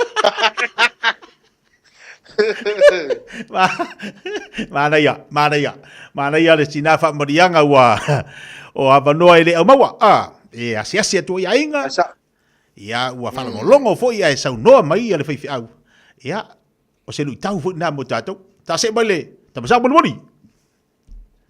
O to fa to ne ane o ta tau on fa umata pokalame round 3 tam sa mun boli ya olea na fa ole foi na fa to na foi ya we nisi foi o matayo no tayo no o ta tau on fa skala fosforo no boy on ora mere ya misa yo alwaku wale o ngaki su yo ya marisi me fa mayor mero le kawai Boyo.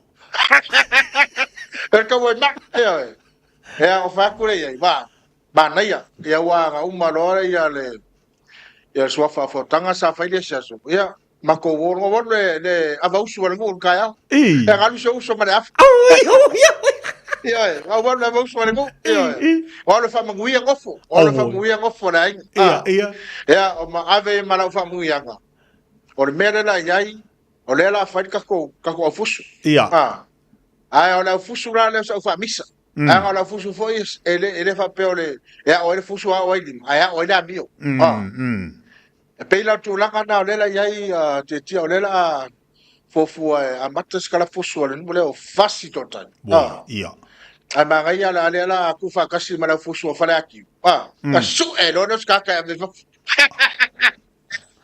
me mangaya makua mangaya okay no foi kele le lango le kuma loma makayo ngu sa kero la ole mele Esa ba la fausa no na o fionga tete. Esa o se kasi fo ia fo kuanga tasi sunga fa fenga. Ele ia le talonga, ele talonga wa sa fa falan kala fus so mai pau ale mea fo ile o le e tau alu mastaka ile talonga tamachi. Mai ele supporting ai matua le kalonga kamachi. Me mele ia e mana mia ia alu kamachi la onga sau koreng. Alu fale fa au sau koreng. Ya le mele ia ai kau alu koreng va mai matua e ai se fus. O mai yo fai au ko kalom ka mo fai ka ko me au ko se fus Oyo. e pe tu langa na au te manatu la ya le la au wai kongo o fuanga ia se tato no ia vasto time pala aki Manga ia. ia ke mak foi la fia foi matua e ya foi le se po matu mai ala to tam fa na we ta alo ne ta lo ka O se ko fama maole ngala o fionga fa minga. O se ko fama mao ma se ko e kapu engalanga e kako kilo la ia de ngika usanga ma se moi mikinga nga e iri kalkonga e afar ka usanga wakum e fia manga o mia la se solo de kakar kulmang ngai bidi mai lole wala ai o ya nga o kulmang o ya ka wa era ka kufa kasi kulmang o kulmang o solo barkongi o solo barkongi ko o solo Awang e kuai kong, awang e kuai kong le kong solo. Iya. Awai me wa edi kong solo. Logo winga lo kong solo edi. Iya, mana leje. Alo fa tai. Sisi vai ngolo sono nga fa vai ta pakal. Ya, menatu umata tai mi mulia tu le ngal fa tai nei ta fo. Ta poinga si o tato. Tu no ai fa manui atu le as fa nau o se tena ia fo longa ia fa pe fo initial pa ia tato tu no lo fa ia lato aso so fu le ni aso ia manui tele o to aso so fu ai pe ore tala ta uso ia al fosio e ke pisa lo te dia kalo ai manui fu fa ka le ia so te dia lo te le tu moe ia pupulo ko ka ape manga sa al fosio vai lai Ia, toi bua. Ia, lei, ma to wali tatu wa tunu lei te mali tai ao. E lunga tatu po kalame malo lava fa malosi. Malo fo lo sai tu te banga luanga le fo yaso. Ia wa ko va ai la ia wa ko va ai ma ko fa fonga ia o mele wa tape na ina mo tatu samo. Sole, wa vai. La ka penga au fusu. Wa ko kilo makako fa longo ia tape nanga la ia la fionga ia to le tai te victua. Leu kapenga longa winga ole a ke lele so sangi fo ile mo tato e me se tato o fusu ya ia tifa a tonu ole avano po se saulia mo le tato watu te bela wati fitu minito te lele tu las fulu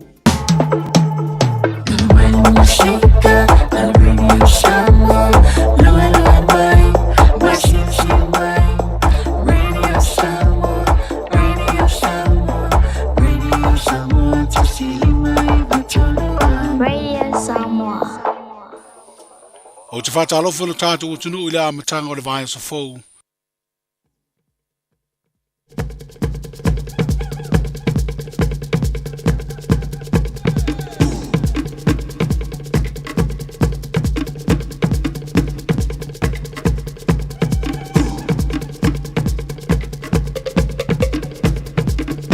O te whawhenua ia tui lau whaakai ni fo i tae au malo le folau, alo mai o Talala Radio Samoa. E tomu atu i talo le asa mafua, o lo o whaawawa a fia sa ia o mai i le aso whai ngā malanga wa a whiwa i le Sami Cook Street o na o le malo losi o ngalu. O le wasau le whaasila silanga mai le Inter Islander wa tau fia le tu mau umawhi malanga inga a wa a amata mai le aso ana nafi. Ma o le wa wha le au ngā ina whai ngā malanga wa mai a wha tūlanga mo le aso. E le ngata o le Inter Islander e wha pia fo i le Blue Bridge le ua le ai umani malanga o le aso ma o le a foi. Na a mata a fia mai ana nafi. Ai mai pa se report le staff. O nisi watu ai moli mau i le wha anoa noa tele kamupani vaa nei. O na o le wha atu wai o na longo mai o i la tau i swinga wha atatope o iei nei. I reporti watu ina mai le tau nei a fōlinga mai o no wha awa watu ai le aso a tai au whai ngā malanga le tau nuu o na o le malo losi o ngalu. Wa a mata so esu e leo le whale wainu yo mata lata i Wellington. O lea whaapea na tawhana i se tasi le waweawa na nafi. Afo le tulai ono i le tai ona nafi le ana wala a waile o leo mo sana fesoa swani. Mai whaapea, o le whale wasu esu e nei, o le ana whana atu mai le taavale. Whaafitai e le isa isi na whaamanu aliai, ma o lea fo i watu e mau le taavale na wha o ngā e le ono usa i le pea.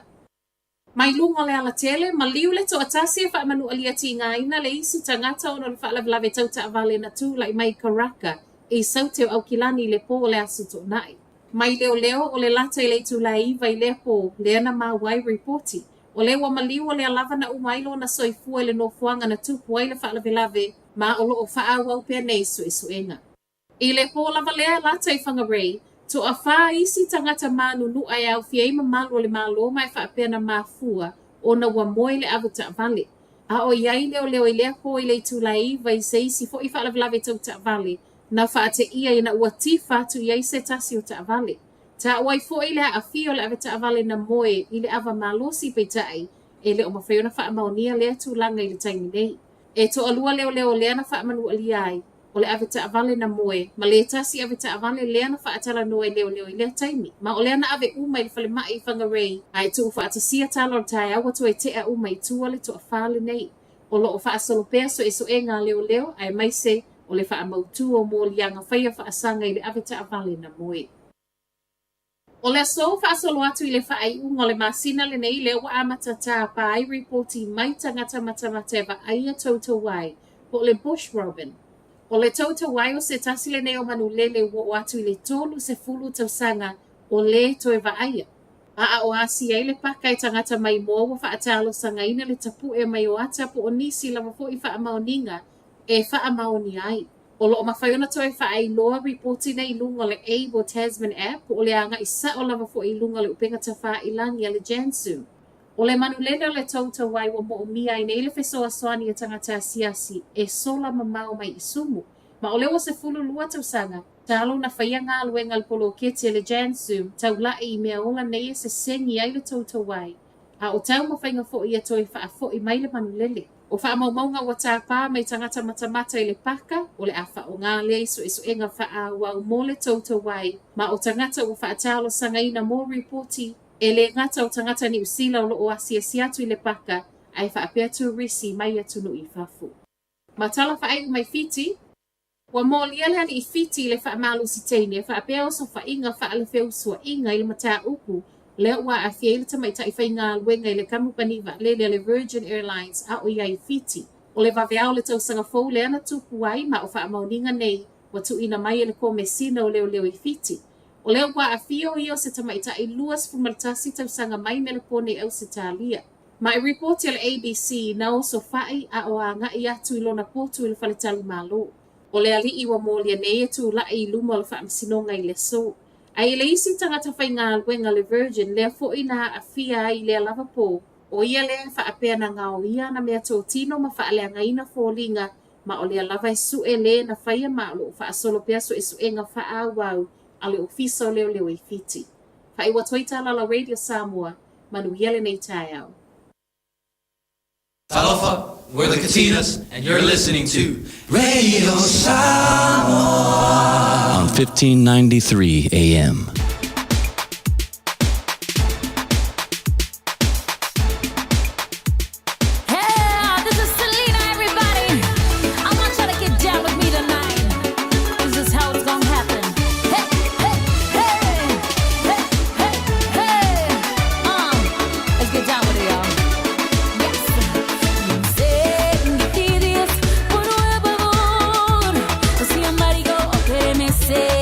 Lo amador.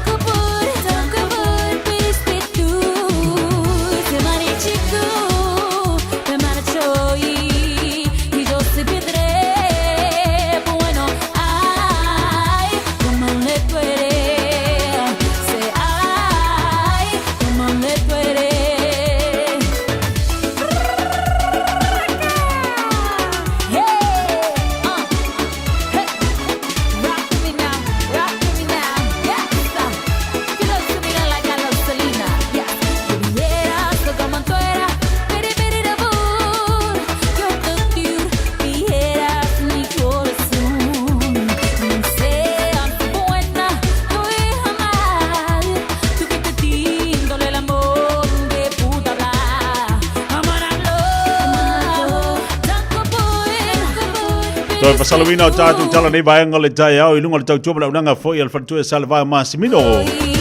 Ina usama le atu vela wati leo 15 minuto te nei ia le tu la ese folo. Io fa malo tu lava le mafto bali tātou a tenu. Tātou se mali tātou fa malstino por tātou sumpol nei tai au io e a manta le vaiaso ia fofuanga ia tiute maunga luenga to telo le atu le la wa e ngaluenga la atu nei vaiaso o le atu fo ie le am tadi ngaluenga nei tamam tida fa tatu fa marstino nei tau fa tasi mali sunga fa fenga ia pau mo tatu fa marstino nei tau talo fa pasta malo si fo mo nei tau fo a malo so dio te tia malo lo su malo fo nei tau fo le lo fa mala le le tua malo la fa malo si nei am tangal nei ba yaso te tia malo lo su a matale ba yaso a makal ba yaso so le fo ele ia fo ele a fa masina mo a e umolo masingi e pe yo le mol makale lo is masing pe yo masina mo moe pe kuninga ka fungal umalo yang wali vai le lo ko fe wali pe ka mo ale alga ko alu se la umika io wa tasina te le amatanga te sanga pe amata mali e foilia ai ata tu va vai lo umalo ia le masina mo yan wali o ina la ta tu te lo le te va ve la lo le te sanga la to pe amata mali al te sanga ia on mangela le amtanga le mu tau sang fa ka ki le lo plan so plan tau sang la amtanga tau sang kusi le la plan af be fa kusi la for kau sang o kusi o mal kau sang ako tu si fa af tau sang la kau ya yungi ki kilo e por la ko pe we mana o e tu o la lo mai size fa valu de se e sa la lo size lo full wono su valu fangale le size suele lo fue y lo oftino me uma el plan la nei ia mo lo se fu yo el afrika usanga o mo lo ko le eu foi lá e lo boi tinga que fia malanga e fia kusile ia maria lewa tatu savalia o pu masani lava tanto o lo soifo malo lo ina na ia oi na yo au ia wa ele faiana tango si fatino tulanga lo faio lo fa malastino faio au mea ai o mea umala o ela vaia o ela vaia que eu veio o limar que é lua o lima le que lo o lima foi e fa nga tele me mana oi o au ia e kango ku o ia o vera que me lo me ia o isque me alu lima lua ciao lili lo winga que kilo lima ba ku me ele fulo lima que kilo lima ba ku me ai que lima inga pe o lima e o lima que lima ya e polo me e mo inga ka wa so foi kango sa o e polo o foi ya vai ku fonga o lai tu o lau que kilo ku lesi ku lau que kilo e vai lim finga e po mo inga li que ini nggak cibangal ka wasong fanga mai ta waso yang ka samila ia moing lamba ele lo aku ia mai ete do ele wata wala le vanga le se tuloa ia ilantu fo i por vai langana ole uso ia malanga mali ese le fanga nga ta ia ta wa tele fo mea na o ina mai le fo ta mali i po le fo i tangata tele lo te mi mateo malfosio mateo le ta vale o me no mai tawina ia alfosio o fainga lang telefongi o le viling o telefongi alfosio o le talingo lang telefoni o isi a mea te na ulo mai alfosio o te mima te o le mata avale foi pe amao i pokalame o isi mea na masani no wawa i alfosio o lana tausami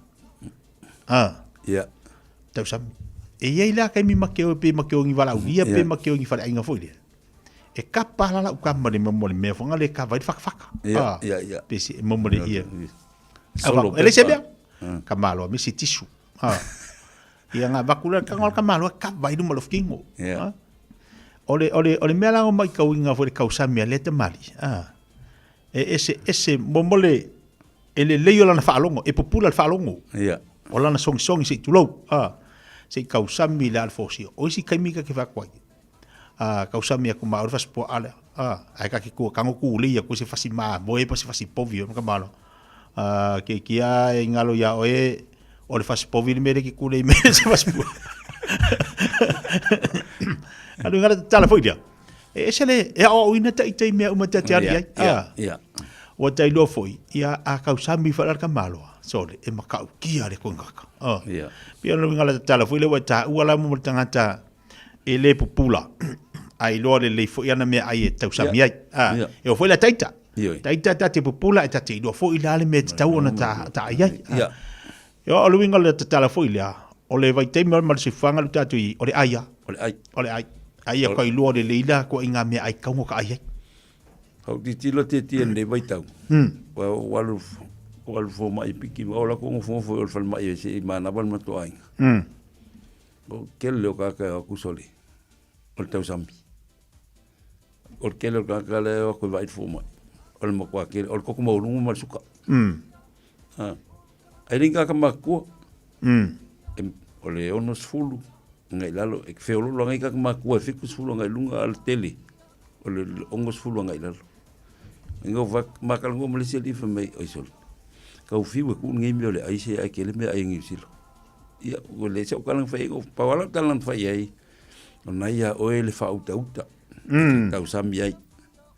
E ke lo le me ai pa le di malo so fu malo lo inga lo titinga ai. Ia kam fa ia boy le kele o mo me o breakfast mo me o chips mo menga fish and chips. Ai tam fa ai pa lengi. Mai tam fa sem sa bali. Yang kipi lau kokola wai u malfong kokola ako. Ni wanga le peo la ta ita fautuanga. O New Zealand tele me ai atetia tele me tau sami. Ya lo so fu mara loinga ele to mau mai. O so fu foi mo leola etasia. Nei ya. Ia ele ya si kio nga me fa marskiu. Fa marskiu. La fa ka marskiu ngi ka. La alu ka marskiu. Alo fa ka sanga ngale. Ka ko fer kala le silo makuanga sa New Zealand. Wa au le me o mangisi. Yo. Le se me ai le ai. Kalo fasco inga o karsanga. Va color ko inga. Ai se ale me o fe me au le me. Ai ma kala lo makua ke lo o la la wa ngisi. Ajali. La ka gon. Ngo vinga lo mga ko inga sko inga karsanga. Kausanga yo makua lo ko sa ngisi lo. Ko sa ngisi. Ka kwaru. Ya. Alo fa tu. Ya. Ko dan fa pa. Ya. Swingi va pe swingi to anga be fa malo si mai swingi va pe au ya ale fa pe ngai malo si be fa fa marski on e tayao pe le si ku ong ngai o le si ku ya alu le si ku kas lua kolu fa lima ya va pe kas aia mangaya ko anga yai kolu e alo rua le fa pese me anga felo fa marskingo kaua lua kolu lima ya kongi fa pe kas lua kolu lima le siku kas lua kolu lima ya ko kas lua alu akomo lo kingo kolu lima le siku aia ali e ka ko lua kolu lima ya luma kas lua kolu lima ya kusao kas lua kolu lima ya luma kas lua kolu lima ya lungo lal kas ya aya lua ta tau ya matua o le vavea va fora ka ko fa marskingo fasilo mo ya ka ko oso kas lua kol lima lalo kas lua falo lalo aya kas lua kol kas lua kol ya kolosi koso aya koso kas lua kol falo maso aya wow toso lima ngabali kol lu ya kas kuang kabakan vale kas vale kol ya koso luma falo luma kas luma di luma kas luma kol koso kua falo tua kas lu kol ya falo la kafa tamatau kas so luma fa pea kol ko ya falo luma la vale as lu kol ya koso luma kas luma falo tua kangolelo ya andalo lu kol ya kuva kasi au ya ka fresh Ke lunga kasi. Lunga. Lua. Nalo. Kolu. Lunga. Fa. Nalo. Ya. Koso mai le ka maso. Palo mai le maso. Vai le kua fa sa. Mai vai le kua koso. Ya. Ulei. Ya koso e kua fa sa. Tua. Kolu. O tatou tamam tina matua ya fai mali ke do oia. Falo ai le vai. Kas lua. Ya bali luma. To se tua. Lua kolu. Ya si lunga. Kas lua. Ya si lunga. Kolu. Fa ya. Lima ya kiki au kafa. Kas. Lua. Kolu luma. Kas lua. Kolu. Ya. Au. Kas. Famika o kela po so le lo ke mo so. Kas lua. Lo ikala. Kas lua. O ke pa ya, mar ke lo kela po ai. Kas lua. Kolu. Kas lua. Luma ya wa ko vai. Kas luma. Si fa pia. Ya. Kas lua. Kol fa lim ong fik van im sul. Kas lua. Kol fa lim ong fik van im sul. Kas lua. Kol fa lim ong fik van im sul. Kas lua. Kol fa lim ong fik van im sul. Kas lua. Kol fa lim. Patarianga lima. Patarianga. Kas lua. Kol fa lim ong fik van im sul. Kas lua. Kol fa lim ong fik van im sul. Ya. Kas vale lua. Lunga. Kol fa lunga. Lim ong fik van im sul. Vale lunga. Kas lua. Kol fa lim ong fik van im sul. Kas lua. Kol fa lim ong fik van im sul. Kas lua. Kol Ngaya.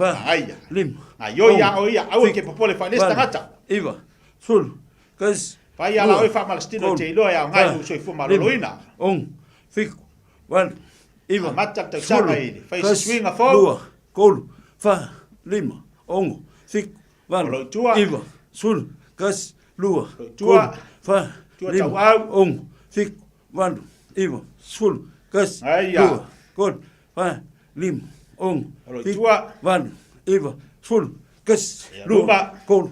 Fa. Lim. Ong. Fik. Luma. Han. Iva. Sul. Kas. Lua. Kol. Fa. Lim. Ong. Fik.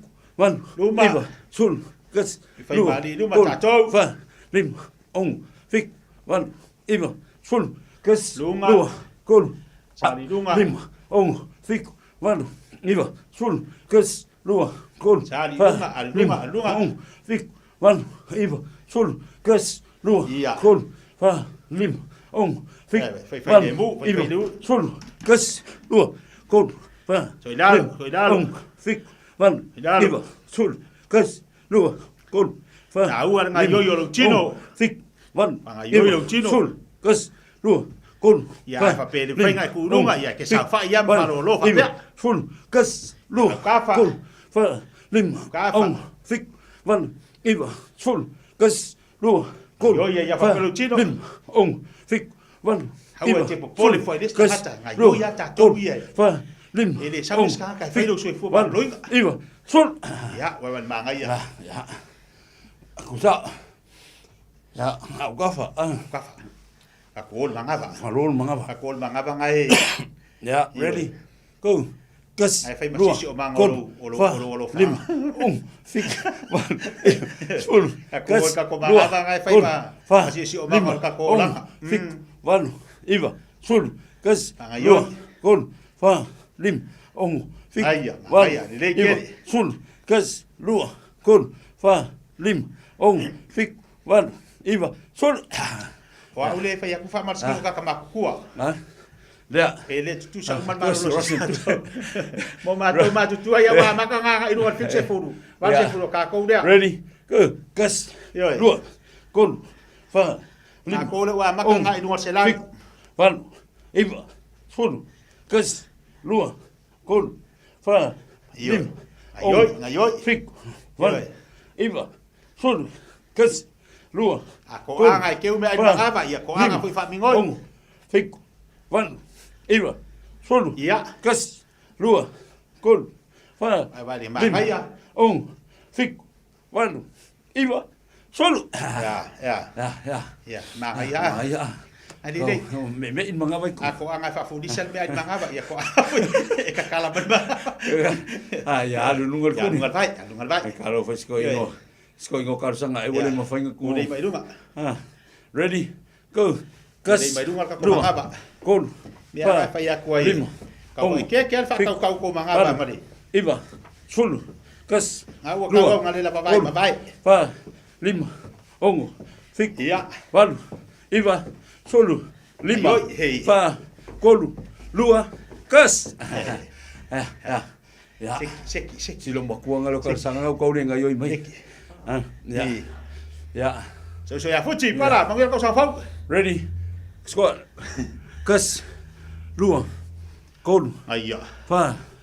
Lima. Ongo. Fico. Alo kako. Iba. Solo. Yang kas. Lua. Kolu. Ngoi. Pa. Ngoi haile. Ongo. Fico. Valu. Ya. Iba. Solo. Ya. Albani. Ya. Pia. Halu pia. Ukafa. Ready. Go. Ayo. Kas. Lua. Kolu. Fa al mangaba. Ya. Lima. Kako mangaba le kau. Paya fose fufuanga. Valu. Iba. Mai mau de mangaba le oso. Kas. Ya. Lua. Kolu. Fa. Lima. Ayya. Ongo. Fico. Valu. Iba. Solo. Ya, wa kau milo sia bia ayang. Wa kau milo sia bia ay. Kelol mamoy, kelol mulpipi ah. Ya. Ala kau ngalim fa kami milo. Ready? Go. Kas. Ya. Lua. Fai se fai. Kolu. Fai se Fa. fai. Lima. Ongo. Se fai. Valu. Ayya. Iba. Solo. Kas. Lua. Kolu. Ai bang ayya. Fa. Lima. Ali kako. Fico. Ali Valu. kako. Iba. Solo. Iya. Check. Check ya. Kau lah ku fa pe fa kale si ilunga. Ready? Go. Kas. Lua. Kolu. Fa. Lima. Ongo. Fico. Valu. Iba. Solo. Kas. Lua. Kolu. Fa. Lima. Ongo. Fico. Valu. Iba. Solo. Fa lus kau kas. Lua. Kolu. Fa. Lima. Ongo. Fico. Valu. Iba. Solo. Kas. Lua. Kolu. Fa. Lima. Ongo. Fico. Valu. Iba. Solo. Ya. Ya, salvani. Kulei luma alu loka ko pese. Ka pe luma. Alu ko pese ah. Ready? Go. Kas. Lua. Kolu. Fa. Lima. Ongo. Fico. Valu. Iba. Solo. Kas. Lua. Kolu. Fa.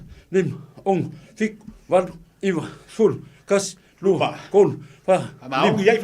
Fico. Valu. Iba. Solo. Kas. Lua. Kolu.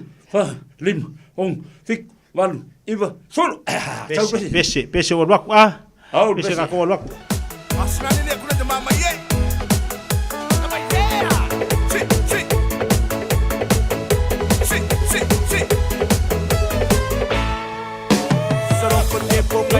Ayoy may peso wak. Ayoy may peso wak. Laku peso. Kongi lunga. Kongi. Halo. Ya.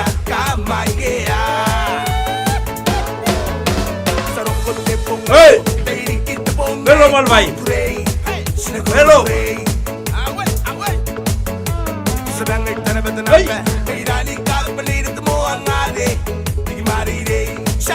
Halo.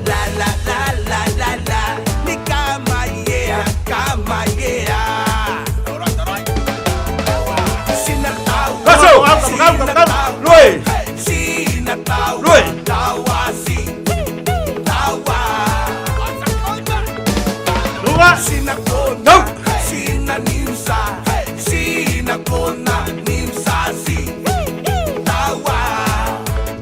Vai ser luega.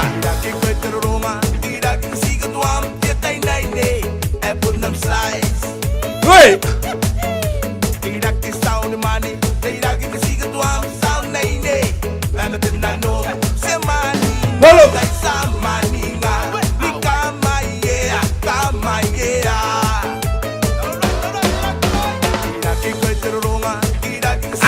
Akamai. Ayoy mai aka. Oi. Tau.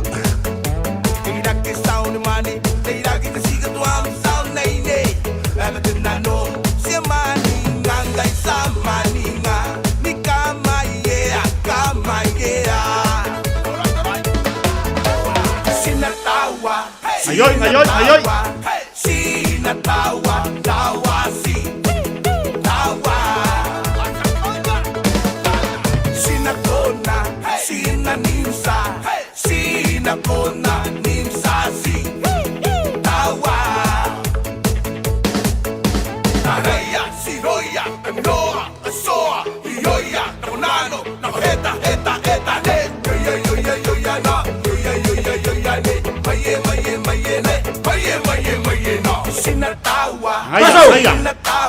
Koso. Due. Hoi.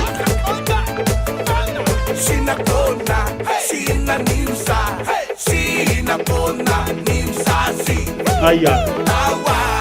Ya. Sekia. Assalamualaikum.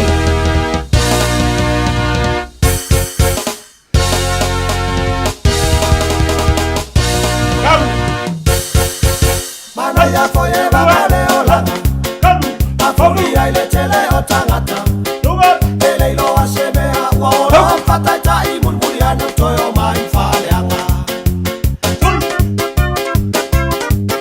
Sangat kembali. Coba.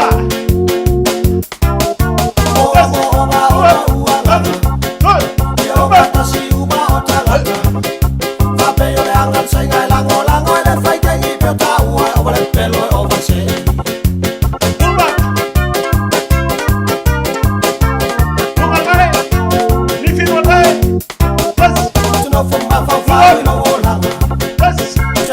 America posama Tele foi America Tau shaida file bu posama Tele ola tau lo langa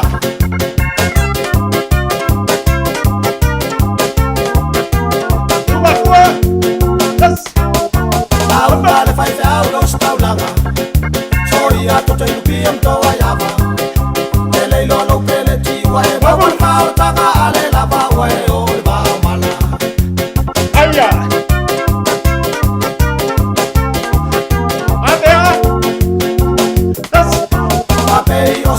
Fai via babi Dua. Esa uma será o news para belave Ai foi nos para o mago o colete la que fato sainga ya America toya Aya.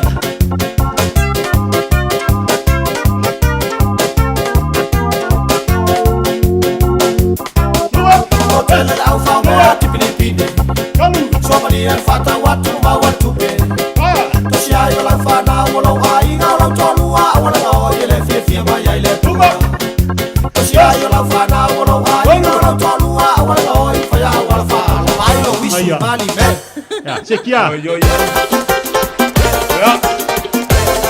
Ayoy. Hoi. Hoi.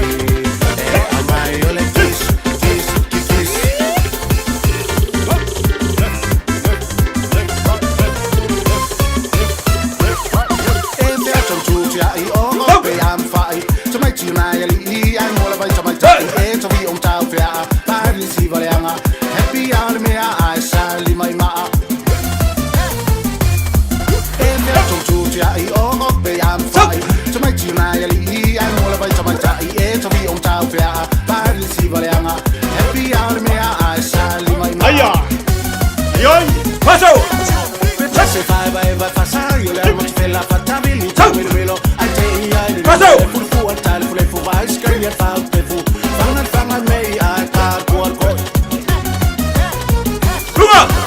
se fai vai passare, io le amo te la fattabilità, mi velo a te ai fu fu al tale fu vai scrivi fa te fu fanno me ai pa cuore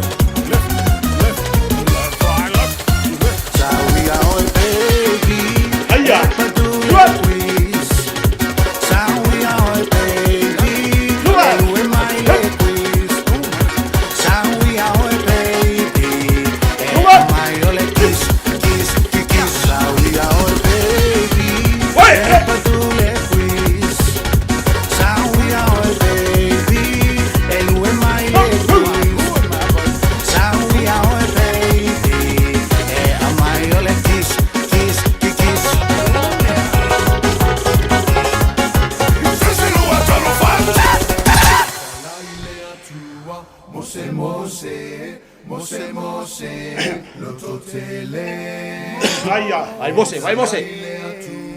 Tonu. Rafo. Tonu. Rafo. Aya, Sawi. Pop. Hey. Pop.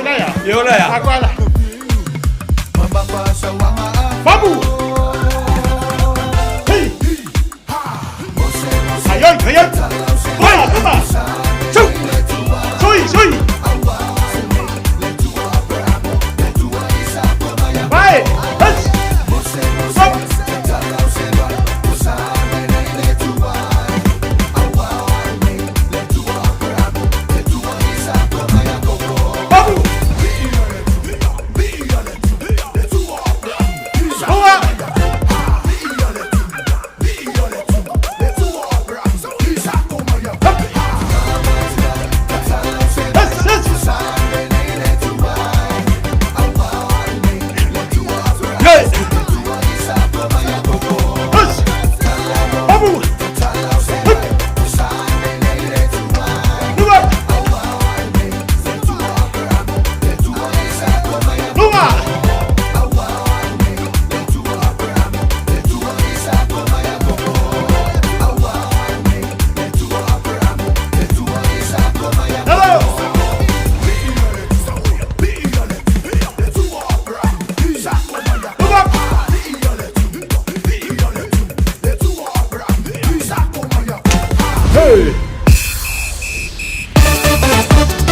Aia. Shake my love, see vai fai shake. Kang ol kapi se fast nei. Eka dum dum. Ayoi. Fai de lei, fa garaya, fa estilo. Shake my love, see vai fai shake. Kang ol kapi se fast nei. Eka dum dum, eka dum dum, eka lava everywhere. Dum dum, eka dum dum, eka lava everywhere.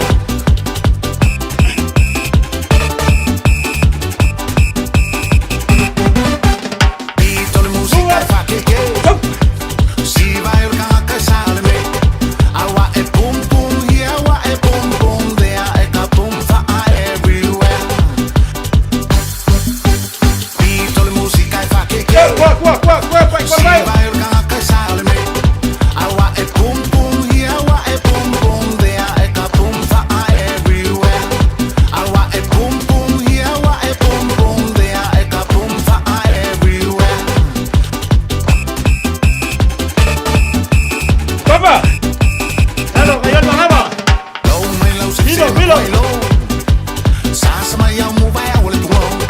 Eka hia, eka there, eka fa everywhere. Oh. Low my low sisi makwai low. Sasa maya mubaya wale tuwo. Eka hia, eka there, eka fa everywhere. Eka hia, eka there, eka fa everywhere.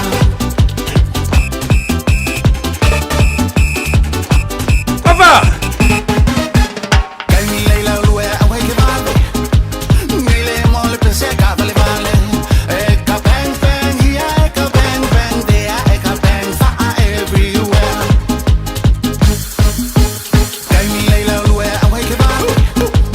Mile mole pense ka vale vale. Eka bang bang here, eka bang bang there, eka bang fa everywhere.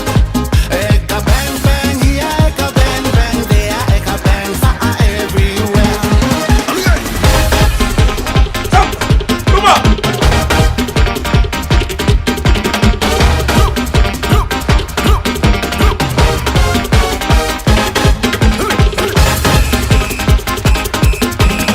Cuidado. Aia, aras.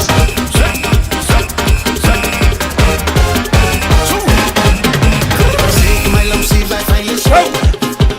Kang ol kapi se fast nei. Eka dum dum, eka dum dum, there eka lava everywhere. Shake my love, see vai fai shake. Kang ol kapi se fast nei. Eka dum dum, there eka lava everywhere. Aia. Eka dum dum, there eka lava everywhere. Eka dum dum, eka lava everywhere.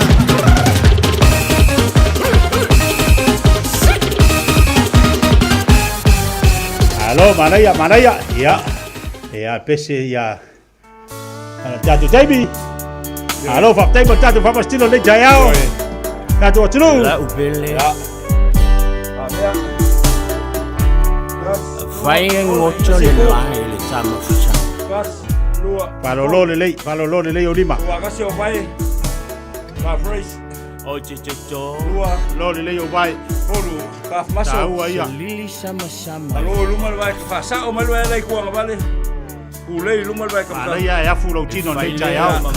Kose kuah. Palongo ina el swing on malos. Ya, si vai. Apa ai mucho. Kose kuah. Lene. Ya. Yola. Ya ela. Kas. Dua. Kolu. Kas. Dua.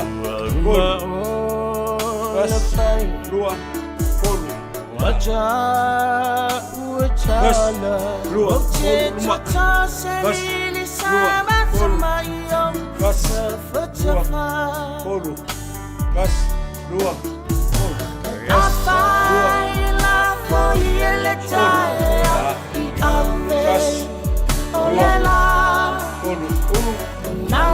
chala lona funga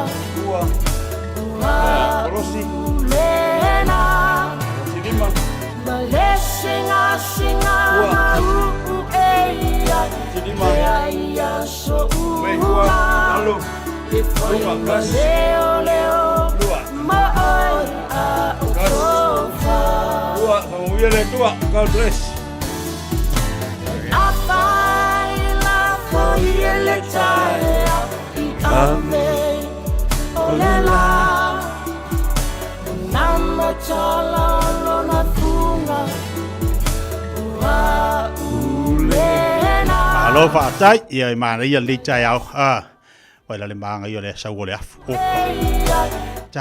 taua ia le fa ia fa malstino taua fo ia le fa ia le so sanimo oi o le tau longo ai loa e taua ia le o le mana ia le soifua malolo ino lo tino e taua fo ina pale ni mo le fa le nganga e taua le malo sil pale ni le tu fa tino taua fo ia le tu fa le nganga mo ta to lo winga taua vai ngai lua mo ta to a malosi lo tino so fo maloloina lo tino la ma fai ona maloloina fo maluanga ai a fa pe vai le tino ma le ato to le malo sol tino ia tatu talo fo ile li e mai la fa malolonga ia tatu ai le festa tu ngaduenga o tu porta longo fa to tua fa to tua fa mo fa lango me o aia o le tua le tatu te au ne ye le o aia seisi mata ai tātou te ngona I le feta lai mai o lo nangang pa ia ni me tau ni fai ali te tia sa wai a fai lo mai le tua ala ma me uma te saunia mo e umelo sei fu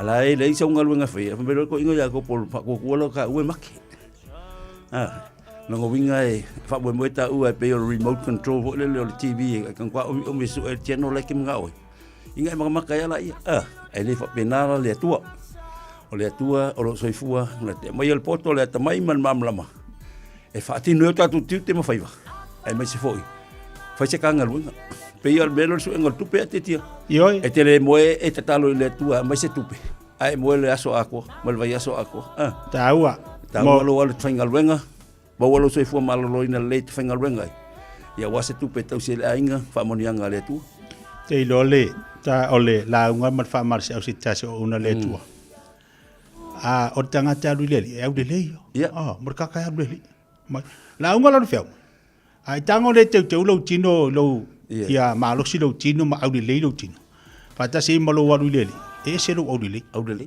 e se foi lo au de leli o ia e lo ngala ka kala foi ia ma le ia la o le lui tawar fifi au da matanga le fa unga tau sanga pe ona ye ama tau sanga o le tango le ia la e fa se fainga e de fa pe maila e sale ai kanga le ai o a fa sale ai fa finga ko balos ta ua ai fa se ngaluenga ta ua le fa o me ai to e ta o foi lo tanga va ai le leo me ai a fa peti fifi te usami le melolo o le si au pa basta e pe ai le melolo ai fifi nguma me sumari e fa mai e alu le le melolo o ke le ya ka iro e se tangata ai mana tuala ai alu fo mai i le fa pe mar fo mai ai le melolo ai le melo me ai lolo ingu male vai sumari ele le nga e soi fo malo le ai la ke la ku le fo mai me fo mai ka u kipiro i melolo kipire ingu me sumari pa wanga kala fo mai yo ai le fa pe mar fo mai ko anga ai le melolo ai kipir me sumari ai ko anga moi te ai o le fo mai kipir melolo kipir me sumari ai ko anga fa fa mar skingo ko nga sabati ati tia mana ia fa malo si na fe si ma le kalesia a fatali tali te fa fo wina lo malo si a wale fatali ele terminei wal ko kele lo fa kali le fa kali le fa kali mai ia tal se au fatali mai le si au ka ko fatali te fa fo wina le fatali le ko fa fo wina lo tau le fa fo wina lo malo si winga fa kali ka ko fa kali foi le ka fa fo winga ile ngate le tino ole ma fo fau e sili le nganga wa ole metau le nganga a malo si la pe ona sa uno a malo si le tino e malo si foi ma fo fau e sili la na malo si le nganga vi im fa tai le tu al met biko sili ka wa kipi fa wing e ingul vai ingul toto o ka wa ya u toto le ngol vai o toto ale yesu e kafea i kongo totonga e malolo e tino. Ana ia wale ta ua te le mo tantou e le fo le na e so sani mo tantou le nei fo vai taimi lo tantou iai o le ngaluenga fa talai ia so sani alo fo le te tua oi e alu le te usanga alo fo le te tua oi so sani iai e vai kwa la po fai ka ka sa ba e o ke le lo kingo ai lo fo ai le vai kwa la po mai ngai le o ngai ke ka sa ngai ke ka pi mai Awal fai se tala e tinga ai ali ke ai vai se kala e alo fai ai vai ka sa vale tu ile paka ka ko sa vale mai to luau la ai ko vie foi mai ya me silinga ko luau la ngai as me vai a kausanga me ka ngala ke le salma on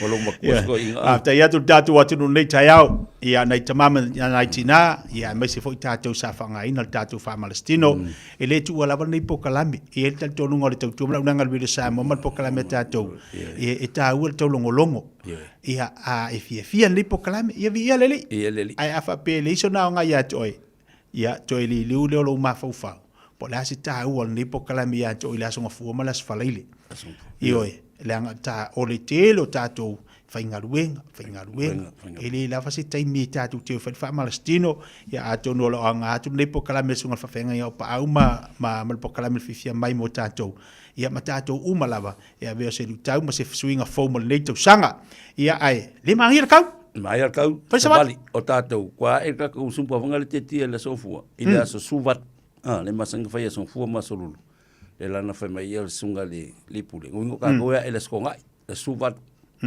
a suvalu ile astona o le masina nei ngunga ka kuse la lo kalenga o taya o le fiku le skonga basfo ai ka ko pefulo a matal tato fa Palestino ya ai o a odu wa na e te do wa odu le paka le mana ia le fiafi ai a stability le ya avese ofu ma fonfana le mana ia fiafi e pong ko ia mai sabo akiki pong sani utale val taliva ia na level te mitiru sa de variai ia madua fa malo si ai tan no fa so o isi fa no de lele na te do tan no ia akala ngo fu de fale ia va ia ku ngarka wa mis ai manga yo le paka e kiru fa savidi ia wa do vai le si fa le si des io ia va pe ale o ka ku ke ia e fa si tu ai el sabale ko inga ia ka o le lima ma ai wo ke alua o luma ki isko inga ku ta vale fatasi kan go fatasi share fatasi vai sui le e la lo la ula ko ani io ia malo fa tele sunga fa fenga mo ta fa Palestino nei taiao fa mo le ata tu te mo se filo inga fu le asfalaile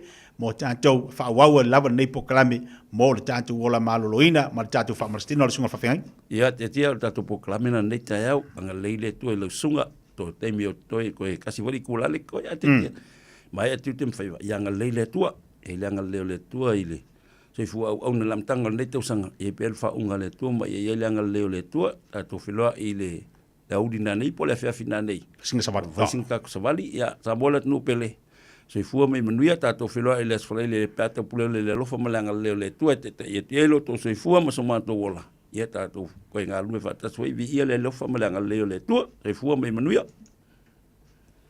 Wengal customer service, hospitality, po le avea fo ima leo leo. E te leo mautinoa, po o whee a matai. I le MSL training, mātou te whesoa soani atu. Mātou te malama lama, po le amataina po le toi fo i atu hi aunga. E mawhai ona whaafai ta. Ai olo o iai le mātou au soani wha maoni.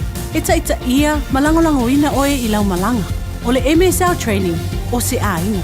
O se no fuanga i langolango ina oe, e wha amalo si au, ma wha amanatu atu lau sini wha atu. Asi i le msltraining.co.nz. Pevala au loa, le o valu se lau, lua, fa, tolu valu.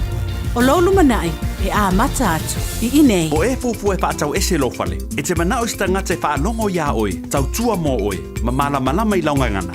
Vala au mai loa le malu mawhatau Bob le malu. I le olua tolu ono o 5 iwa pitu. Olua tolu ono o 5 iwa pitu. Jana whanawha tia roa, ua te talaina neile ua unanga e veni, mo whaatangwai au ki lani New Zealand. Numero tasi John Coulter Drive, i le Auckland Airport Shopping Centre. Tau whatawhatonu lava le warehouse ma le countdown. Lau whale ufu lau iloa le e veni, Auckland Airport Shopping Centre. O mo mia sau lo i e fsosoani le whaatawina mai, po le whaatau e se ino lo mauta. Ai ale tapena ino la wili, po le vai tamai no whanau mai Samoa. e whapito fo ile au nanga I mata upu tau immigration. Wala au loa Hearts and Stowers Law, mataima ai ono Grace Stowers, ile o lua fitu, lua tasivalu lua tolu. O lua fitu, lua tasivalu lua tolu. Ua silia male loas fulu 5 tausanga o lana tautua. Hearts and Stowers Law, e au na mo oe Samoa. 24 hours a day, 7 days a week. Radio Samoa streaming live on www.radiosamoa.co.nz. 24 hours a day, 7 days a week. Radio Samoa streaming live on www.radiosamoa.co.nz.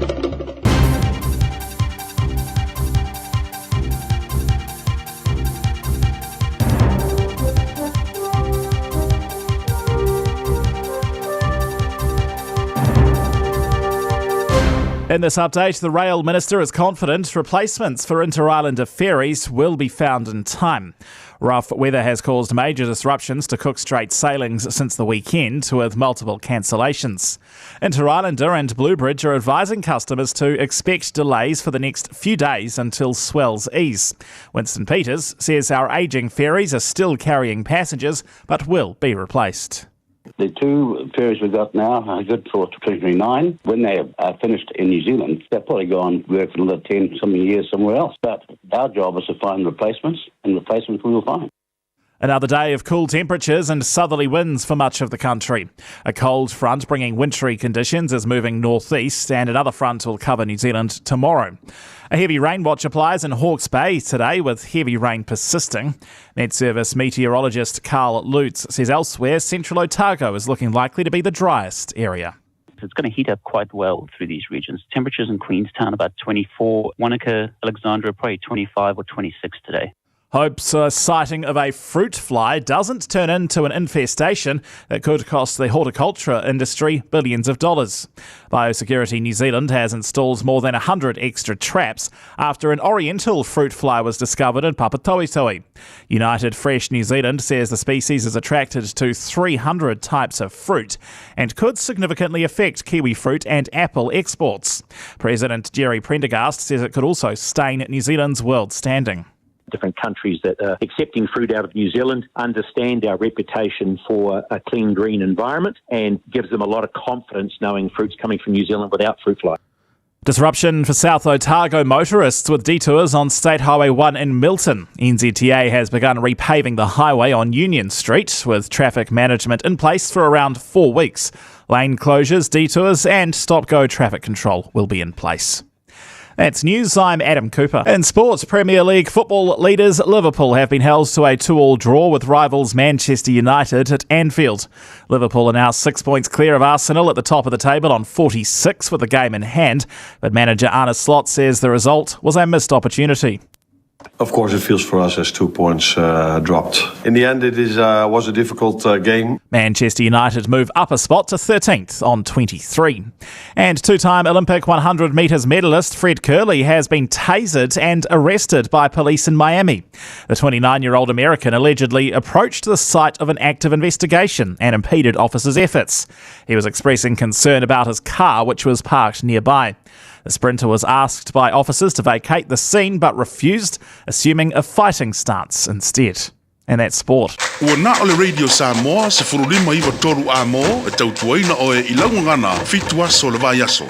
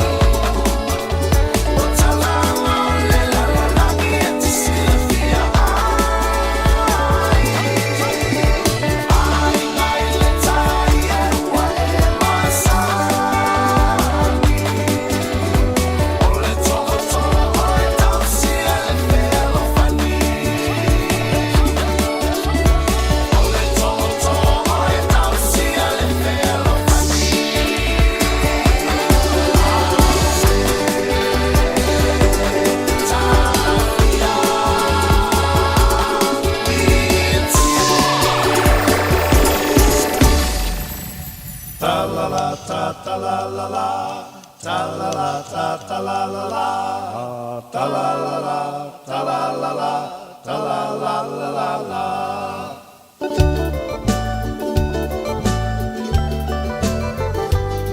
Lei tu malo talofa, sa mapea mo ona, e usi o ola, mo lele ya oa onga, ne i e whapea o usola, o ua iai se pona, o sue i polonga, e le fia maua se saulo tonga. Ta la la ta ta la la la, ta la la ta ta la la la, ta la la la, ta la la la, ta la la la la la.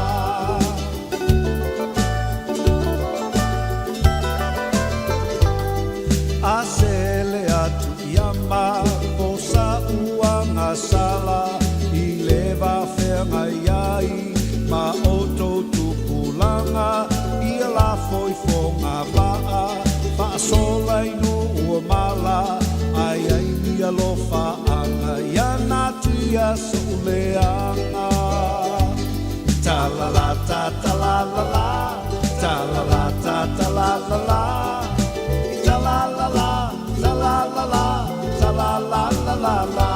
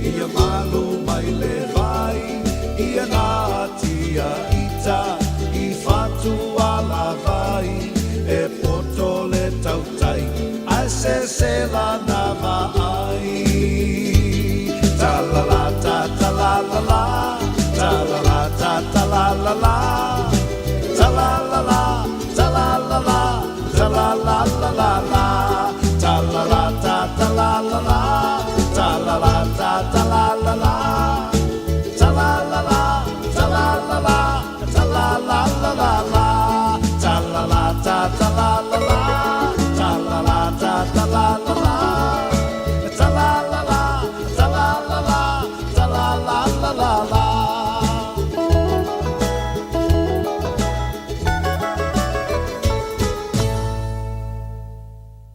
Whai mea alofa I a inga mawo I Samoa, e ala I whaatawina o se hotel ta alofa voucher. E mawhai ona whaongaina mo aso tā ua whailongaina. E pei o aso whanau, whaipoiponga, pe whai malolonga mo ta whawhawai whaiungo vai aso. Whaatau e oi New Zealand nei, a e piki elo a inga I Samoa. Tanga I ane I le pacific40.com/hotel. Ma whaatau nei loa. Pe wala au I le o lua tasi, o valu tolu tolu, lua lua, lua tolu. O lua tasi, o valu tolu tolu, lua lua, lua tolu. A whai alo sa ili se a onga a mata molo walu. Aua loe te toi popoli o le Galaxy Childcare e tele ona la lai au kilani I saute. E toa tele whai a o ngā ngawaa o le a o ina le whanau e ia inga whapitoa pe a le sitala lo walo. Tolus fulu I tū la, free. A vanoa le vena le a onga mo whemalanga inga le whanau, free. Maua mea aia le whanau, free. E ia inga whapitoa. Mo nisi whamatalanga, whaafsotai le o lua tasi, o valu tolu, lua fitu, lua iwa fitu. Beta Drive Doctors I le taulanga whaatau I mangele, whaapea manrua. Mo le vainga o so ngase pe amana o mia. E whaatino e fo I matupui pui o le whanau witi, o tupui pui la ko witi sfuluiva, mo I lato e sfuluan tausanga malunga atu. Whaapea matupui pui o le fulu. Wala au telefoni, 255-25 mo so wanoe whaatino ai nei au nanga. O fisa fo mai I mangele I taftafane o le McDonald. a Manrewa e taftafane o le Faletusi po le Public Library. Peter Drive Doctors Clinics. Malo soifua, o le siafufonga Samoa, Radio Samoa, tasilima iwa tolu amo. Se kia Radio Samoa. Abalolo sa dato wa tino le tali mai pa kala me fifia mai le nei foi tai ao. Leo was fumal family to tenele tula sumal jasi ni si da tato pa kala me le foi tai le sanga fua. Pe ona fa fonga mai le tanto wa tino. Dato tala fortuna tia to le ngana Britania. O le tautua amanta mon leiva ia so le tau sala le tato pa kala me fifia mai. Ya le ho fatasi mai le ulu ia lito finga Aisha host mo tanto. Ya wani so tatu tala to oto imelo tupu tono tatu wa tunu Samoa ale ngata fo leo le nia tunu lo tatu o mawai patalo fatu imalanga fifi ni ta ya te o sala malo se fo boria mani fo sanga fo le ta ya fo ya manuia le tau sanga fo tia malo lava so fo manuia le mamalu se tatu wa tunu ia o lo o mai mo mai ia po fa long mai fo ia ile tapo kala menita ya malo lava tal sia na maua se tau sanga fo ile manuia mai le li sa ia ele ai si wa ma le amtanga fo ile nei tau sanga ia ole faftaisi ole o maua pele manuia ia lewa mafai na te mafutai fo le nei asunga fua malo lava tetia yo ele si me silo na taua na le faftai ile tua pia na sauno fo ile fionga le tau sala ia ole asi si me sili na le loto vivi ia mal faftai ile tua ole uta am talia ngalu ngal nei tau sanga su ia le foi numela munmudi lua o lua fa ile le fanga le lima ia ale su masangi ole su masani lava o ka fa pela kala ka ya ole aso momu o ka mafuka kule ya tano cham ia ia ngai la mafuka o ya laksen pa biwase kela mai la mafuka o ya laksen ka ke ba yo lu po ala o le po ala fa sanga ya malo ya me foi ya ka ko me fayanga ko miki it's free to dream ya me fa pe ya ele loa le ke mi sa le ke mi le mawai le avangwa le eva ai Trump ya wai le e saula vala aunga we ready malo ako pa akilo ya o vanga te fa ya so malo lo te to wa man kola le fenga lo ngal sanga to ya o ka pa ya o isi tanga te fava ya so ai malo lo mai ngal wenga ia el te minei ia engo fongo farfali ele fia malanga sisi me mantuala le malo lo mer fava ya so era ko fo ele fare nga yo ye ele se malo lo o ka pa aka malo lo la ko inga ngal wenga fava ya so o lo ka fa ngal wenga malo si la kausanga sa olilo ia a ko ale ia umma do ia tanga wenga malo lo ka fava ya so le ka ki malo lo o karu se simea la lokonga o ya pangi mo ko ngo fo ika ke halu ka ke fa sia we le va ai yang usila ya so ma kai mi se mai mangi usila sa le o ka ke sa mo la ngaru ya ki de ki ngalo ba sa sa le ya le tala ti tu langa i le va nga we si e mafai no le annual leave le fava ya so le ya tanga te ave tasi va ya so lo va ya so ya fo ya le tanga te ave to le va ya so yo tu langana ya pela na ya le ya le o atu le situ ya pela na eta wa ya le atukuki ia wa kalangoma yo wa kalangoma ya le ku ia wa ke we video ko ala ke lo ke lunga le la ke fa pe lunga lo que lo Mark Brown la lokonga ya o le si que mi ya we video ko lo o te ya baila ya e fácil solo qua we le lo ale ben fa dreams are free e ma fa ya que ya le vaya ko lo fa kulela le i konga le fea e ma fa la manga ya winga la tala fo ilia wa ka ngofonga di fare ia olisi e pe ngo for fare o man nga ruenga fo le more vau iwe pa o ile mea ka penga fale pa kia pa ka ngeri sipiko iwe so ala ile mar va ia kwa I le ko rua man whangau, ke ara waika. Ia. Pia vai a ko ala ele mingoi mai, ai mo moi, ke ara waika. Ai pi ma nga ia kamaranga. O lo ka whainga ruanga fuidea, ala ke ma fau fau de ka whawes pe a. Ala ke ila le lo makua, le tina le ainga. Ia. So ala ka poka lame nga mbor kausanga. Ia. Ke ia la kinga ala inga kusanga. O ngei o ka malolo. Ia. Ko so ngei des whare o ka malolo o te sema. Te sema. Ala songa fu ala e whiri lei. Ia. Wa ke ia lo makua lo ka vemera ke pakia paka akora po akora ka penga le ako. Ia. Ka lo makua kere fia. Ka ko kure so vare le songa fu. A va ila le happy ala lo misia. Ala vemera kala lo makua. Fia ko ke sa mo. Ala kala ko ngalei. Ka ko ikanga ka. Ala ke mo mua la le ia lo makua ikanga. Ia. Ala bi ke in fa lo lo makua lo ka ka le ka wa. Ai. Ko so kausanga lo makua nga fiku lima e ko solo vivo ila lo fase fu. Wa vave an ko pa ui la lo nampa sa. Ko kalavau au se le ko kalavau ngo ka ukanga. Malisi me lo ko sole avenga mamma fa le fa pelo makua. Po wangi me fa ila fa ngor kausanga. Le wa mai me le ainga e fai. Au mai me le kalisia. Ha le planner ko inga le mai. So fuka ko makamai ki o ikanga. Wa vai le pokala merko inga lenga fu markinga ma. Usala le o le se ere kalisia ran ko farkisimas. Nga iri la inga le. Usanga le uma o nga ri fa fiau.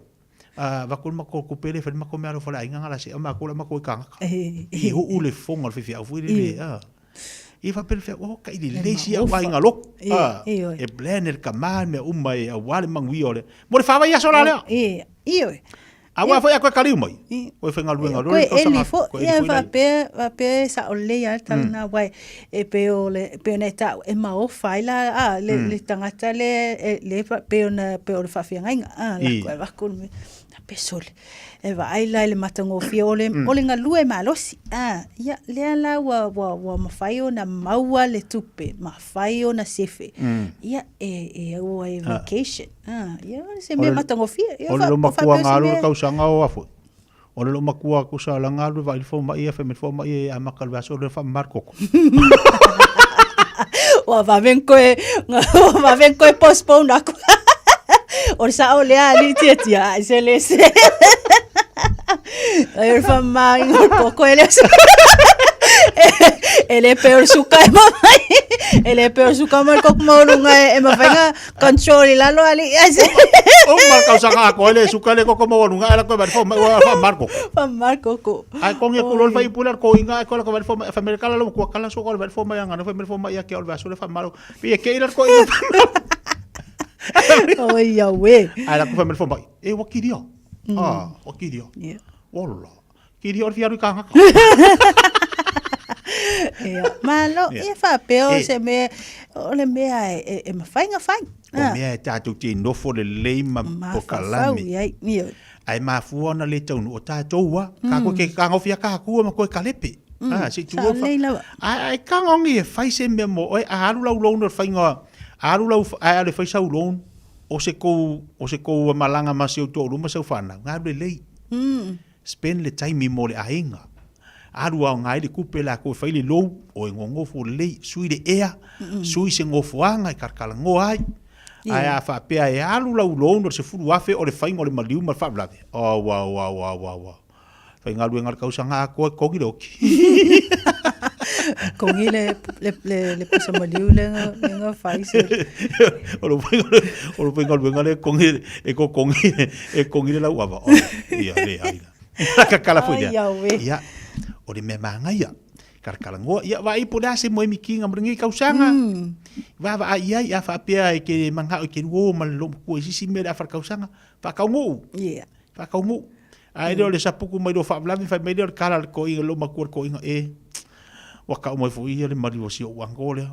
Ko pele anko ia ka ka ka. Se yo se kai mi ali tio. Oi sorry. Ai se o que ko la kala ka me fa mo mori. O go tai ko vio.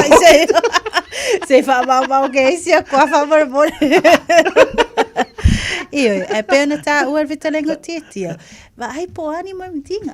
Ia o goals.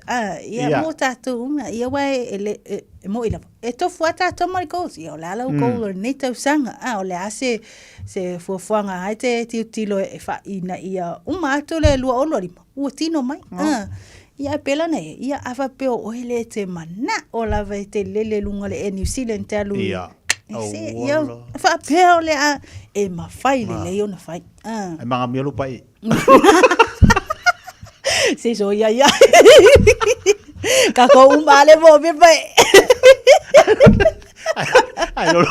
Ai lolo fia fia lu ngal va de e wa fo ikiro ka ka ngal va de e ko fo e sa a fa pe o na ki fia fia lu ai fia finga lu ngal va de manga miel pai yo manga miel pai e fa fio fingo fo e fiu e ngai kule kai mi a ko ari se so ia tia e fa fio ko pa se fa fio ai oi ia malola vai ata tu e ko fa fio ko ma ko le po ka fa fio ma ari e manga miel pa e fa mo ia malo ole fai lava ina ia mafai ia mai le ia se le fia pa e ave mi o kinga inga ka pa e ia oi ya diso tatu tala mata mo leva ya se fa fonga mel tatu wa tunu le o si lia se lau wafe little swau wa pamu ese me mal tatu manwa fo ile pi ona ye latu sanga ia titia o le ngaluenga fa tino lo fa au pe ia e tu sai fo i male manuao ia po o le va fo ile le na mangoto i safata ali tu safata ia le manua nui ia lea ua fa mawina fo i reporti ia mafailo mai ai le mtanga luenga tele al malo ia e tu sai fo ila manisi fo i reporti o failo mai ia u se lau afe lita le swa u mai ona pamu ese mai ia mai le manuao le manua nui ia le lai failo mai fo ila mtanga luenga tele mole po le MWTI e silia tu loa le lua se lau afe le lita le swa u o le afa pinana avesia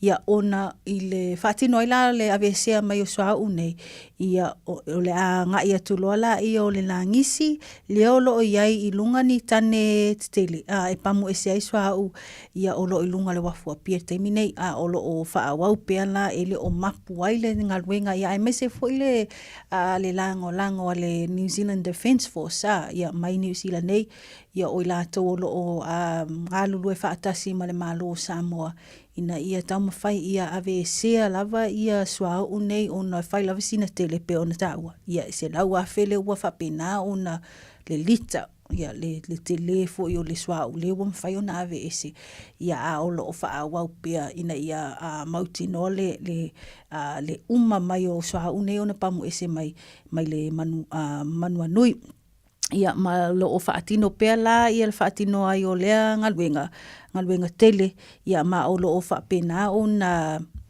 o le company o lo faatino ina lea vaenga po le avese ai o le swa o mai le manua nui o lo faatino ese company o lo stongi le malo New Zealand ia o lo mata i tu ina foi la faatino o le ngaluenga ia ele e sui o le US Coast Guard, le US Coast Guard, ia ma o lo o ngā lue whaatasi lava, ia malmalo Samoa, me semtanga luenga o lo o ngā lue whaatasi lea tūlanga, ina ia mauti noa le solonga le lei, ma le whaati noa i o lea ngā luenga titia. Mana ia, nisio tātu talamata na, tā tes fina ngā lor kabineta, ile tofi minista o le whaipulanga ngai fo maunga, ngai fo maunga tolu, mana tuolum tā upo fo ile lena ri ema le vaiason te atu nei. Sa o lele lava ole peona e tā ua po pena folosia fo ia te tia tūlanga ia, ole mta upu lea lena wha pena o na moli ai le a whiunga na minsta o whato anga mwhai ngā whaiva ia po ole sui whaipule fo i o ngā ngai fo maunga numero tolu, le sunga ia la auli le o te pola taiva o Schmidt.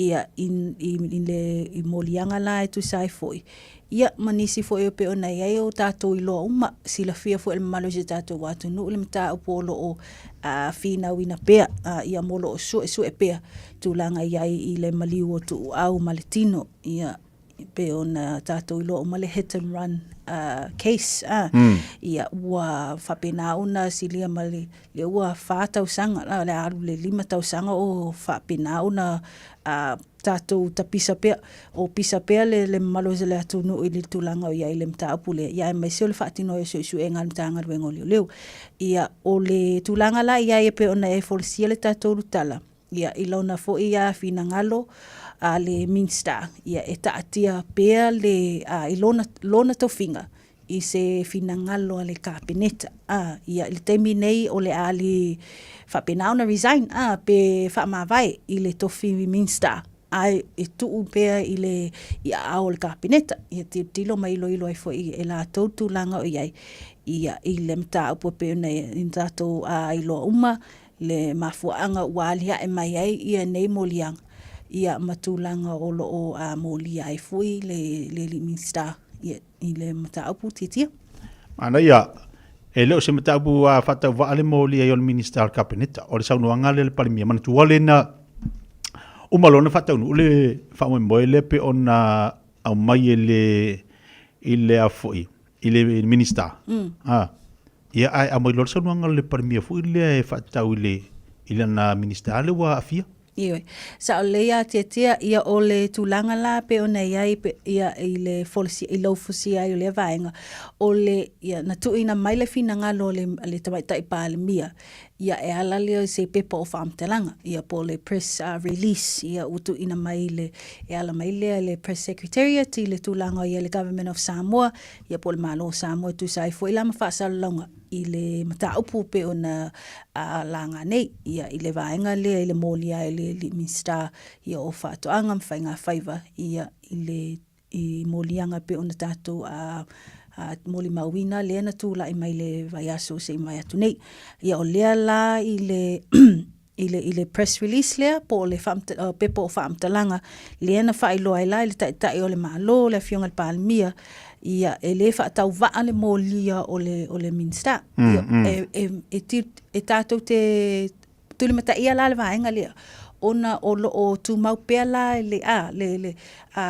le tofinga i tofinga male tilo iai tu langa o Minster ese masui fai pule ia i le vaenga ia o le mai tauina e le o mama i lana fionga le palemia ia le moli aio i la tau nei ia e peona iai foi la le tasi foi o sui fai pule ia o tātou ilo uma ia manisi foi ia o sui ia o le palemeni o tātou tilo mvava ai foi moli mau ai foi le malu se tātou atunu ia ma ua mautino ai foi lai i o lo o whaatino ngā luenga le tamaitai palemia i le ilona ia tilo i le analyzinga ma le tilo i le evaluatinga o le mawei le afoi le maa le ale mtaupu ia ma o le la wa ia tau ai e le o whapena ona whaatau waa i lona tilo le molia se Minster ia e ui e le o molianga tau le tofinga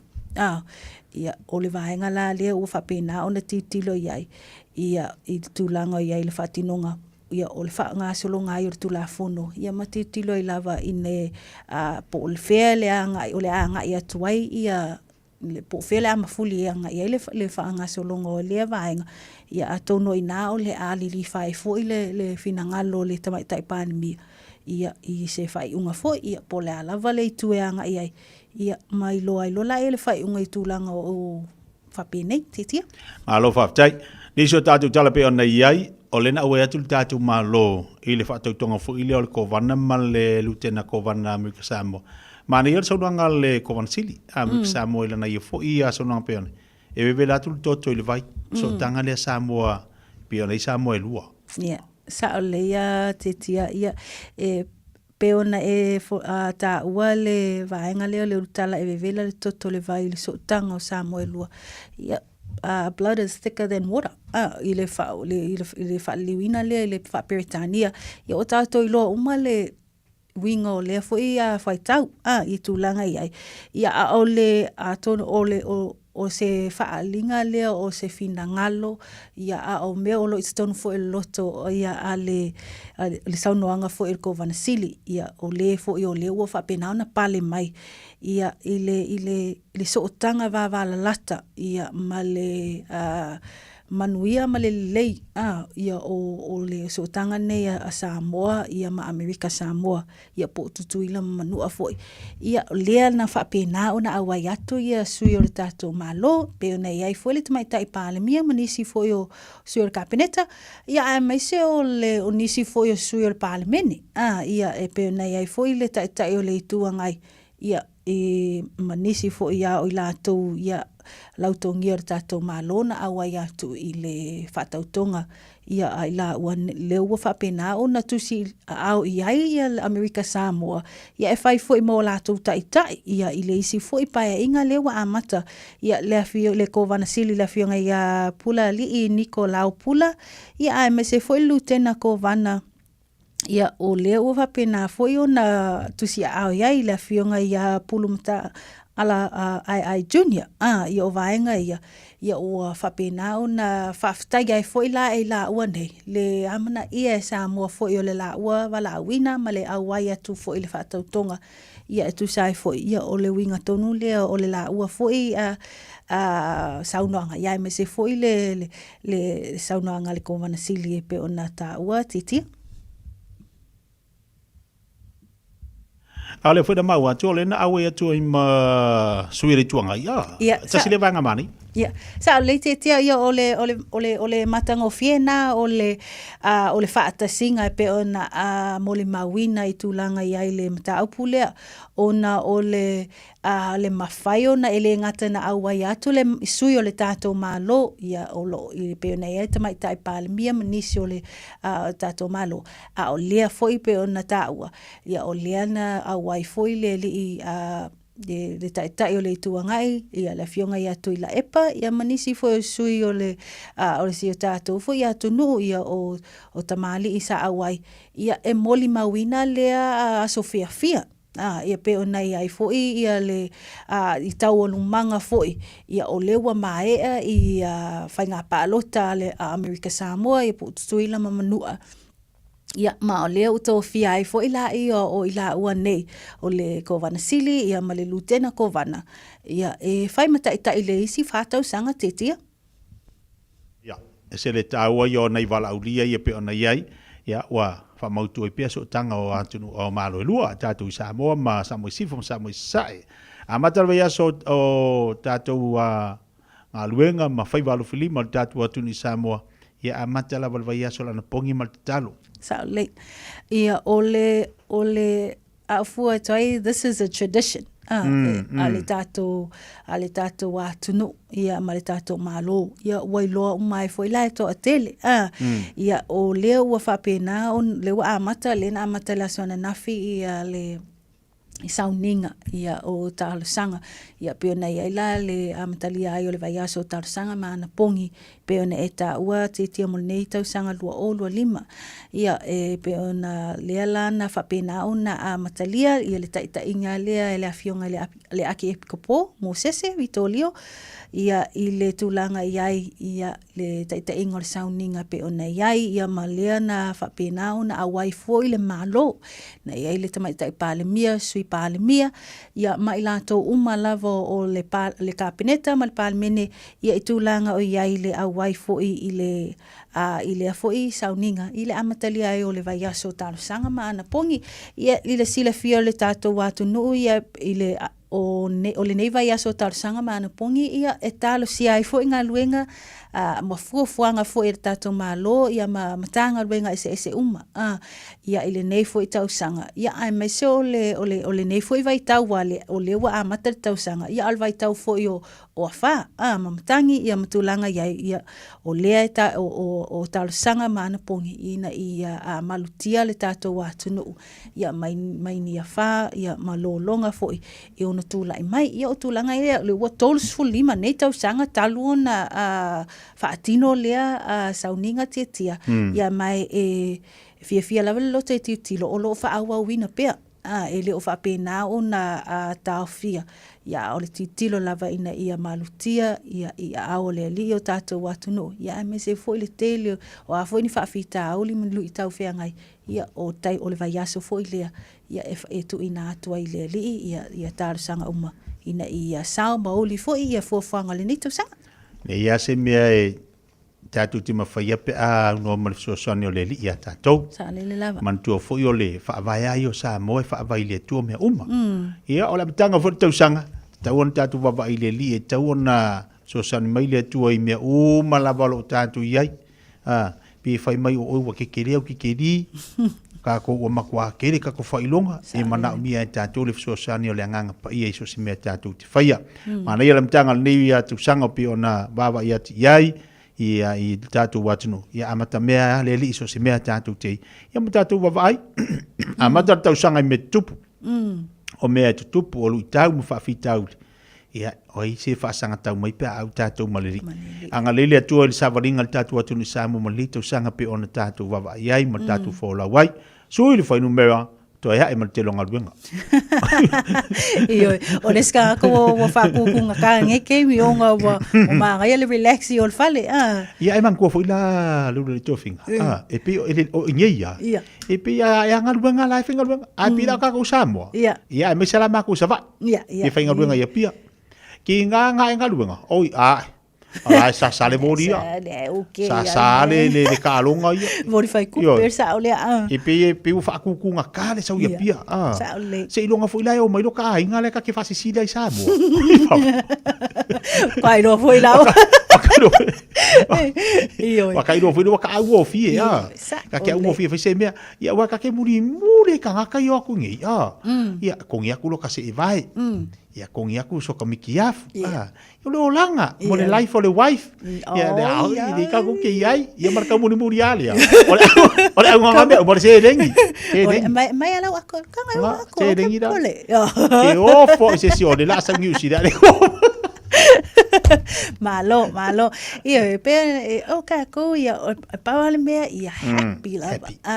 Ia ta ia mauti no lava ia ele o fa pena o na fa lava veina lo ma fa si pule ia pe ona ta o fo ia o lo wa mata le tele fo fa fitau ia pe no ia fo ita to reporting me pena.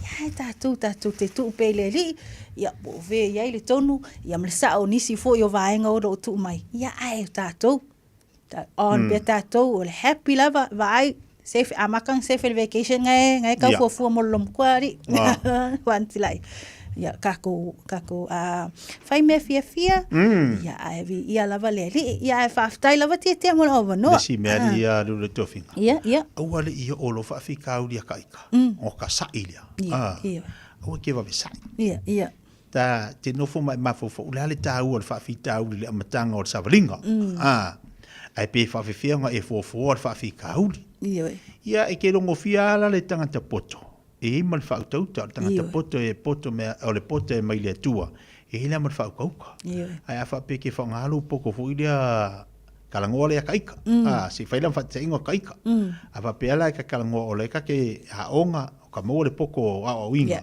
ai o ka fa nga inga la i mer ku por ngiolanga e le las fa kauka nga o lo kaika pakia paka ia karia o ai fa sang ka mai wa ka karia ku ai ai mai la le poko mai le o a fa fika u ka ke ngofo le ilalo mama fa so e ai la mal fa ku ka kamanga le se senga langa poko yo me la le maki ele se mala au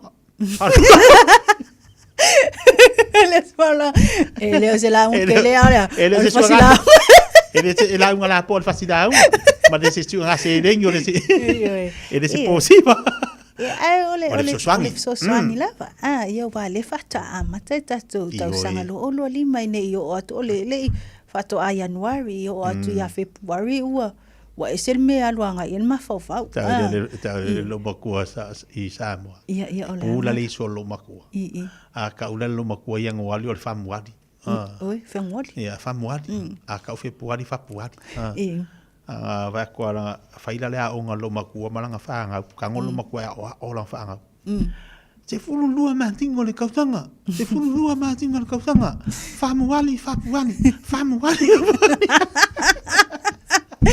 makua se singin foi. Ku sala ku le ma vol mo le ka ona fa ngo ma singa ka sanga. Ai fa le kongula le su. Te funu nu ma singa ka sanga. Te funu nu fai kau kana. Te funu nu ma singa kau kana. Fa muani. Ai misi ako makia perila. Ku sala yang wari fa muani. Ate se era ka ngo ma singa. Ko se ngo me ku. Ya ka ko ya fa muani. Ka ko ya fa muani. Manguiari ni kai on. Ade de yo. Lo tia se o ese que maka. Ide yo ga kala yo me alofa. A o se me. Se ya ba pe kukusa maka wa. Ele misia. Ela ngo fambo ni. Ngo fambo ni prefer. Malo. Ba tai la tia mo lo avo no. O ya. O fa pe. Ia fa taila va mo a noa ia ai me se fo ile fa longo mai malu se tatu wa tunu ile amtanga fo i nga luenga le nei vai aso mana tu lo mo mai ia le autelingo tatu reporting nei i lungo penga te fai langi le website ia ale tatu official le Radio Samoa. Ia ai me se fo ila ni so tala la faina tu ina tu lungo le Facebook page fai tau toa fai tau manino ia awa fo ni so me o lo stupu je tatu watu no ia me se fo nei New Zealand malalangi atoa ia ai manutele ina fai val nei aso tia mo nei so fo mai manuia Radio Samoa Taslima Ivatolu Amo Ua mawhai ona aura tula polo kalame le leimo o ia so taitasi ona o le langolango malo si le fale maliu a se alo le atunuu o ese tatupu Funeral Directors i Manukau City. Pokalame leimo o e talo falava. Fata wina salamo iwa sumatasi mo o ele ne yaso. O le nofo ile me lilo ia ili silisili ese. E mau o ia le paolo o le e ona le malo si umalava. O te whapea atu ia iova. O lo malu o ia. Malu olo o lo watua o te whaatua tua i a te ia. Wa o ia na te lawe ina oe le mai lei, a le whai manu, ma le wha mai e oti ai. E ufi fo o ia i a te oe ona apa au. E te sulu whai fo i lalo ona apa au e whai alo na wha maoni, mautali pupuni, ma mea pupuni e pui nai oe. E te le matau le mea matau tie le pō, ma le u whana. E lele le au. O le wha mai e whelua i le pongi sa. Ma le mala e whano ai le au tea. E pa uisa to awhi i o tafa. Ma le manoi lo i tūtau matau. Ai le tai ane i a te oe.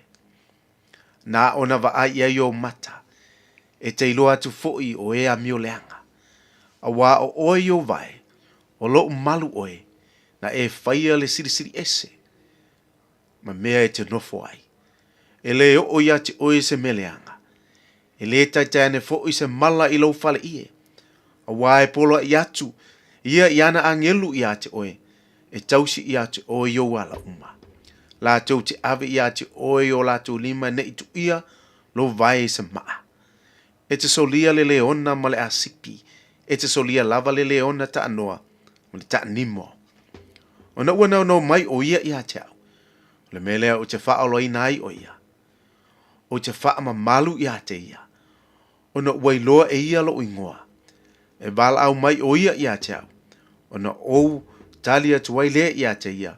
O au o te i a te ia ele pupo ngā. O te lawe ina o ia ma ou wha atupu ina lona mamalu. O le o langa wha afua loa. E malie ai o ia i a te au. O te whaali atu fo i a te ia, la o whaaolatanga. A vea Yehova mau marutanga le nei aso. Talia Yesu a vea mau whaola, ma manatua, ele lei moe. O le ese tatupu Funeral Directors o se fale maliu Samoa o le tali foilea o taimi whaingata ona o le malanga al maliu maleoti e mawhaifoi ona latu awina atu ma awina mai tino maliu o e pele mai so se atu nuo lanolangi mala auno le ese tatupu Funeral Directors i le lua ono lua toru fitu o pea fiuane ele se fulu malebalu Norman Spencer Drive in Manukau City.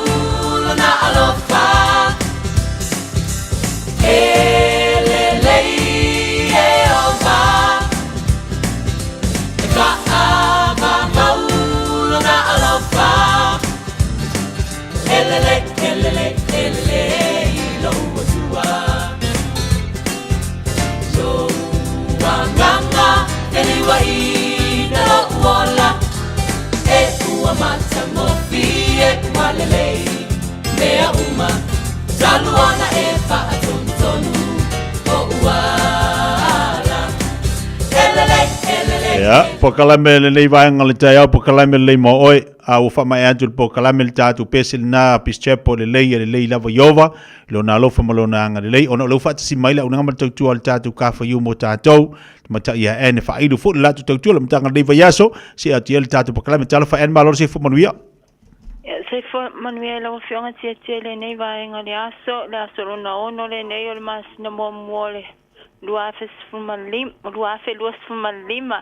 Ya o nanga masani lava le ka for you. Esa tua mo ona tangata o alala mapapa au so se vaenga o inei New Zealand.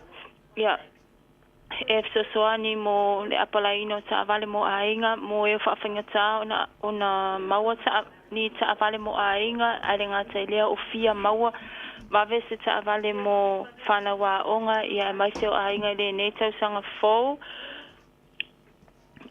ia o lea ma to te so soani e ala le fa faingo fia ina paulava ia Mautinoa, it's a finger ring to Mau, Lycene Avita Valley, so say to Enga Lycene, overseas license, and my fire matter so animal learn a license 40.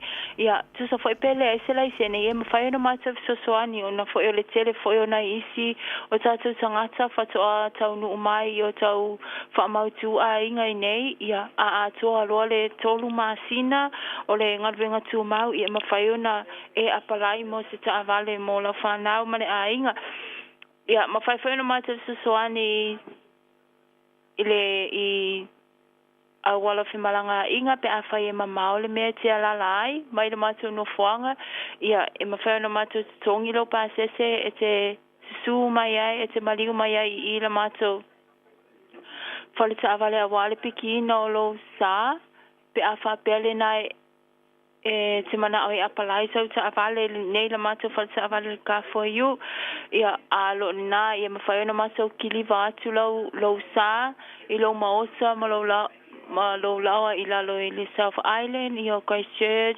Wellington ia poso se vaenga lava o nei ni sile mamau ma la mato no fanga ia mafai no mato soani le tulanga ia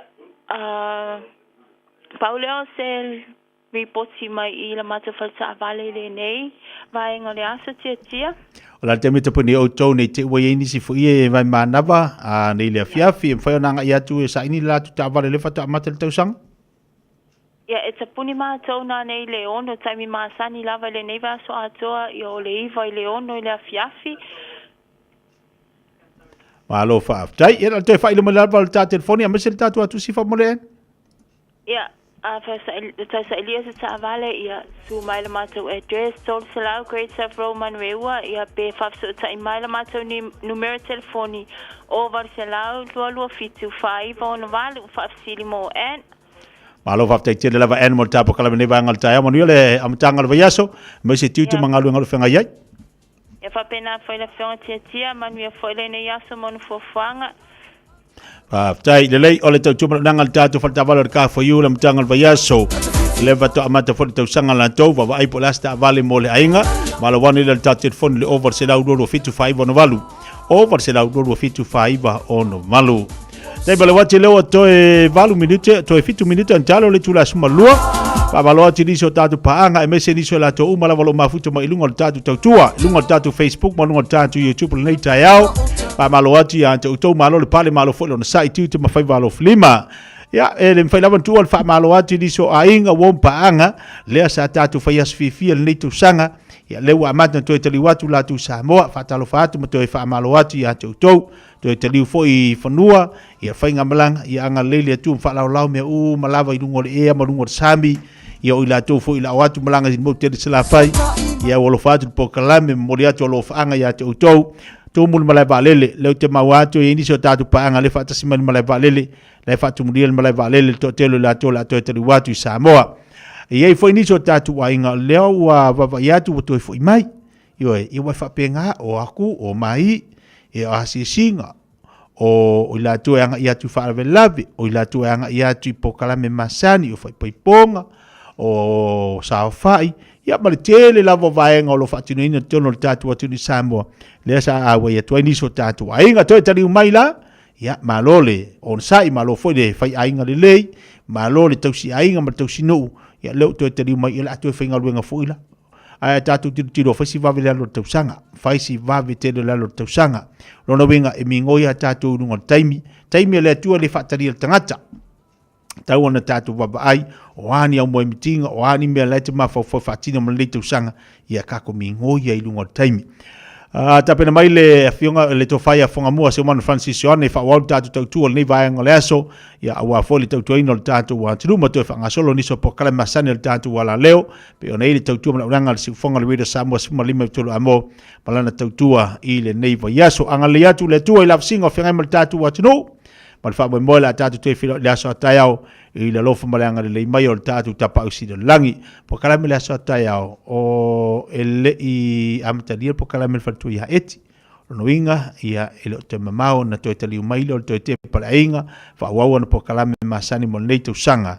ia ai olo tu maupea le tātou e vaivanga ma le tumaita ia Queen Poki mo le aso atai au tala le tu la sifulu le aso atai au ia la tātou e vaivatu i Samoa Queen Poki whanga solo fo ileo nisi o tātou e vaivanga pera masani ai a lei vaenga le aso whaftaitele Samoa le atu nupele mo le tātou maftanga ma le tātou e vaivanga i lunga po kalame le fifia mai mo le tātou nunga sa fsosoni atu nei musika ma nei po kalame mo tātou le so manuia tele love single ne yaso alofa tele atu tia so i fua mai manuia A whai alo sa ili sea o ngā a matsa molo walu. Au aloe te toi popole o le Galaxy Childcare e tele o na la lai au ki lani i saute. E toa tele whai a o ngā ngawaa o le a o ina le whānau e ia inga whapitoa pe a le sitala lo walu. Tolus fulu i tū la. Free. A vanoa le vēna le a onga mo whemalanga inga le whānau. Free. Maua mea aia le whānau. Free. E ia inga whapitoa. Mo nisi whamatalanga. Whafso tai le o lua tasi. O valu tolu. Lua fitu. Lua iwa fitu.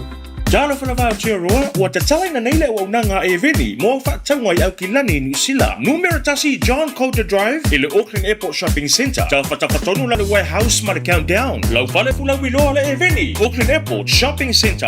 O mana o mie o e po se isi lo a inga se fisoso ani tau whi malanga inga mo New Zealand. I mata au po pe o le vaita mai no whanau po ngā luenga. A whai o lau tali o le ioe, wala au loa Ken Ferniho o le Fern Immigration Services. E iaila na laisene, ma ua silia ma le se fulu lima tau sanga o lana tau tua. E toa tele tangata o fisoso ani iai Ken, i mata upu tau whi malanga inga. E au fia ai mata upu na o atu le tribunal, pa apili le minister. Tanga iane le mata o Facebook, ma le upenga te whailangi i moli mau. Mo nisi whamtalanga, wala au mai le Fern Immigration Services, ma tala noa ia Luisa, i le oiwa, lua ono lua, tolu lua lima tolu. Lua ono lua, tolu lua lima tolu. Po le o lua tasi, tasi lima tasi, o lima. Tasi lima iwa tolu amo. Radio Samoa.